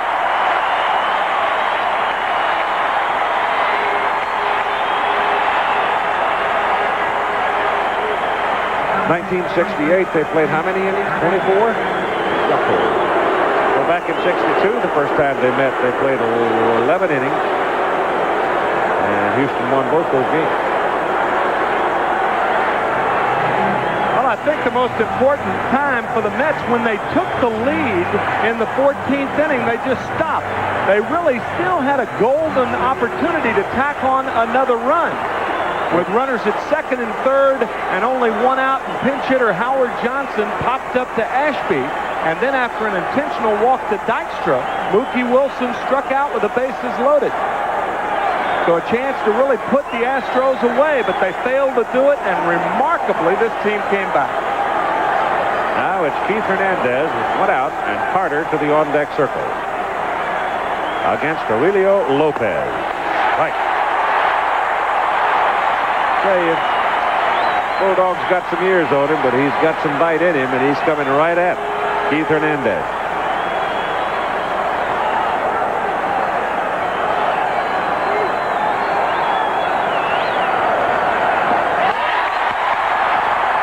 There's that Scroogie, and it's 2 strikes. He really twisted that screwball down and away.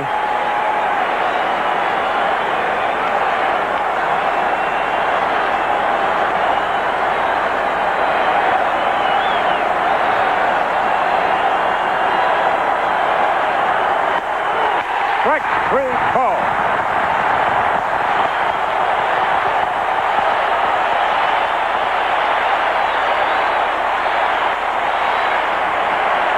After the screwball, a fastball right on the corner. Freezes Hernandez.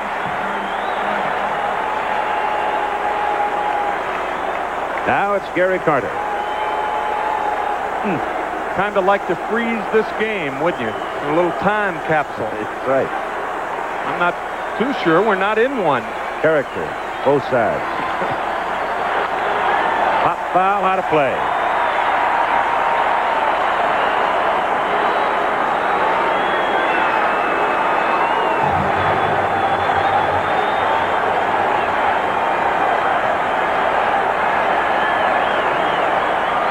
They should have time for that.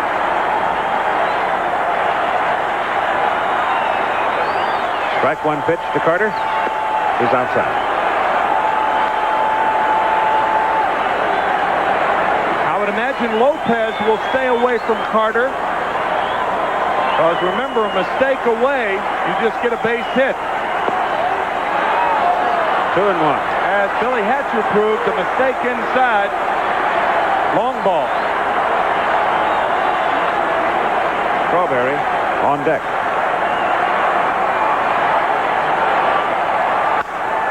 Hard shot. Hatcher on the move. Can't get it, but knocks it down, and he holds Carter to a single. And Gary hit it on the nose.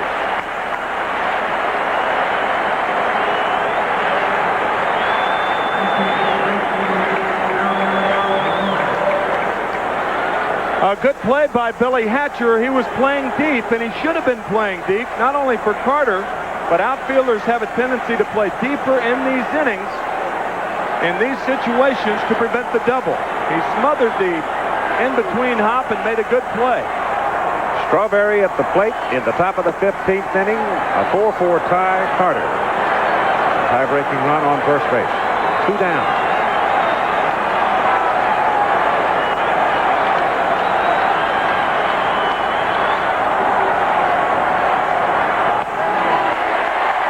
Through ball. 1-1 the count. Longest game in innings and in time in postseason play. This ball game. Ball rolls around. Carter breaks for second. Throw down. He's a dead duck. Ball got away from Alan Ashby. He turned around, threw his mask away, found the ball. Carter saw the ball loose, saw that Ashby didn't know where it was, took off. Ashby found it and fired a strike to second base. Carter did not break right away, but Alan Ashby hops on the ball. What? See, Carter doesn't break right away. Now it's too late. Ashby pounces on it, throws a strike to get Carter easily at second. And the side is retired. And we'll go to the bottom of the 15th inning in a 4-4 tie. Now, Let's go to ABC News, New York, for this news update from Peter Jennings. Thanks, Keith. Now the game's going so long, some of you may have noticed the World News tonight has been delayed by the baseball game. Those of you who missed us altogether, here are some of the highlights. Now that the country's had the president's report on the summit in Iceland, time for the public to make some judgments. ABC News and the Washington Post have just finished a poll, and the country is behind the president. A first instinct that one could argue is traditional. 64% of those we asked approved of the way Mr. Reagan handled himself in Reykjavik. Only 22% disapproved. Mr. Reagan and Mr. Gorbachev did not make any arms control agreement, as you know, and 53% of those people we talked to believe that was Mr. Gorbachev's fault. The remainder were not so convinced. An almost equal percentage thought it was either Mr. Reagan's fault or that of the two together. The president, as he told us, would not give up on Star Wars or his Strategic Defense Initiative. 55% of those people we talked to thought that was the right position to take.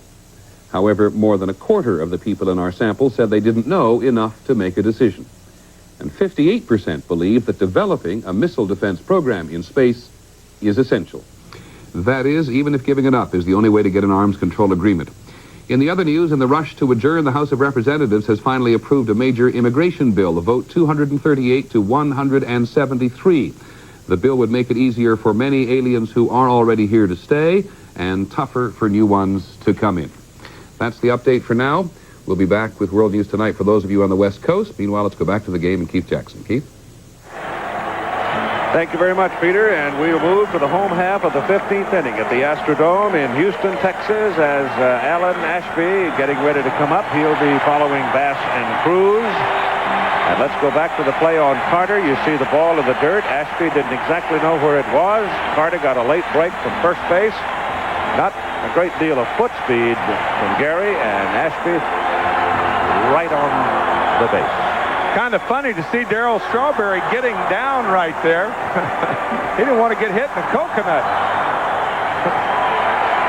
It's Kevin Bass, Jose Cruz, and Alan Ashby. The three hitters facing Jesse Orozco, and Bass hits it down toward the corner. It is a foul ball.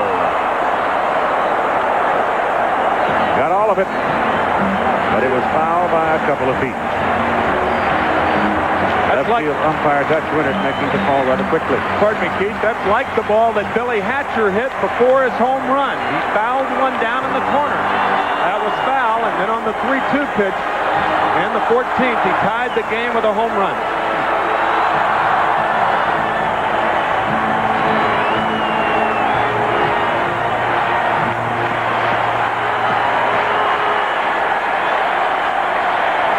Strike one pitch to Bass. Strike two.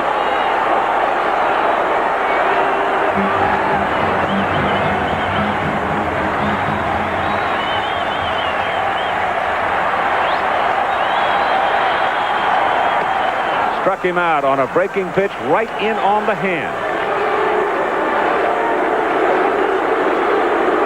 Now Jose Cruz. Boy, this is a biting breaking ball. Down and in, and Bass misses it by about 4 inches.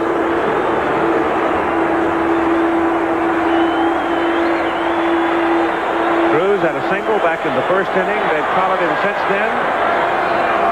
And Orozco starts him with a curveball strike.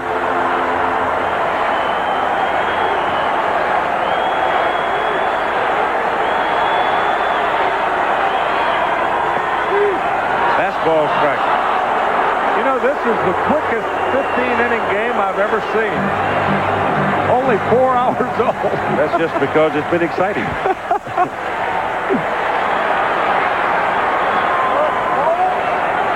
Didn't go through. Pitch was low. Lopes right-hander, Mizrock left-handed for Houston on the bench. No left-handers left for New York. One right-handed hitter, Ed Hearn. Both managers hate to spin that second catcher. Strikes out Cruz. So Orozco here in the bottom of the 15th gets the first two hitters swinging. A 4-4 ball game as Alan Ashby comes to the plate, and he'll hit right-handed, and he hit a home run in New York to win a game right-handed. Hit it the second inning, but it stood up. You know, over 14 and 2/3 innings, the Astros have stranded three people.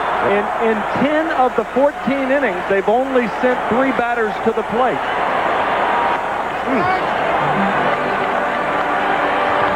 New York, on the other hand, the Mets have stranded 9. Stranding 3 big ones in the top of the 14th. Curveball strike. 1 ball and 1 strike to Alan Ashby.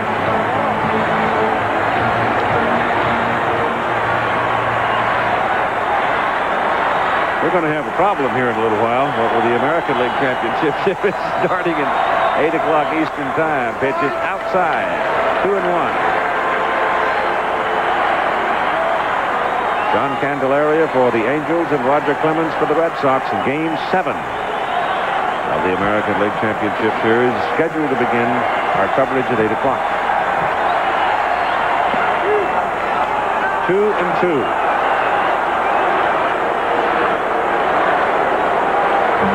Ojeda started. Aguilera in the 6th, McDowell in the 9th, Orozco in the 14th, and we're now in the bottom of the 15th in a 4-4 tie. Hit to the right side, toward the hole. Backman scoots over and whips the throw to Hernandez to retire the side. So on we go. 4-4 between the Astros and the Mets.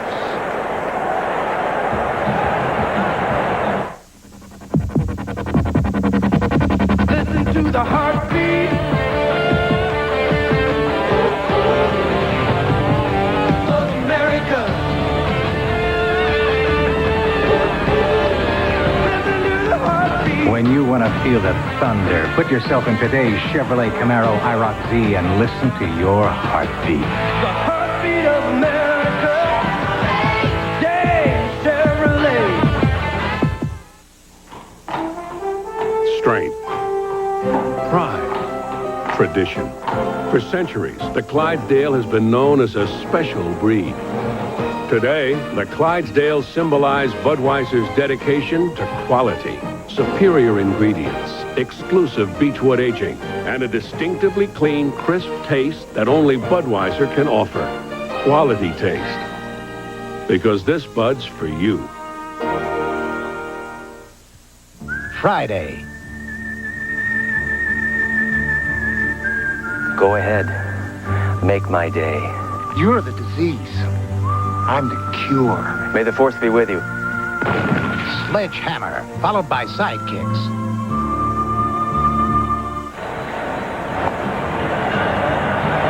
If there is a game tomorrow, Ron Darling will pitch for the Mets and Mike Scott for the Astros. And they might petition for a day off just to recover after this struggle. I'll tell you, way back in the first inning, made a comment about Mike Tyson, that the Astros punched the Mets like Mike Tyson. Well, after these 15 rounds, and they have been rounds and not innings, it's more like the Thriller at Manila. Right. Where Joe Frazier and Muhammad Ali pummeled each other. Man.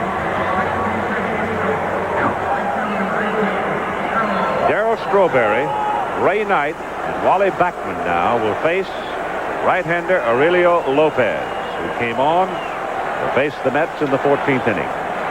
He's now out for his 3rd inning of work, and once again action in the Houston bullpen as Jeff Calhoun gets up and goes down. Ball 1 to Strawberry. Doug Sisk now gets back up in the New York bullpen. He was there before. 1-1 screwball to Strawberry. Lopez won't feature a breaking ball to Strawberry. Fastballs in and screwballs away.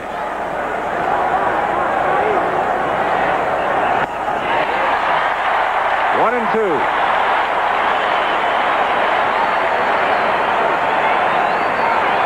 The screwball is still one of the most effective pitches Even though they talk about the split-fingered fastball, Fernando Valenzuela is becoming a rich man with a screwball. And Tug McGraw didn't do too bad with it either. No, he didn't. Mike Marshall, Cy Young Award winner for the Dodgers in '74, screwball. 2 balls and 2 strikes. That pitch is high and away.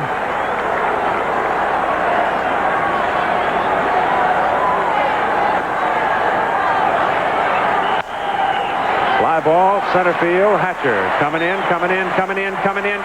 Doran going back. It drops between them. Strawberry turns second and holds on. Oh, my goodness. Billy Hatcher is playing deep. I'm not sure he saw the ball. He took one step back, too. He thought the ball was hit better than it really was.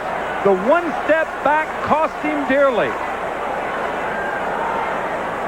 Screwball off the end of the bat.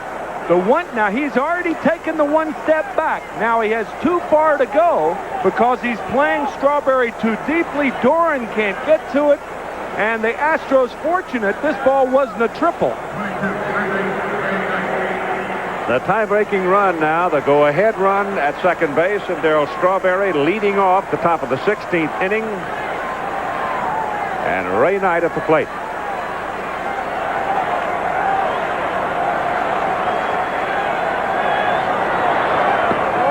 Shows no indication he's going to put it down, and the history may be a factor here because he has not been very successful at it.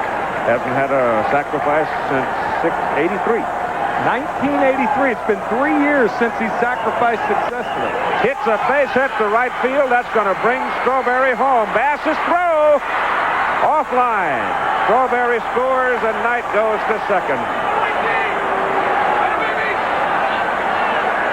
Again, Bass has got to play with an accurate throw. That's exactly right. The first time in the 14th inning, he couldn't get the ball out of the glove. This throw goes up the line. Had it been on home plate, he's got a shot. Again, he's playing Knight shallow. Knight going the other way.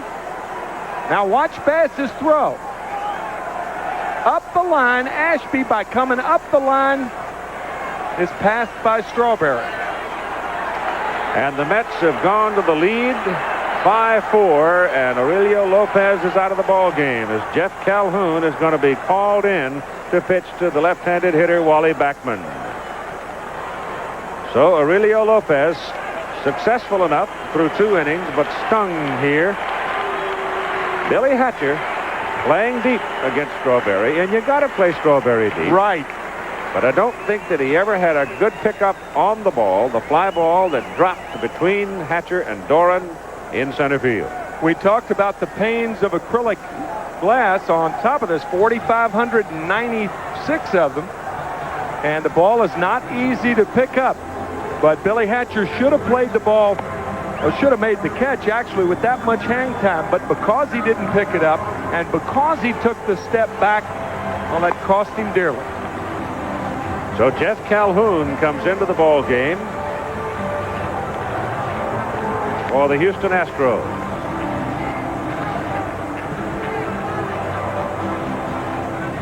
Calhoun, left-hander,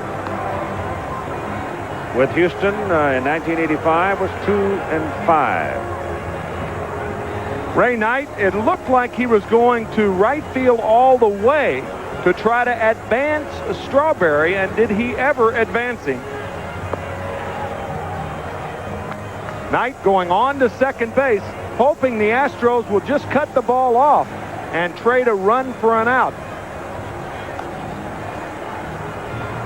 Tell you what, Beowulf was the epic in literature, and in 10,000 years, maybe if somebody sees a tape of this game, it may be the epic of our society as we live in it today.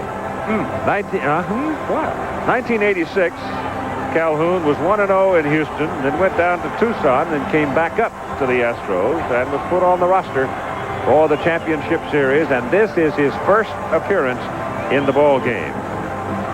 Backman may be bunting here. The Mets do have one pinch hitter left. I guess Davey Johnson's got to decide whether he wants to keep a Roscoe in the ball game or not.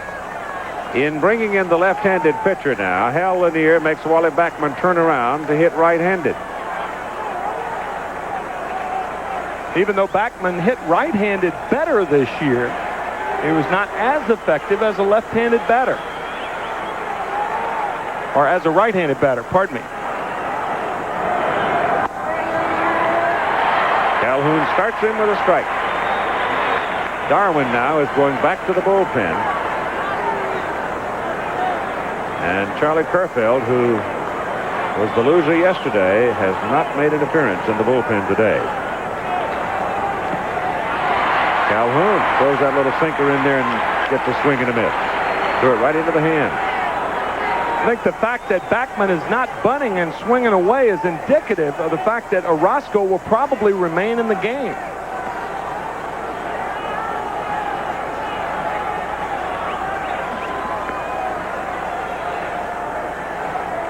Two-strike pitch. Chopped foul at third. Mets have gone back to the lead 5-4. They took the lead in the 14th, but Houston came back on Hatcher's home run at the bottom of the 14th to tie it. And now the Mets have untied it. And there's the man who was so dominant for so long in this contest. He has still not gone to the clubhouse. He has not missed a second of this ball game. Bob Nepper. Ball squirts away from Ashby. Runner breaks for third, and in there is Ray Knight. What a big run he would be if they should get him home. That's right, because the Mets realized that they blew a chance to add on in the 14th inning. That's charged as a wild pitch to Calhoun. A catcher's trained to keep the ball out in front of him. Those wild pitches come on balls that bounce to the right or to the left of a catcher, and that's what that did to Ashby. Pitcher of record for Houston right now is Lopez. Infield is up. And the pitch is up. 2-2.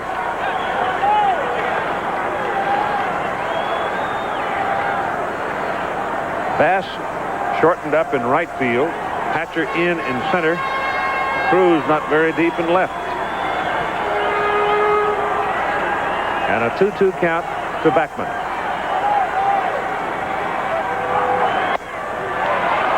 Inside and tight. Full count, 3-2. Reynolds, the pitcher spot, and Dora scheduled for Houston in the bottom of the 16th inning. And the Astros have only Lopes and Mizrock to pinch hit.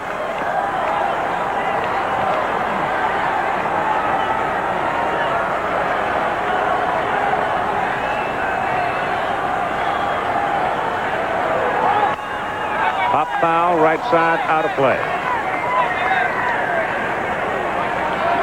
It really is a shame that there has to be a loser in this ball game.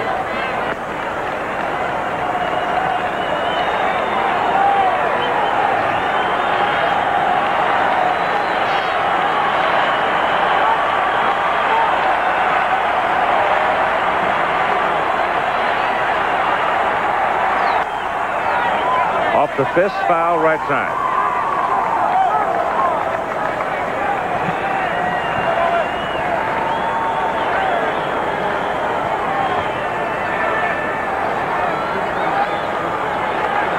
The pitcher, Orozco, waiting on deck. Pitching arm wrapped in a coat. Sisk, for the moment, a spectator in the Mets bullpen as Backman works Calhoun for a walk.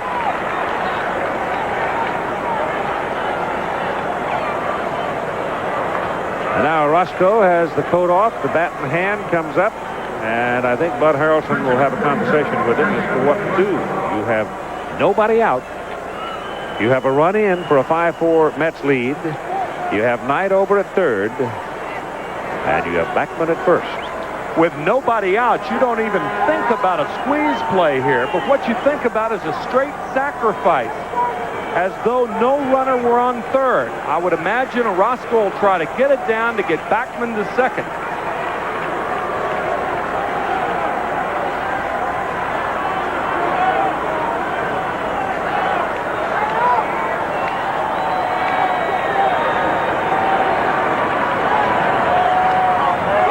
Pitches outside, gets away from Ashby, comes to the backstop, Knight scores, and it is 6-4 Mets.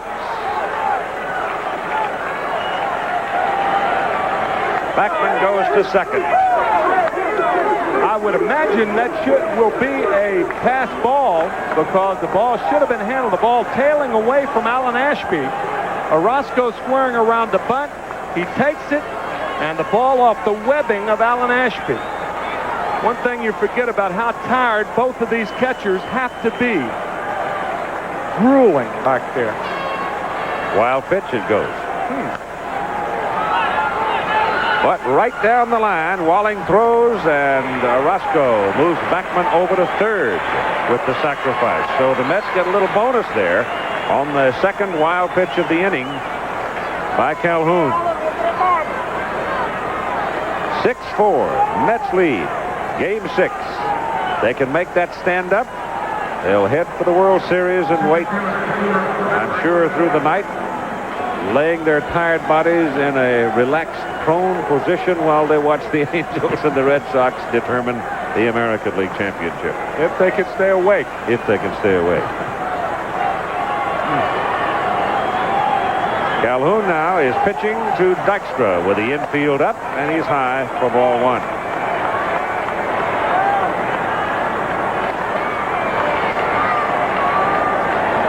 One out.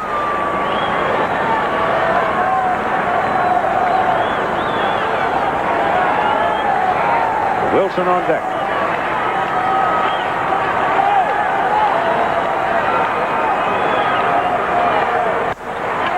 Off Davis's glove into right field. Base hit. And Backman scores from third. And it is 7-4 Mets. Dykstra continues to grow in stature.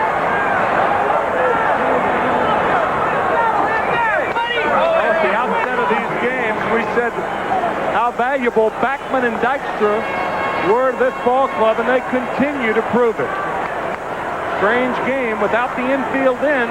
That's an AB because Davis makes the catch of the line drive instead of the ball going off his glove because of playing too close. Top of the order, Wilson now, and the crowd starts to leave. And Calhoun is low for ball one. Davis has to play shallow, and the ball's on top of him too quickly, and it went right off the webbing. If he's playing back, he makes the catch, but you can't play back in that situation.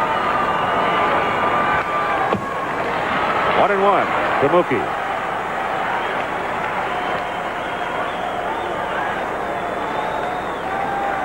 At this point, you have to have the feeling the Mets are headed for their third World Series.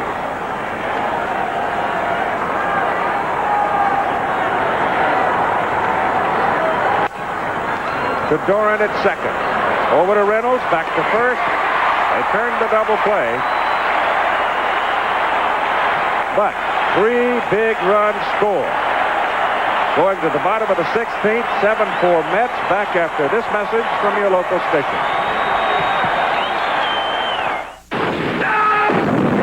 You see anything? For MacGyver's Richard Dean Anderson and Valerie Bertinelli. The battle begins at home. Ordinary Heroes Sunday. The Mets won again last night, despite Gary Carter's embarrassing error in the 4th inning when he missed a routine pop foul. Routine? For more colorful baseball coverage, read New York Newsday with special playoff and World Series bonus pages. Routine. And a daily scorecard to let you catch every pitch. Carter made a weak throw to second base in the bottom of the 5th inning. What? But the All-Star slugger redeemed himself in the 6th when he smacked a Pick up single a copy right. and see for yourself. The playoffs and World Series are more colorful in New York Newsday. Okay, kiddo. I'm going to give it to you straight. Hi, Mac. Love you, babe. The studios aren't calling anymore. Your bank accounts, they've dried up. The houses, the cars, the boats. Listen to me, sweetheart. You can kiss them all goodbye. Frankly, there's only one luxury you can still afford. And you're looking at it. Meisterbrow. You don't have to be rich to enjoy a beer as rich and smooth as Meisterbrow. It only tastes expensive. Whoa, Max, you really had me worried for a minute, pal.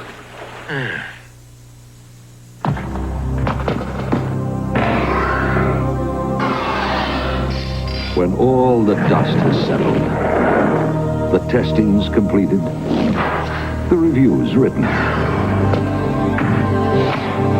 The only real competition for this BMW are these BMWs. For a test drive, contact your New York, New Jersey, and Connecticut BMW dealers. Billy, David, special guest, Nightlife.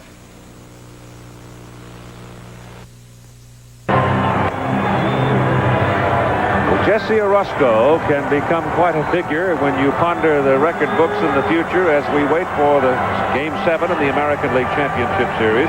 Angels and Red Sox, Candelaria and Clemens coming at 8 Eastern Time. Orozco is out there now with a chance to win his third game. And the last time that was done in a best 4 out of 7 series was when Denny McClain did it back in 1968 for the Detroit Tigers. I beg your pardon, Mickey Lolich did it. Yeah. And I was on that ball club against whom he did it, the St. Louis Cardinals. Gibson did it in 67, Lou Burdette for the Braves back in 57, and Harry Burkeen did it for the St. Louis Cardinals back in 1946. They won 3 games in a 4 out of 7 series. He'll have to deal with Craig Reynolds, Davey Lopes, and Bill Doran. Lopes will be hitting in the pitcher spot. 7-4, New York, 3 outs away from winning the 1986 National League Championship.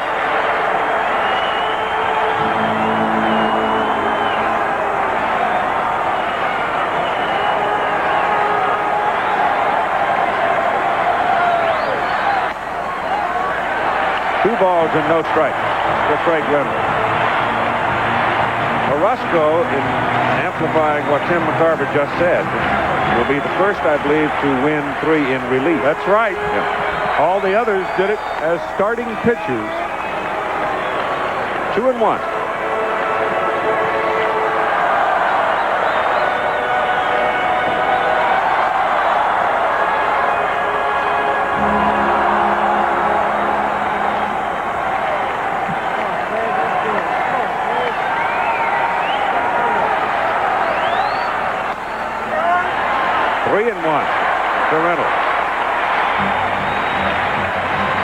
All the hitters can do now, go up there and make him throw strikes. I wouldn't be surprised to see Reynolds taking here. He took the 2-0 pitch.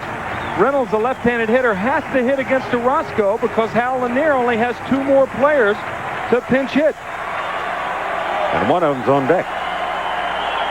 Davey Lopes. Nope. Tried to put it on the ground and tipped it foul to the backstop, and it's now full at 3-2.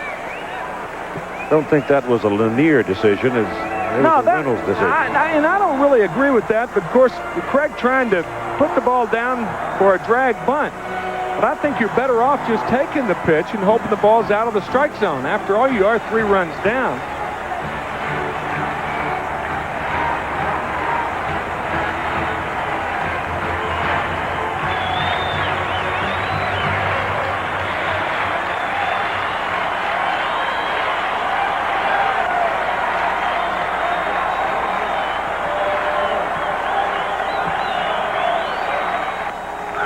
Reynolds swings and misses on a breaking pitch for the first out.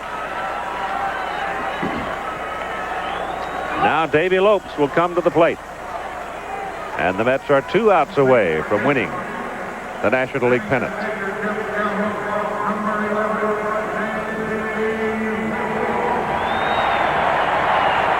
Mike Scott will not, unless there is a considerable miracle available to the Houston Astros, be pitching a 3rd time in a 7th game.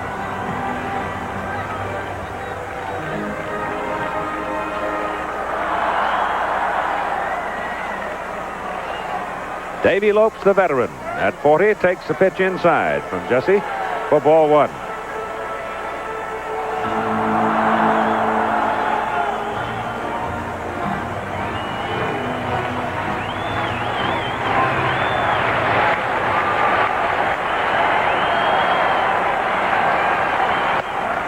Ball 2 inside.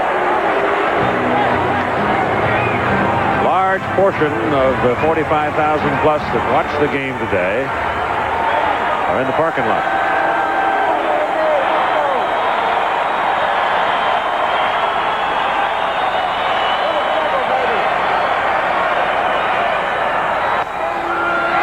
Two and one on the call strike.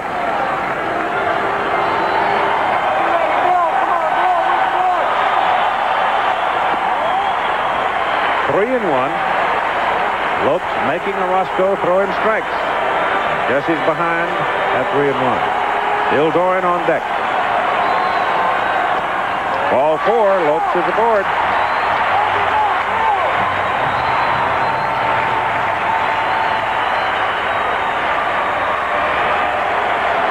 Now Doran is at the plate with Hatcher coming to the on-deck circle. And the grinding goes on.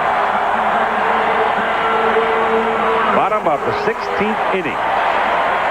The Astrodome in Houston. They played 12 innings in New York yesterday afternoon, with the Mets finally winning it 2-1.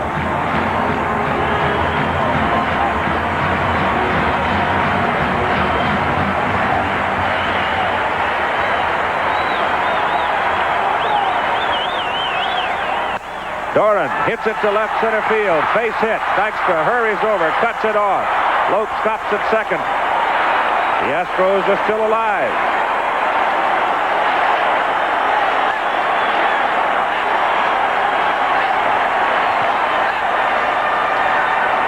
Now Orozco getting a conference on the mound with Hernandez, Carter, and Beckman. And Billy Hatcher, who hit the home run to tie in the bottom of the 14th inning, is waiting to come to the plate.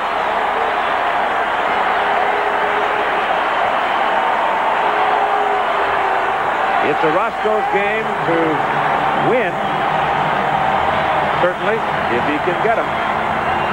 Tim McCarver has departed for the presentation of the MVP trophy. Corey McFerrin is waiting to go into the winner's clubhouse.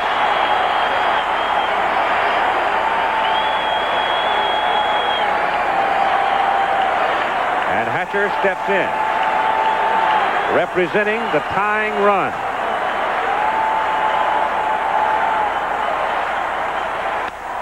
Ball is hit up the gap. It's in there for a base hit. Lopes starts third. He's coming to the plate to score. And it's 7-5, New York.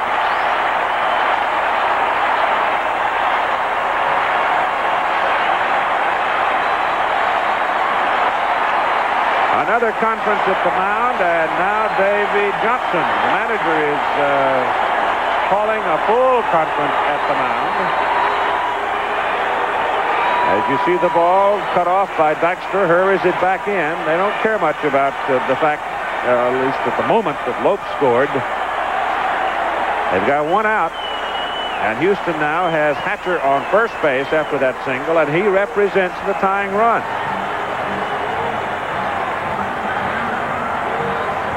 Doug Sisk is back up throwing in the New York Mets bullpen. Big right-hander. And Denny Walling steps in to the batter's box.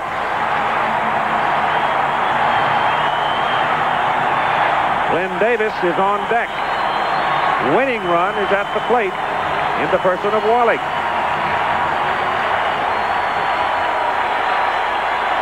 Orozco throwing strikes, and the Astros are hitting those strikes here in the bottom of the 16th inning. Curveball, strike call.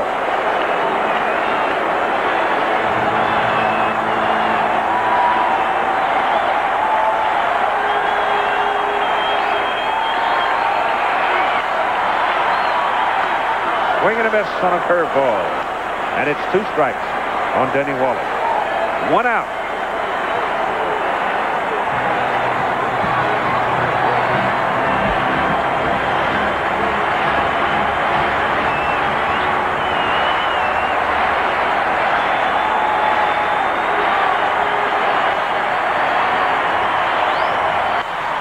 Roll to the right side. Hernandez has it. Goes to second.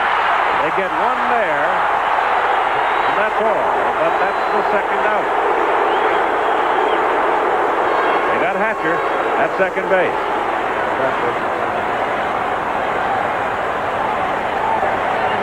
Well, we've got 1 out to go for the New York Mets in a 7-5 ball game. Bill Doran is now over at third base. Walling on at first on the fielder's choice. And here's the home run hitter. 31 big ones this year for Glenn Davis. Tim McCarver downstairs now. Caught up in the tension of the moment. And what a moment to have your home run hitter at the plate with the tying run on first base. Tim, have you got him under it? I certainly do, Keith. All right. Well, here we go. It's a lot quieter down here than it is up there. Where are you? I am in the clubhouse of the New York Mets. All right. 2 out, the pitch to Davis, and a sinker.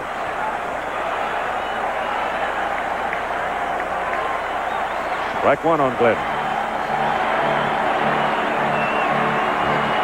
Roscoe really turned that one over.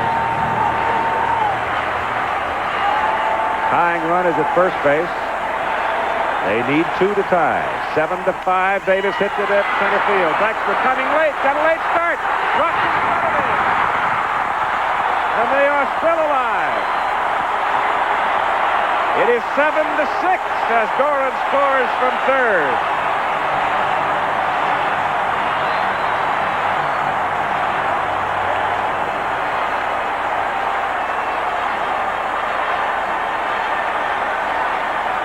Now it is Kevin Bass's turn.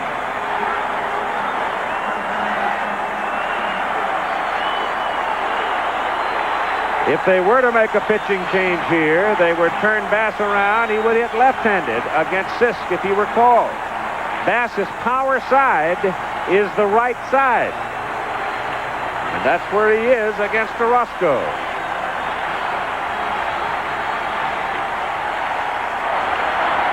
And once again, Danny Darwin, and now Charlie Kerfeld is going to go down there, too, in the Houston bullpen, just in case. The miracle's going to come true for the Astros, and the pitch to the hands, and Bass swings and misses.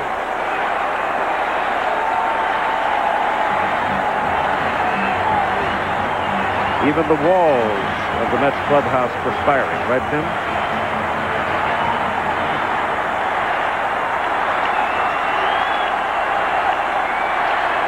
Kerfeld is not throwing. It is Darwin loosening up, and Orozco almost threw that one to the backstop. Carter had to come out of the crowd quickly to flag it down.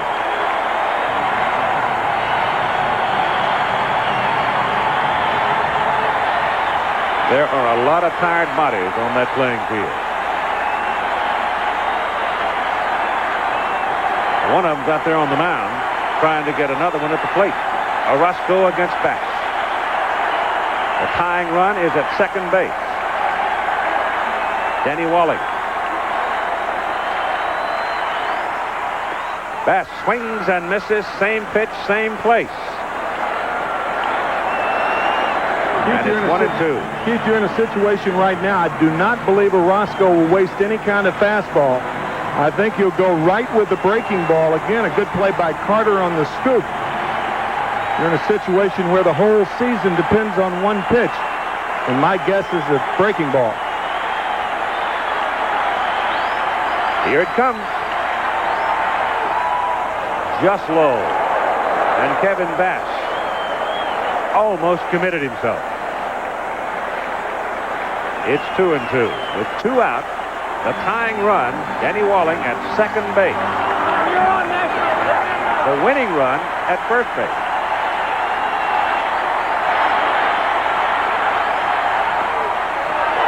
Close. Breaking pitch sent right around the plate. It's a full count, 3-2. Mike Scott, who watched the pitch the 7th game. Bob Nepper, who seemed to have this one in hand, only to have it get away from him in the 9th inning. 3-2 to Bass. Struck him out.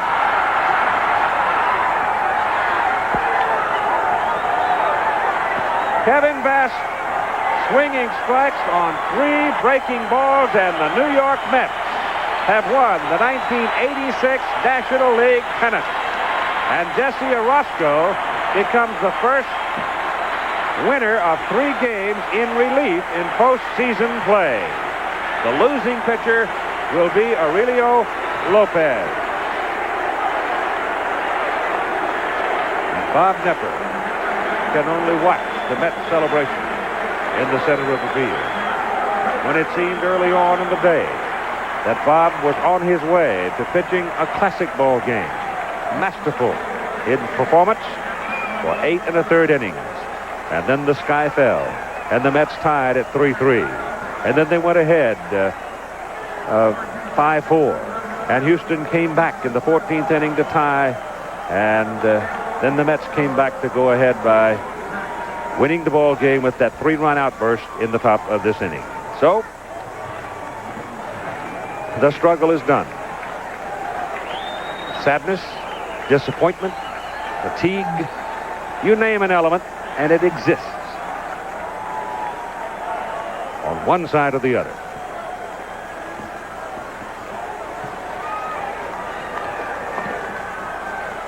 It was Davy Johnson, 13 years in the major leagues.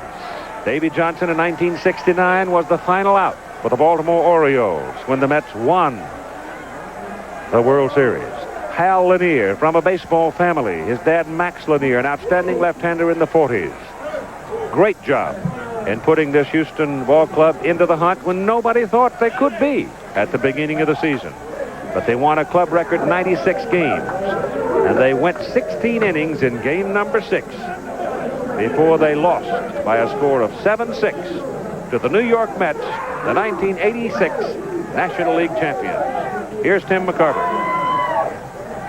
Well, Keith, I feel that the mood in the clubhouse down here is one of exhaustion. I don't feel like the ball club is in the celebratory mood that I would think a club who just won the National League pennant should be in.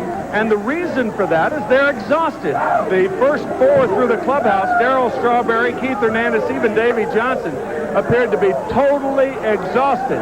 Things are whooping up right now. I think they're getting a second win. And we will try to have some folks up on the platform as soon as they get ready. Most tiring ball game that I have ever been a part of as a fan or as a player. Well, Houston was in a championship series in 1980 with the Philadelphia Phillies for 5 games. It was memorable. It wore on and on and on. And finally, Philadelphia came from behind to win in the 5th game. In this one, though it only went 6 games, it will surely go down as one of the memorable contests in championship play. Well, they popped the champagne all right. And while they may whoop it up, I'll bet you it doesn't last long, because a struggle like this wears your nerves and your body down to the fine edge. And there is still work to be done, because the World Series is scheduled to open on Saturday. And in just a few minutes, the California Angels and the Boston Red Sox will have at it at Fenway Park in game number 7 to determine which American League team will be going to the World Series. Well, the champagne, the bubbly's in the air, and let's go now to Tim with Davy Johnson. I am with the manager of the New York Mets, Davy Johnson. Davy, congratulations. Your perseverance, your patience with this young ball club paid off. You took over in 1984. You've increased every year, and this has got to be very, very satisfying for you. Well, I sure am. I'm really proud of the guys. The day was a real tough day. We were down 3 runs. They fought back. We tied it in the 9th, and you know, it's hard to stay in the game when you're on the road, but they battled and played tough and came back and had the big inning. I'm just really proud of these guys. You sound like you've lost your voice. Yeah, I'm not a real good yeller, but I yelled quite a bit there for a while. Have you ever seen a ball game like that? Not only in post-game play, and you played the 16-13 game in Atlanta last July 4th. Does that compare with this one? No doubt about it. This one, you know, you're on pins and needles to begin with because of the pressure of the game, but to go 15 innings or how many ever went, the guys to stay in there and really battle it, I'm proud of them, really. Were you ever this happy as a player?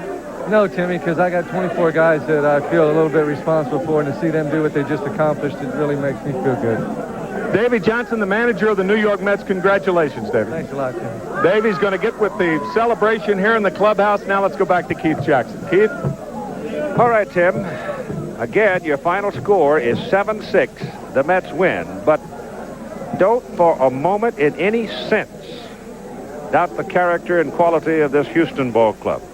It was 7-4 going into the bottom of the 16th inning, and they fought back and had the tying run at second base and the winning run on first base. And just missed. Again, Tim. Keith, one of the key hits in the ball game, of course, a triple by Len Dykstra off of Bob Nepper. And the important thing about that hit, Lenny, a lot of big hits come with men on base. Yours, it seemed like it was an eye-opener for the Mets. Well, I'll tell you what, Nepper was throwing a great ball game. He kept us stale the whole ball game, and, the ninth inning got a spark, and that's all I think we need, to catch a little spark, catch a little fire, and we ignited from there, and it was, a great win. It shows the character of this ball club all year. In Game 3, you had a 2-run homer against Dave Smith, and you said that it was the first home run since your home run in Stratomatic. Have you had any other thrills other than Stratomatic that can compare with this? I'll tell you what, this is the biggest. My first real full year in the major leagues, and to come and win the pennant, and we're going to the World Series is it's been a total team effort, and that's why we're doing it, because of the team. We've had great pitching. We've just had great efforts by everyone, and that's what it takes to win. Of course, you realize what you did today. You didn't start against a left-hander, but you pitch hit against a left-hander, and that left-hander had only allowed 3 base runners through the first 8 innings. Well, Bob Nepper's real tough. He's a tough man on a left-hander, and Davey, he's been using everyone. He keeps everyone sharp. He's been using Mitchell, so he brings me in late, and knowing that they don't have a left-hander in the bullpen, a real stopper left-hander in the bullpen, they're going to bring a right-hander in, so it plays into his hand, so I'm ready to get against the right-hander. So I think, left-handers, I can get on base, and fortunately I was able to start some today. Lenny Dykstra, one of the stars of the games for the New York Mets, as the Mets win 7-6. Let's go back to Keith Jackson. Keith? This National League Championship Series has been brought to you on ABC by the Heartbeat of America, today's Chevrolet. By Bud Light, everything else is just a light. By Bic, for normal or sensitive skin, an extraordinary shave at an extraordinary price. And by IBM, and the growing family of IBM personal computers. It takes a lot of people to do what has been done over the last few days. Our engineering people have done a job for us that we are proud of, and we'd like you to see their names, all those involved. The production staff headed by our producer Peter Lasser, directed by Craig Janoff. Our technical directors, Rich Gelber, John Fider, Chet Mazurik, associate director Dick Buffington, our feature producers John McGinnis and Jimmy Roberts, and all those involved in it. We thank you, gentlemen. You're all pro.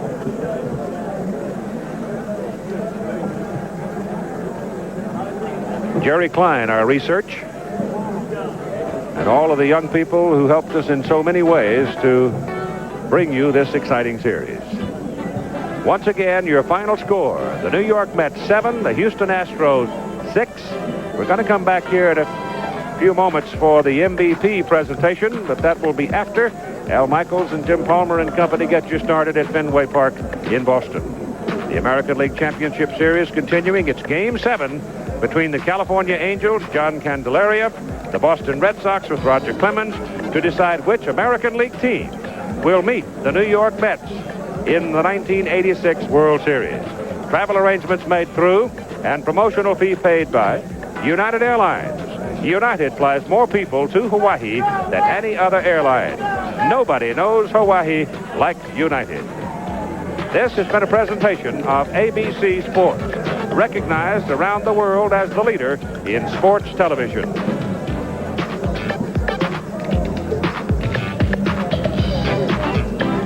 Don't kid yourself. Taking drugs does mess up your life. It's not cool anymore. You know her gags and funny characters, but Carol Burnett's struggle with alcoholic parents, tension, and heartache is a story never told until now to Barbara Walters on 2020 Thursday. Come fly with me, come fly, let's fly away. What are you doing? What does it look like I'm doing? Ruining a perfectly good song. For your information, I'm making my singing debut right here on Mr. Belvedere. When? Friday. Hey, where are you going? To back.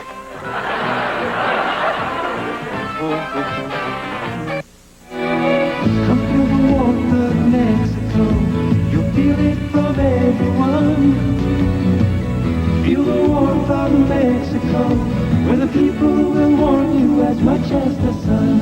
In Mexico, the skies are filled with sunshine, and so are the people.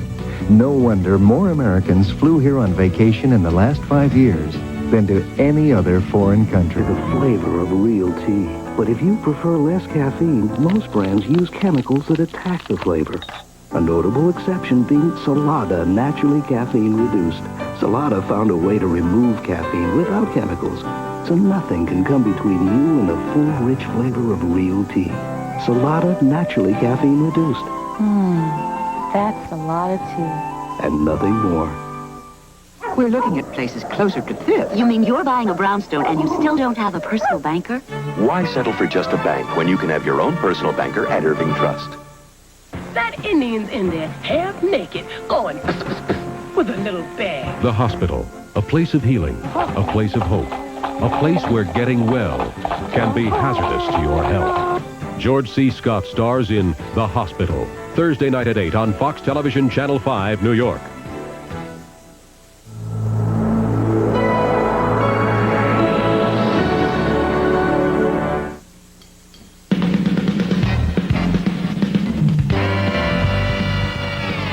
Live from Fox Television Center in Hollywood, it's The Late Show starring Joan Rivers. Joan's guests tonight are Kenny Rogers, comedian Louis Anderson, Tracy Scoggins, Pillay, the Rose Parade Grand Marshal, and the Tournament of Roses Royal Princesses.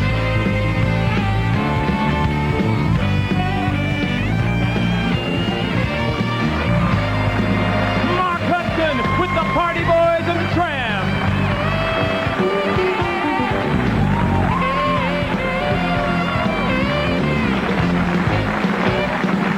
And now, ladies and gentlemen, Miss Joan Rivers!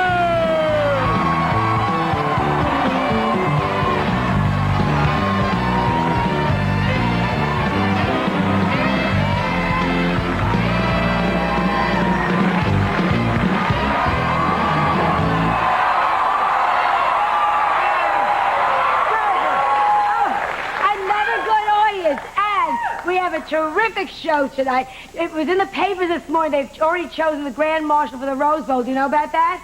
Well, obviously, you don't. But they did, and the Grand Marshal is Pele, who you may or may not know is the great Brazilian soccer player. We have him on the show tonight, and I think it's terrific that they would pick Pele to represent, because he doesn't speak too much English, nor do I, but I think it's perfect that they're picking him to represent L.A. because he doesn't speak English, which makes a lot of sense to me. Also, if you've been around here, backstage, because this is a live show, we just get them right off the street, are the 7 Rose Bowl Parade princesses. They're all 17 years old, you know what I'm saying? And young and pretty. And I felt so, oh, shut up. That's how I feel. I felt so out of place. I mean, standing near all these young girls, I felt like Madonna at an electronics convention. I mean, it was just... Think about it. No, but I kept saying, do you know, like, you're very pretty and young here, but do you know, and you're all girls, I have my contacts in so I can see that. That's or else you're from San Francisco. But you look like you're all girls. Do you know what the Rose Bowl Parade girls do? No, neither do I. All they do, which I asked them backstage, they sit on the float and they point at flowers, which makes me very happy because now we know where the next Vanna White's going to come from. But it's just, and do you also know that, because they've been telling me everything, they're very chatty, that Russians do not have any parades like we have, which you can't, because you've seen Russian women, you can't, how are they going to have a Rose Bowl parade? I mean, these women are fastos. There's no float big enough to carry 8 women. There was one woman in Russia that won a beauty contest, and we tried to get her over here today, but unfortunately, during the winter, she was shot as a moose. So it's just... because they're not gorgeous. Did you see them? Were you watching the Reykjavik pictures? The women... Russia is the only country in the world where women don't have to carry rape whistles. And, in Reykjavik, the Russian ambassador saw a picture of Jack Klugman, and he said, "Who's this good-looking chick?"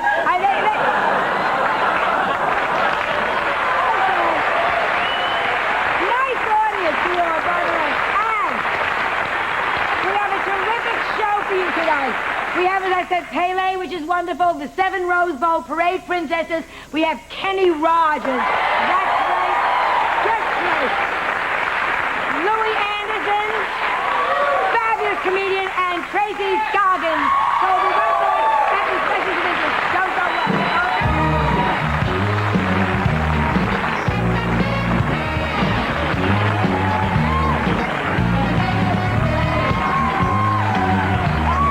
The Late Show is brought to you by Soft Scrub, the liquid cleanser that cleans powerfully without harsh scratching.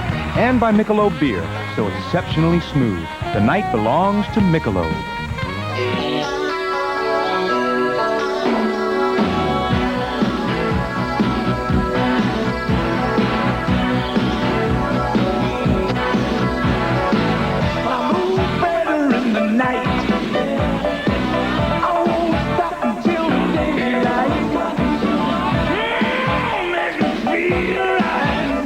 Exceptionally smooth. The night belongs to Michelob.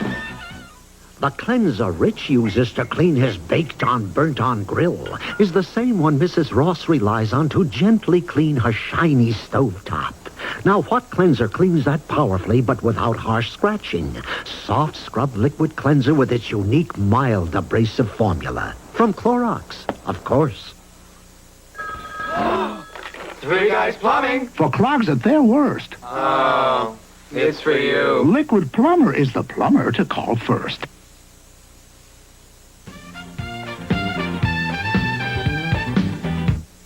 If you've never driven a Mitsubishi Galant, get ready to soothe your nervous system.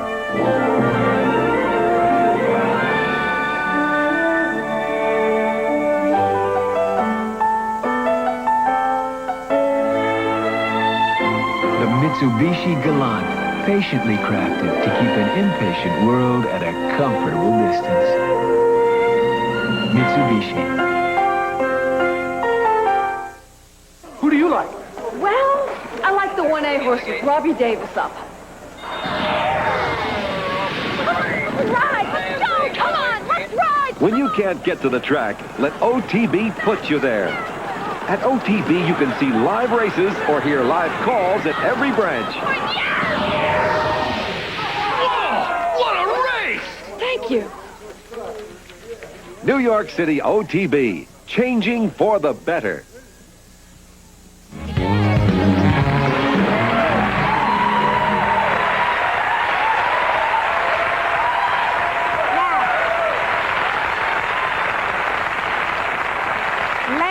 If any of you watch, we had a young man who works in the housewares department of the May Company, Stanley Baptiste, on. Did you see that? And we asked him to sing, and he sang, and look what happened. Marlon Jackson of the Jackson 5 is taking Stanley's tape to A&M Records. That's number 1. Roy Gerber, who is Diane Carroll's manager, is taking Stanley's tape to Star Search. That's 2. The Link Society has engaged him to perform. There's a guy named Gary Marks of Rocket Entertainment who runs the Backlot nightclub. He wants him to MC this coming Monday night. And best of all, the May Company sales in juices has gone up 3%. Isn't that wonderful? Isn't that exciting?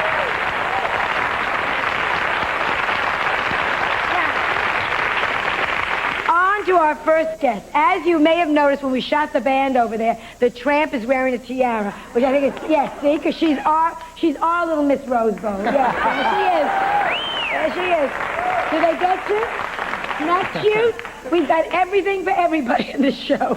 But this morning, we were lucky enough, we read in the newspaper about Pele coming to become the Grand Marshal. We were lucky enough to call and get him. The man is, they made him to a national monument, if I believe that's correct, in Brazil, which means that he's a national treasure in Brazil, which means that he cannot work any other place out of the country. That's how much they adore him. That's what a good soccer player he is. We are thrilled to have him with us. He has been picked as Grand Marshal, and some list. The list that includes John Wayne, Mary Pickford, Frank Sinatra, and Richard Nixon. How do you like that? Will you please help me welcome the world-renowned soccer star Pele and the 7 beautiful, beautiful young Rose Bowl princesses.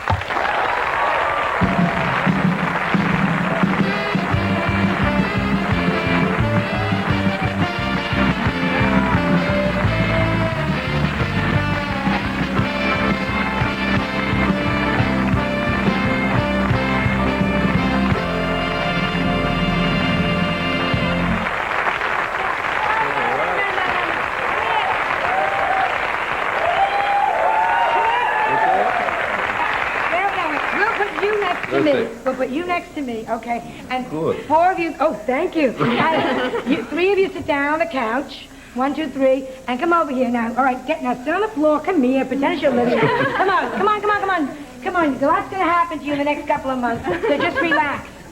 You're all 7, and let me give you each a rose. Wait a second. Box bears no expense.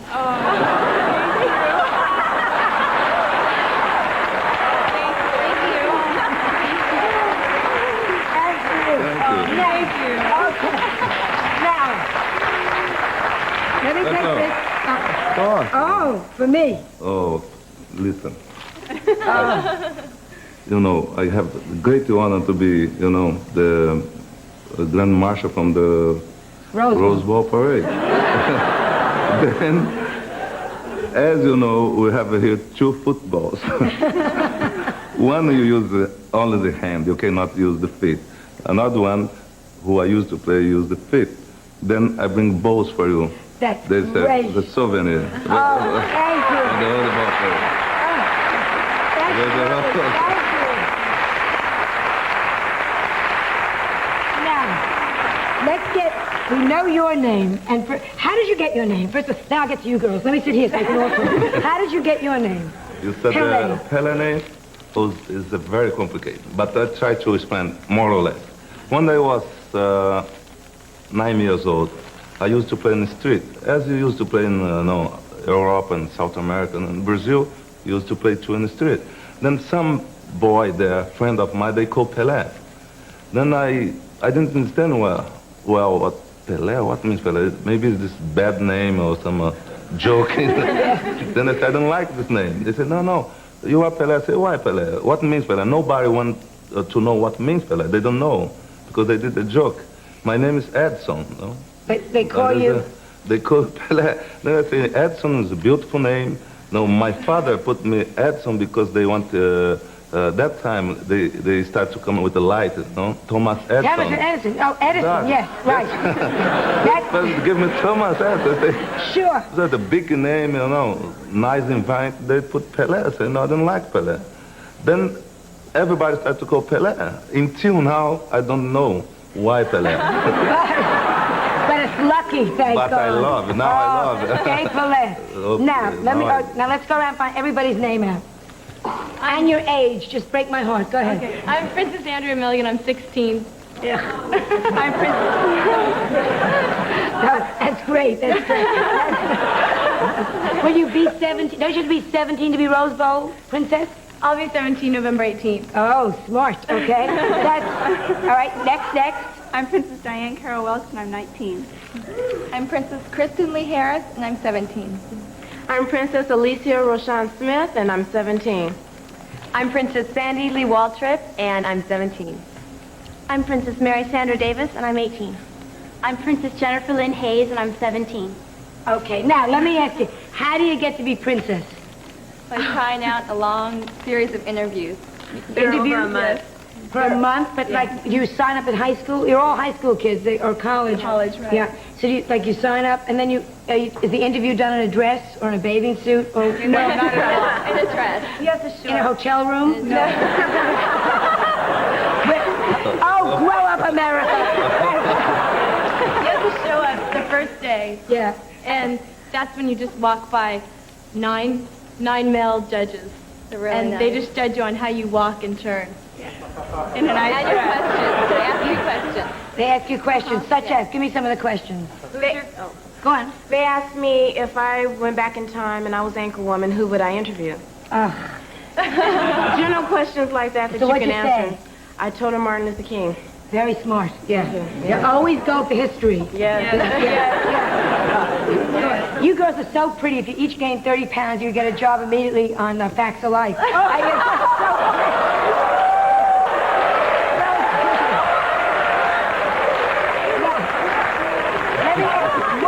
What do you have to do?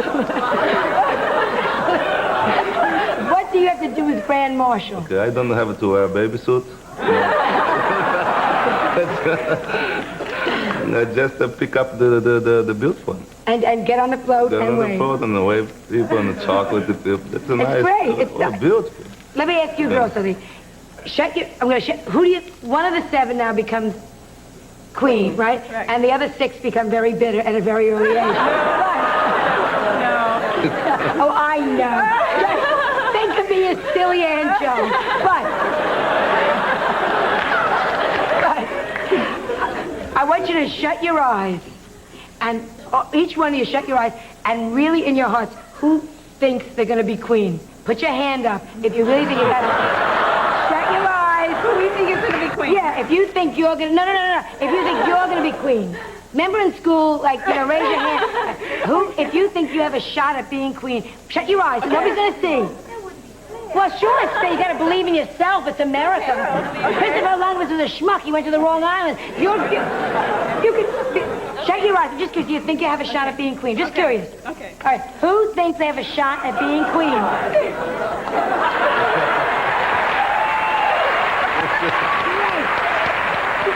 Well, I wish all of you would be queen. Let me do this. I know you have to leave. Let's do a commercial because you all look so great, okay? All right. You can all do the commercial because you all should be doing this product. All right. And now a word from, come on, performing reference from L'Oreal. We'll be right back.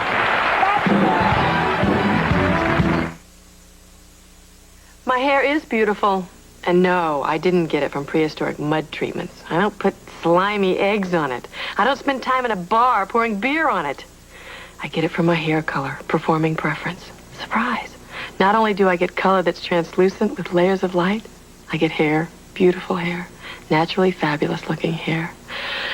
So I have everything. And I, for one, am worth it. Performing preference from L'Oreal.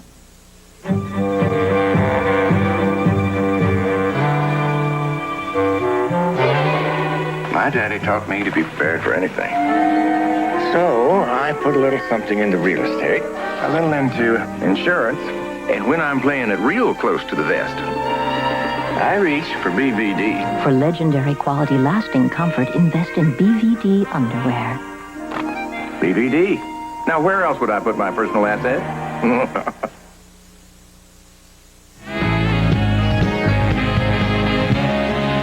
In all the world, there is only one name big enough, one dealer large enough to serve all your automotive needs.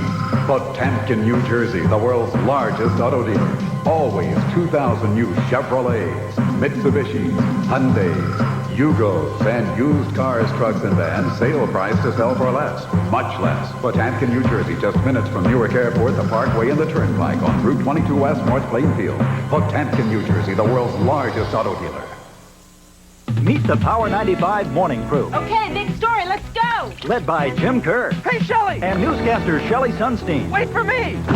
Working closely together, they're quick to cover the hot stories. That was quick. And this is hot. Jim Kerr makes Power 95's biggest splash. Today could be a wet one. But don't miss Howard the cab driver's radar weather. Watch out. Mornings on Power 95. With a morning crew like mine, you can feel the power. Jim? WPLJ. Thought I saw Jim. Power 95.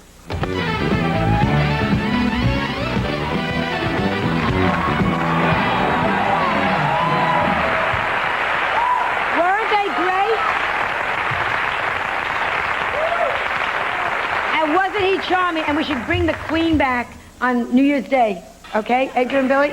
And also Pele, because he was just adorable. And he's going to show his soccer things. But my next guest is adorable, too. He has the most incredible credits in the music business. The hits go on. He sold over 500 million records. His hits include Lucille, The Gambler, Don't Take Your Love From Me. I mean, it goes on. Coward of the Country, Through the Years, Lady, many, many more. His 2 movies, Gambler 1 and Gambler 2, among the highest ever rated on television. He now has a new album out called Kenny Rogers. They don't make them like they used to, and he's going to sing the title song from that, written by Carol Bear Sager. Mr. Kenny Rogers.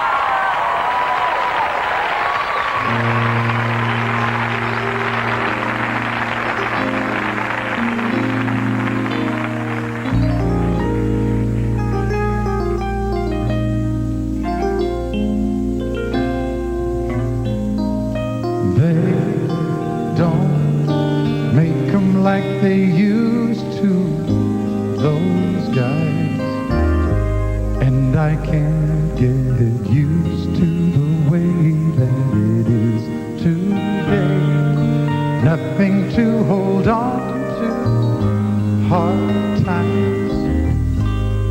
And though I try, I just can't find a reason these days. And it seems like the seasons are passing me, they're going by. Nothing to hold on to, hard times. And it goes on, so count on me. And I'll count on you. You can lean on me. The two of us are stronger. We won't be alone any longer. Now and for always, we will be good friends. Count on me into any storm.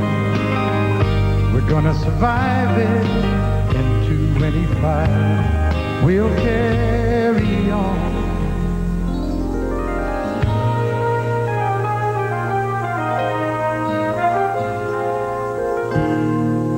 Know that one day you and me will both be old friends, and we'll sit on the sofa and talk about how they don't make 'em like they used to, those guys.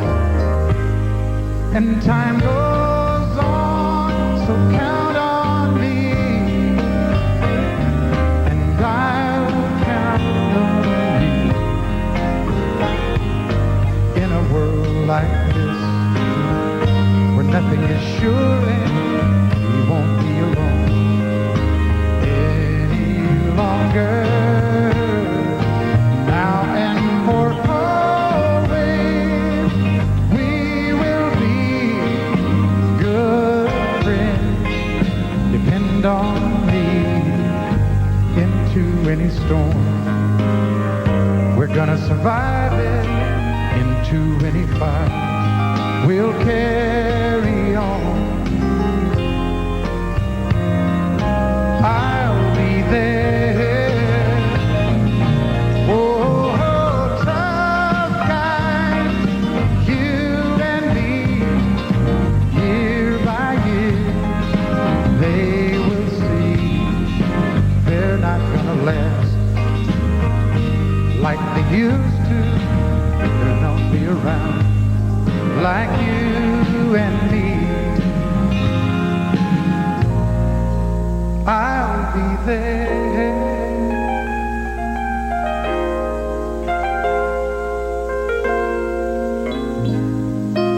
They don't make 'em like they used to.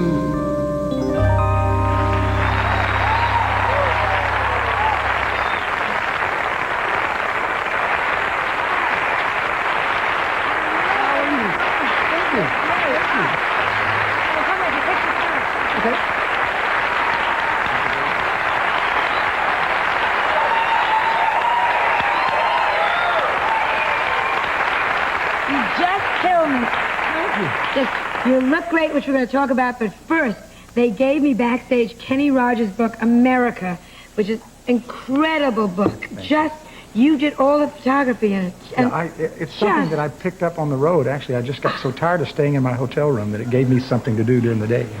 Yeah, no, people don't know when you're on the road and you're by yourself, even with friends around, you go crazy when you go on a long tour after a while. Well, this is the way I could prove to Marianne I was by myself. So sure. Well, we don't know who's She worries when I don't occupy my time with something. But they're so poetic. Thank you. They're just, it's like a whole, you can make it as a photographer.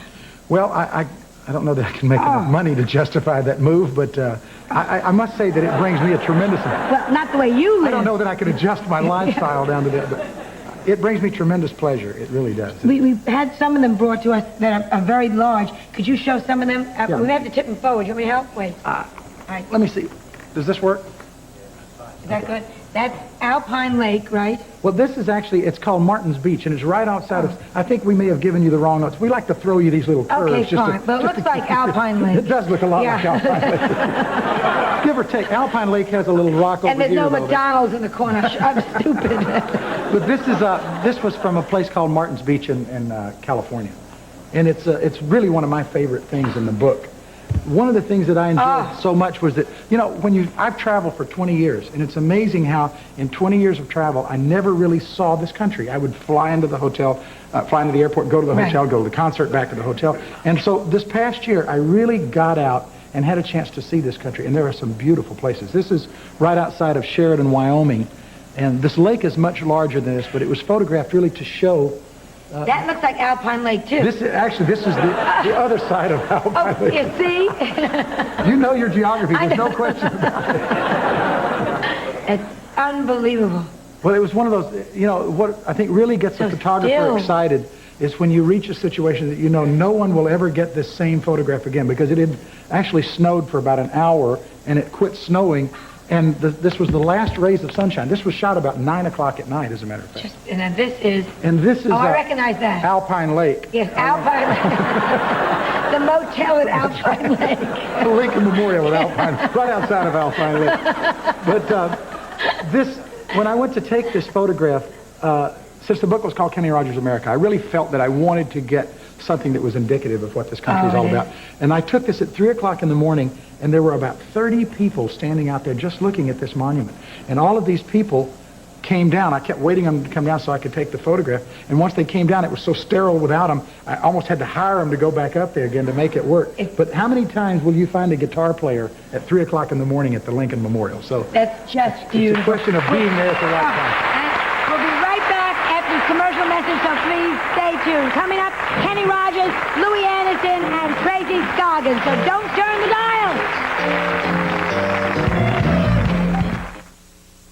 Do you have a cold? Itchy eyes, stuffed up nose, cough, sore throat, aches and pains.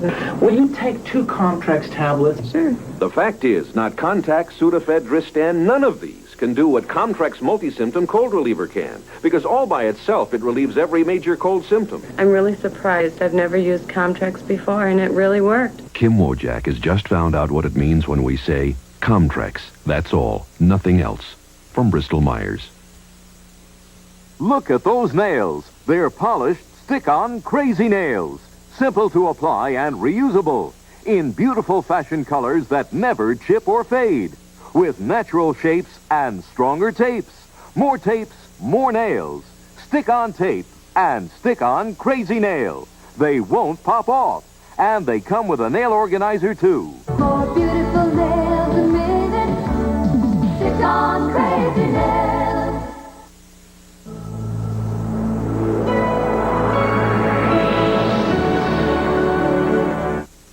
What is it that makes New York's daily numbers such a fun game to play? Could it be that you can play it any day of the week?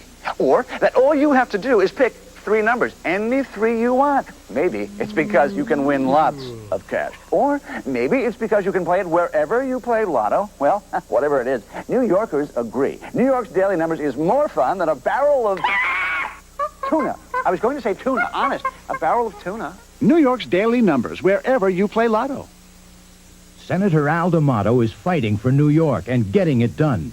Senator D'Amato fought for state and local tax deductibility and won. Senator D'Amato fought for tougher crime and drug laws and won. Senator D'Amato fought to save guaranteed student loans for college students and won. Senator D'Amato fought for senior citizen housing and won. And Senator D'Amato fought for more mass transit funds and won. Senator Al D'Amato fighting and winning for New York. There's only one radio station in New York that specializes in songs you can sing along with. WLTW, light music at 106.7 FM. And here's the best part. Light FM gives you favorites by Streisand, Mathis, Lionel Richie, all greats by the best people making music with hardly any talk or interruptions. There's no other radio station like it in New York. Listen right here at 106.7 WLTW, Light FM. If living with obsession is a sin, let me be guilty. Calvin Klein's obsession for men. I'd know him in the dark. At Macy's Bamberger's.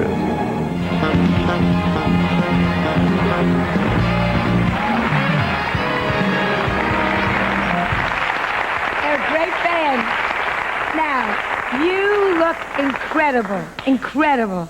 And you lost weight, but you also did other things to look incredible. Well, I've always liked to take the quick, easy method of weight loss. You know, as I struggled so long with my weight, and still it really is a real problem with me because, I mean, I can blow up with the big boys, you know. And so for me, I have to, what I did is I saw this, you know, it's funny how I do things. I saw an ad in a paper that says, you know, you should try this. So I tried it. What the hell? It's called lipolysis or something. It's fat suction. You can say it anyway. Yeah. It's fat suction. Yeah.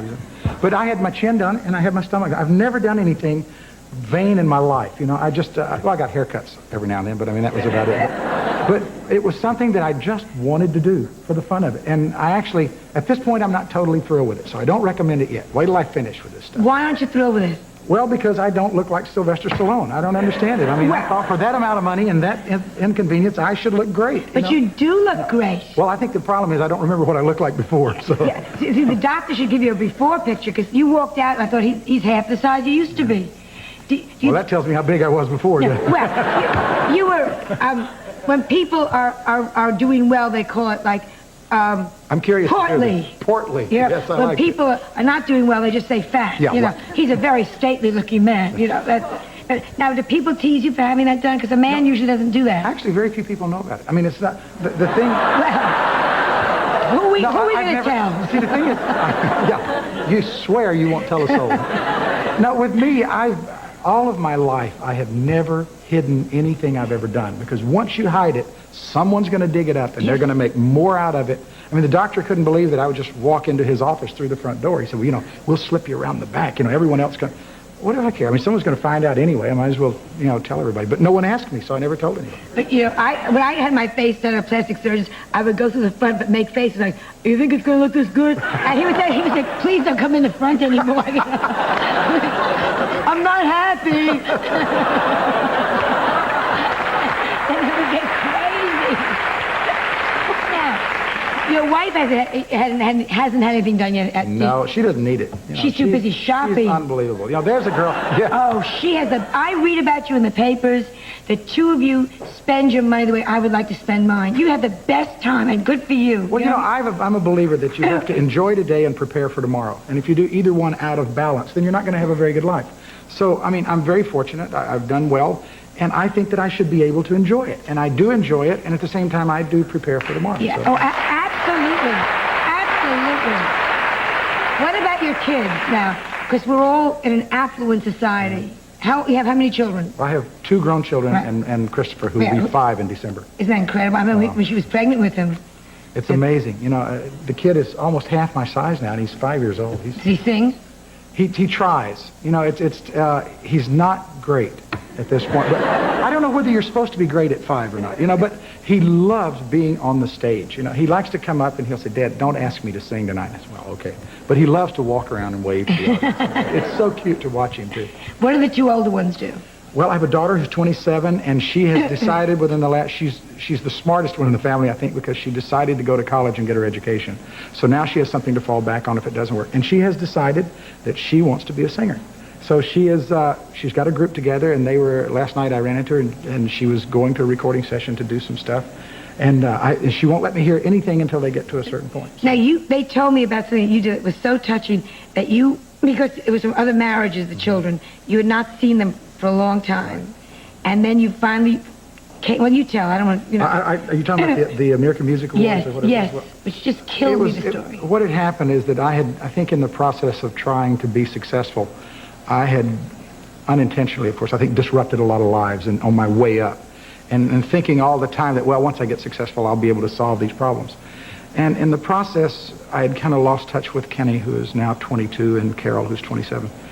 And we kind of reconnected for a while, and I was doing a TV show that actually I didn't think I was going to be able to make, and I was accepting an award, and I'd asked my son if he would accept it for me, which was, I thought, a really nice opportunity for he and I to get closer together. And then it turned out that I could make it. So when I went on stage to receive the award, I brought both of them up, And it was just, to me, it was a chance for me to, in a sense, apologize to them and introduce them to the rest of the world, because they're very talented, very good kids. And it's nice to kind of get a chance to get to know them. And I regret what I did to them earlier, and hopefully in the future I can help make it up. Are you doing different things now with the baby? Totally different. Yeah, I think that's the one thing that I am really good at, is I really feel I learn from my mistakes. And that what's really sad is I think that not only did I deprive them of a father, I deprived myself of some really great times with these kids. So with Christopher, I am determined not to miss that, and I work very hard at that. So maybe also because I had Melissa late, I made sure I enjoyed every minute, because it goes so quickly. Oh, you know? Tell me. It just, you turn around and go, who is this person? You know, clean up your room. And they go, why should I? Well, then again, don't clean up your room. You know. We'll be right back with Louis Anderson and Tracy Scoggin, so don't turn your dial.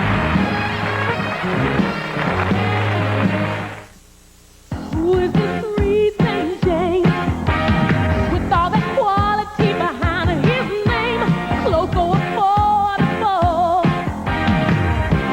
Tell me who's the three things, Jane.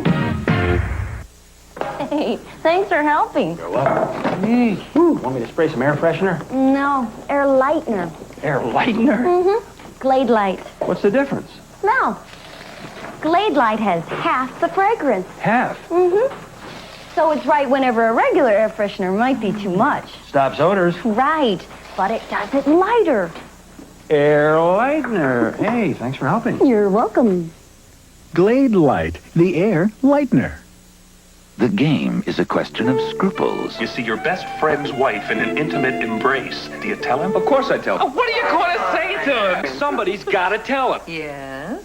It's not going to be me. A question of scruples from Milton Bradley.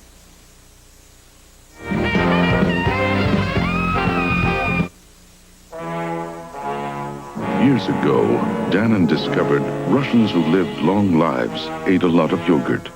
They didn't tell you how they lived. So we gave them La Yogurt, the great tasting yogurt from America. Now they not only can live longer, they can live better. Life is too short to miss out on La Yogurt. I swear by Apollo the physician, and Aesculapius, and health and all heal. According to the law of medicine, but to no others, I will follow that method of treatment which according to my ability and judgment, I consider for the benefit of my patients. These words are being brought to you by one of America's most successful, innovative, and affordable health plans, because we're still idealistic enough to believe them. For the benefit of the sick. MaxiCare. Health care the way it was meant to be.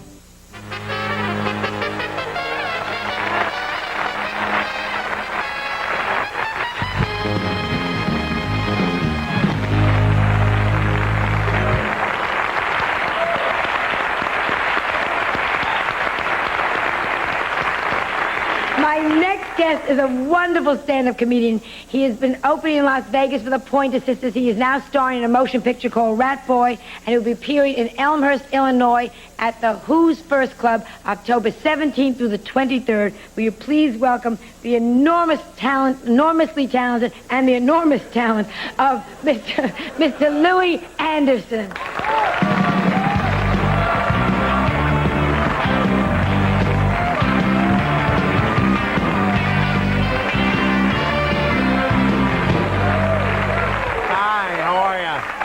Just got back from Vegas, a weird town.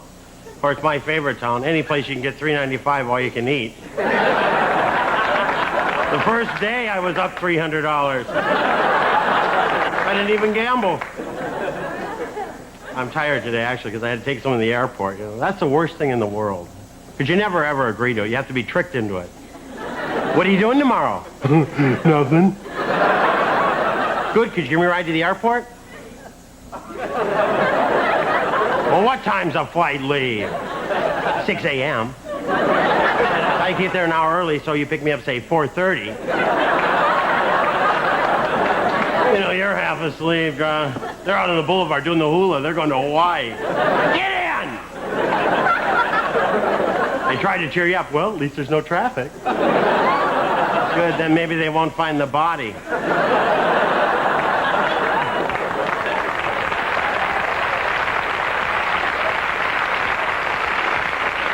No, you drop them off, it's 5:08. You're all wound up. Where can I go? The only thing open is 7-Eleven, which is good because they're all wound up. Hi, how are you? I was at the airport. Can I get a big gulp? I never ask anyone for a ride. I take a cab. Never check your bags either. They lost mine once. I had a horrible nightmare. Pee Wee Herman had my underwear. Running down a terminal. Give me those. And the security at the airport. Do you guys feel secure? Haven't you ever wanted to say to those guys, hey, could you check that guy again? Isn't he on my flight? Well, they can't because they're too busy with some Texan going, it must be my belt buckle.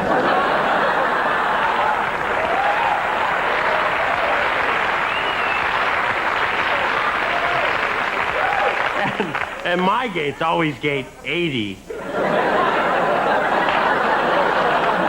You know my doctor's in on it. Well, we got him walking to the gate.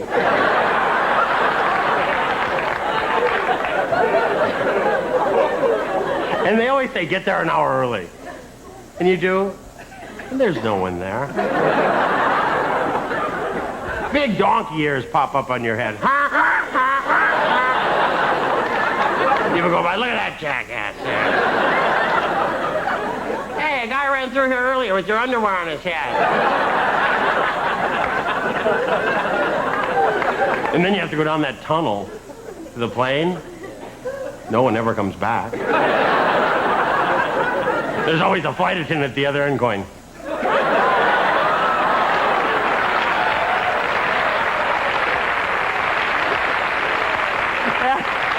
And the closer you get to the plane, the dumber you get. By the time you reach that flight attendant, you can't even read your seat number.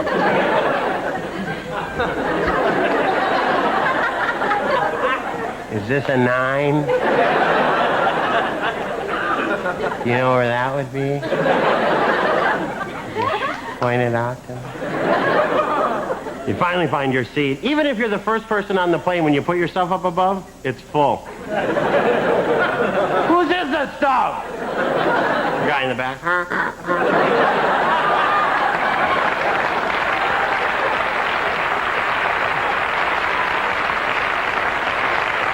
And then you finally get in, you're relaxed, and the airlines, they know how to really relax you, though, don't they?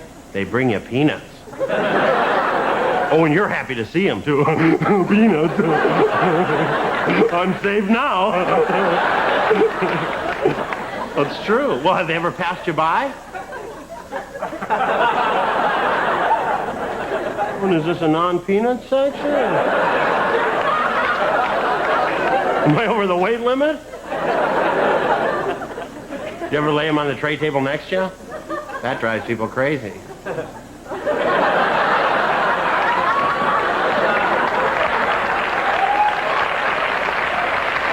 You gonna eat those? I might. I love first class. First class, that's my favorite. Oh, I love it. Eat first, on and off the plane first. They even bring you almonds up there. You know what's sad, though? They close that curtain on everyone else in back. Oh, I feel sorry for the people. Well, I keep them up on what's going on, though. We're eating now.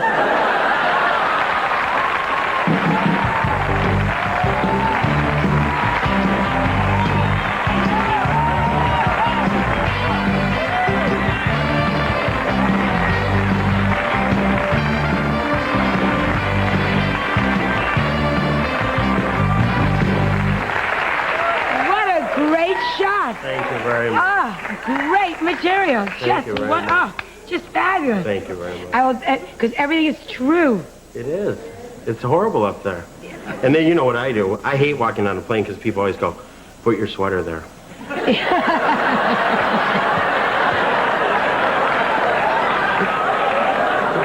They should want me to sit by him. Yeah, I'm not likely to die. No, but now you're. I'm big. Yes, you're big. How much do you weigh? I think I weigh about 370. That's a lot. Yeah. Are you gonna? I weigh as much as all those princesses did put together. Are you gonna try? In fact, they'll be riding me during the parade.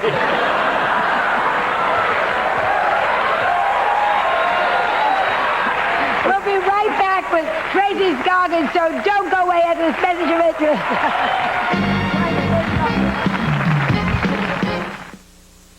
Right now, it's building up on your teeth.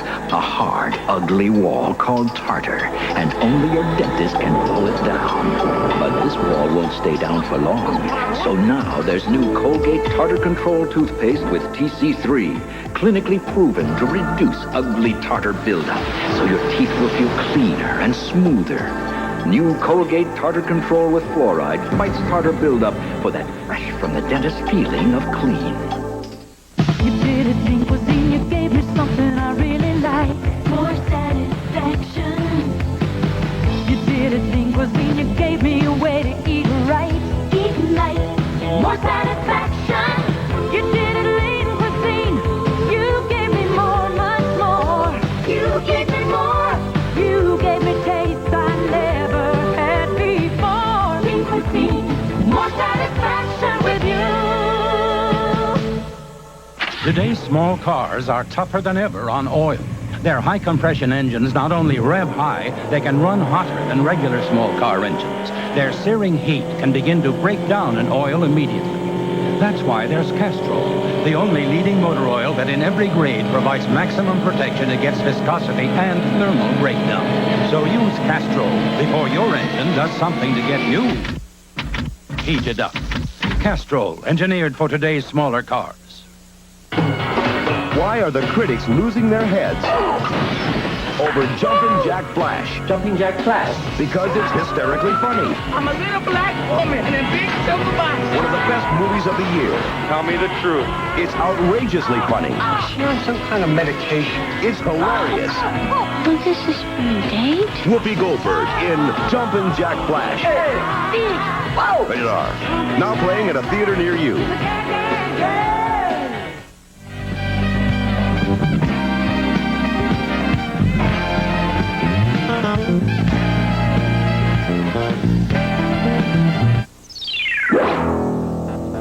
The miracle of a father's love has brought his 14-year-old son back to life, out of a coma from which doctors said he might never awaken. Billy's father never gave up, even when medical experts did. Now, Billy is coming home. I'm Maury Povich. On A Current Affair, the amazing story of how a father's tender, loving care triumphed over modern medical science. Watch A Current Affair tomorrow live at 7:30 here on Channel 5.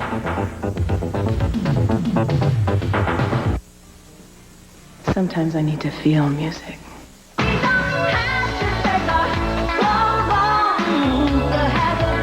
Hot 103. Hot 103.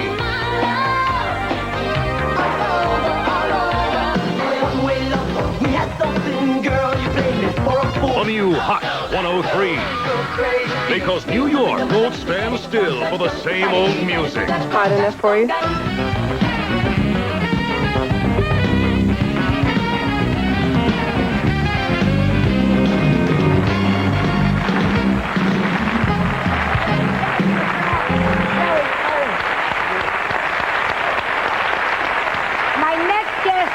Began as a model, then she was a lead singer in an all-girl rock group. She can twirl a lariat. She can do a backflip.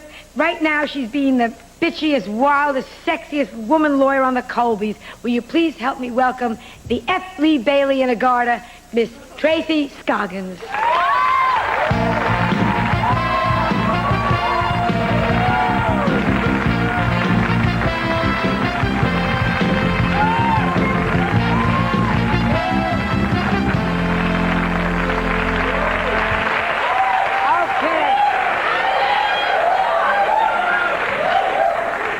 The dress is fabulous. What about this dress? What about this dress?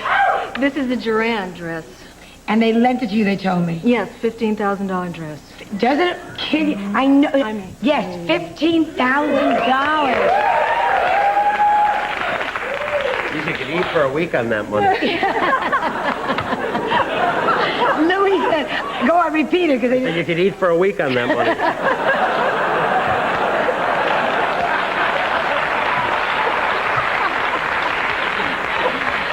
Do you ever ever sit in a dress, because my clothes are very often lent to me also, do you ever sit in a dress and think, I could buy a car or have this dress? Sure. It's madness, you know.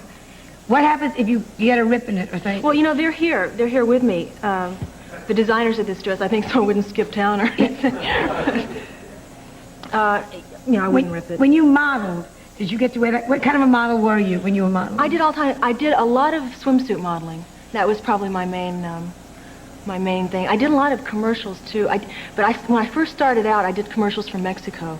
From Mexico? From Mexico. I mean, I paid my dues. It's not like Hollywood here where you're really pampered. I mean, you say you like avocados and they make you guacamole.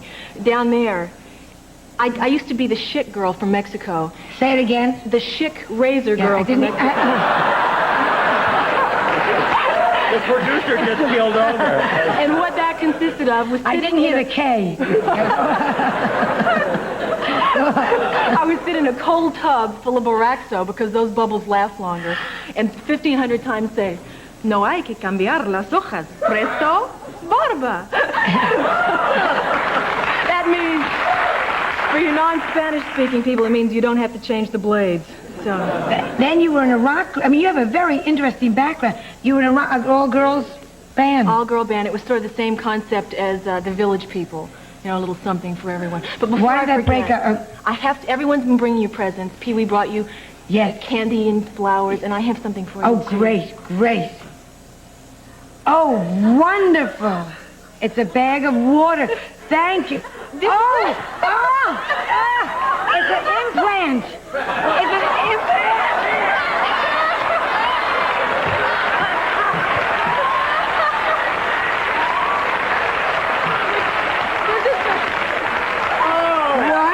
This is from all the broads at the Colbys. We call it Victoria. But it's not old enough.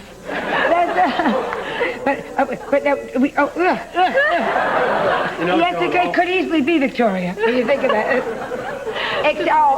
Please! All of a sudden, go on. Oh no, we Boo! You want Victoria? Here. Look, it doesn't break.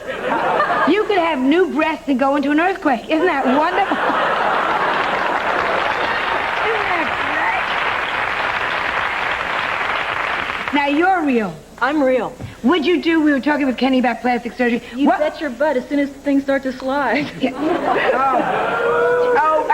You don't know what it's like. When I give myself a pedicure now and I go 12 toes, I know it's time to do. No, but that's what I would have. I wish they would come up with a foot reduction because that's what I would have done. Let me see your feet. I have huge feet.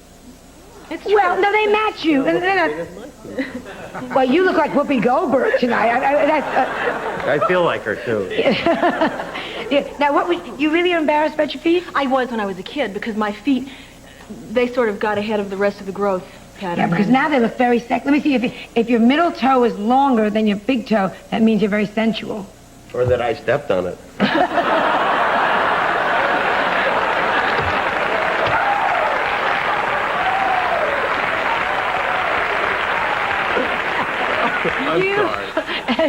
Don't be sorry. You're funny.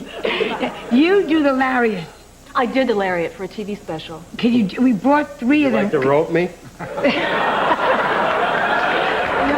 Could you do it? I barely learned it for then. I don't know if I could do it. You want to try?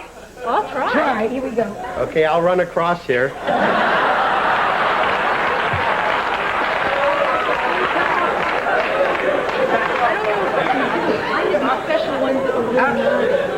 These are all. You did this for a TV special. This one is stiff. No, is that better? This is not.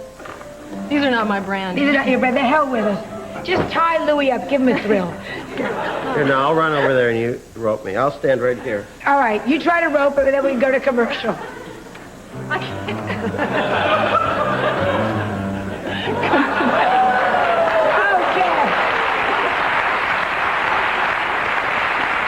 Good try. We'll be right back after this commercial message, so don't go away.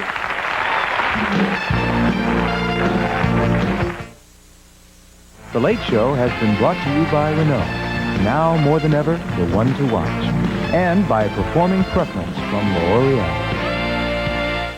I look great when my hair is beautiful, no matter what. I can wear shoes that cause me agony and look fine. Even grow a double chin and look okay. I always want beautiful hair. That's why I use Performing Preference. The color's fabulous. It's translucent. It glimmers. Look at this hair. It even feels beautiful. And why not? Am I worth it or what? Performing Preference from L'Oreal. You know, the engineers who designed this Renault Alliance did a beautiful job of taming the small car. And then they got, well, restless. The result is this guy, the Renault GTA. Everything from GTA's wheels and tires to the engine has been specifically designed for performance. So if you want something a little more stimulating than the family wheels, come on, just say you got a little restless too.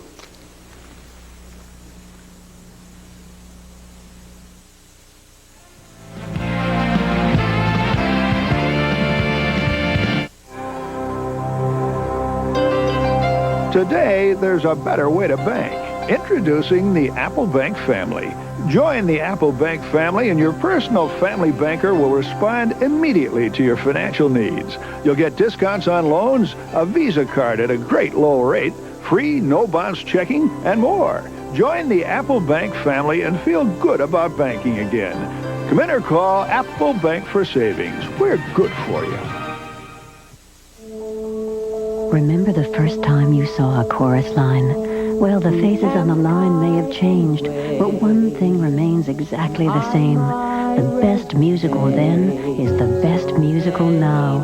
The best musical ever. A chorus line on Broadway where it belongs. I need this job. You gotta see this show. Again, call 239-6200 for tickets.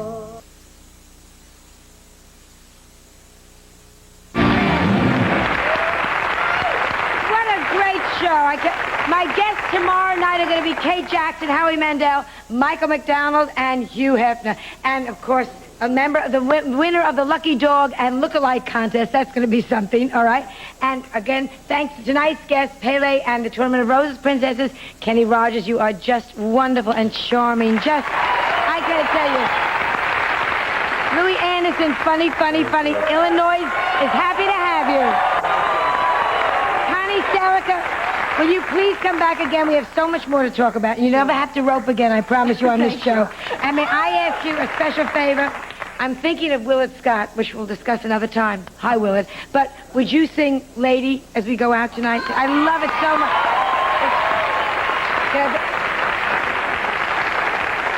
Just great. I want to do this for Louie's mom.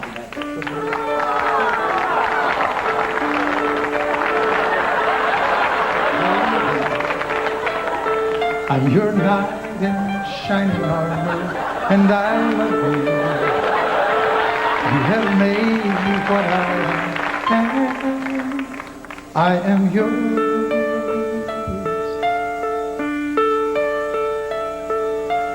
My love, there's so many ways I want to say I love you. Let me hold you in my arms evermore.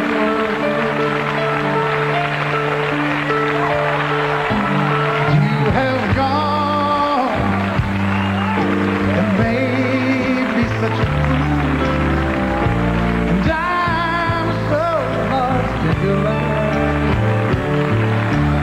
Whoa, we belong to Joan Rivers War Show by Eamon Morty of Newport. Won't you believe in my song?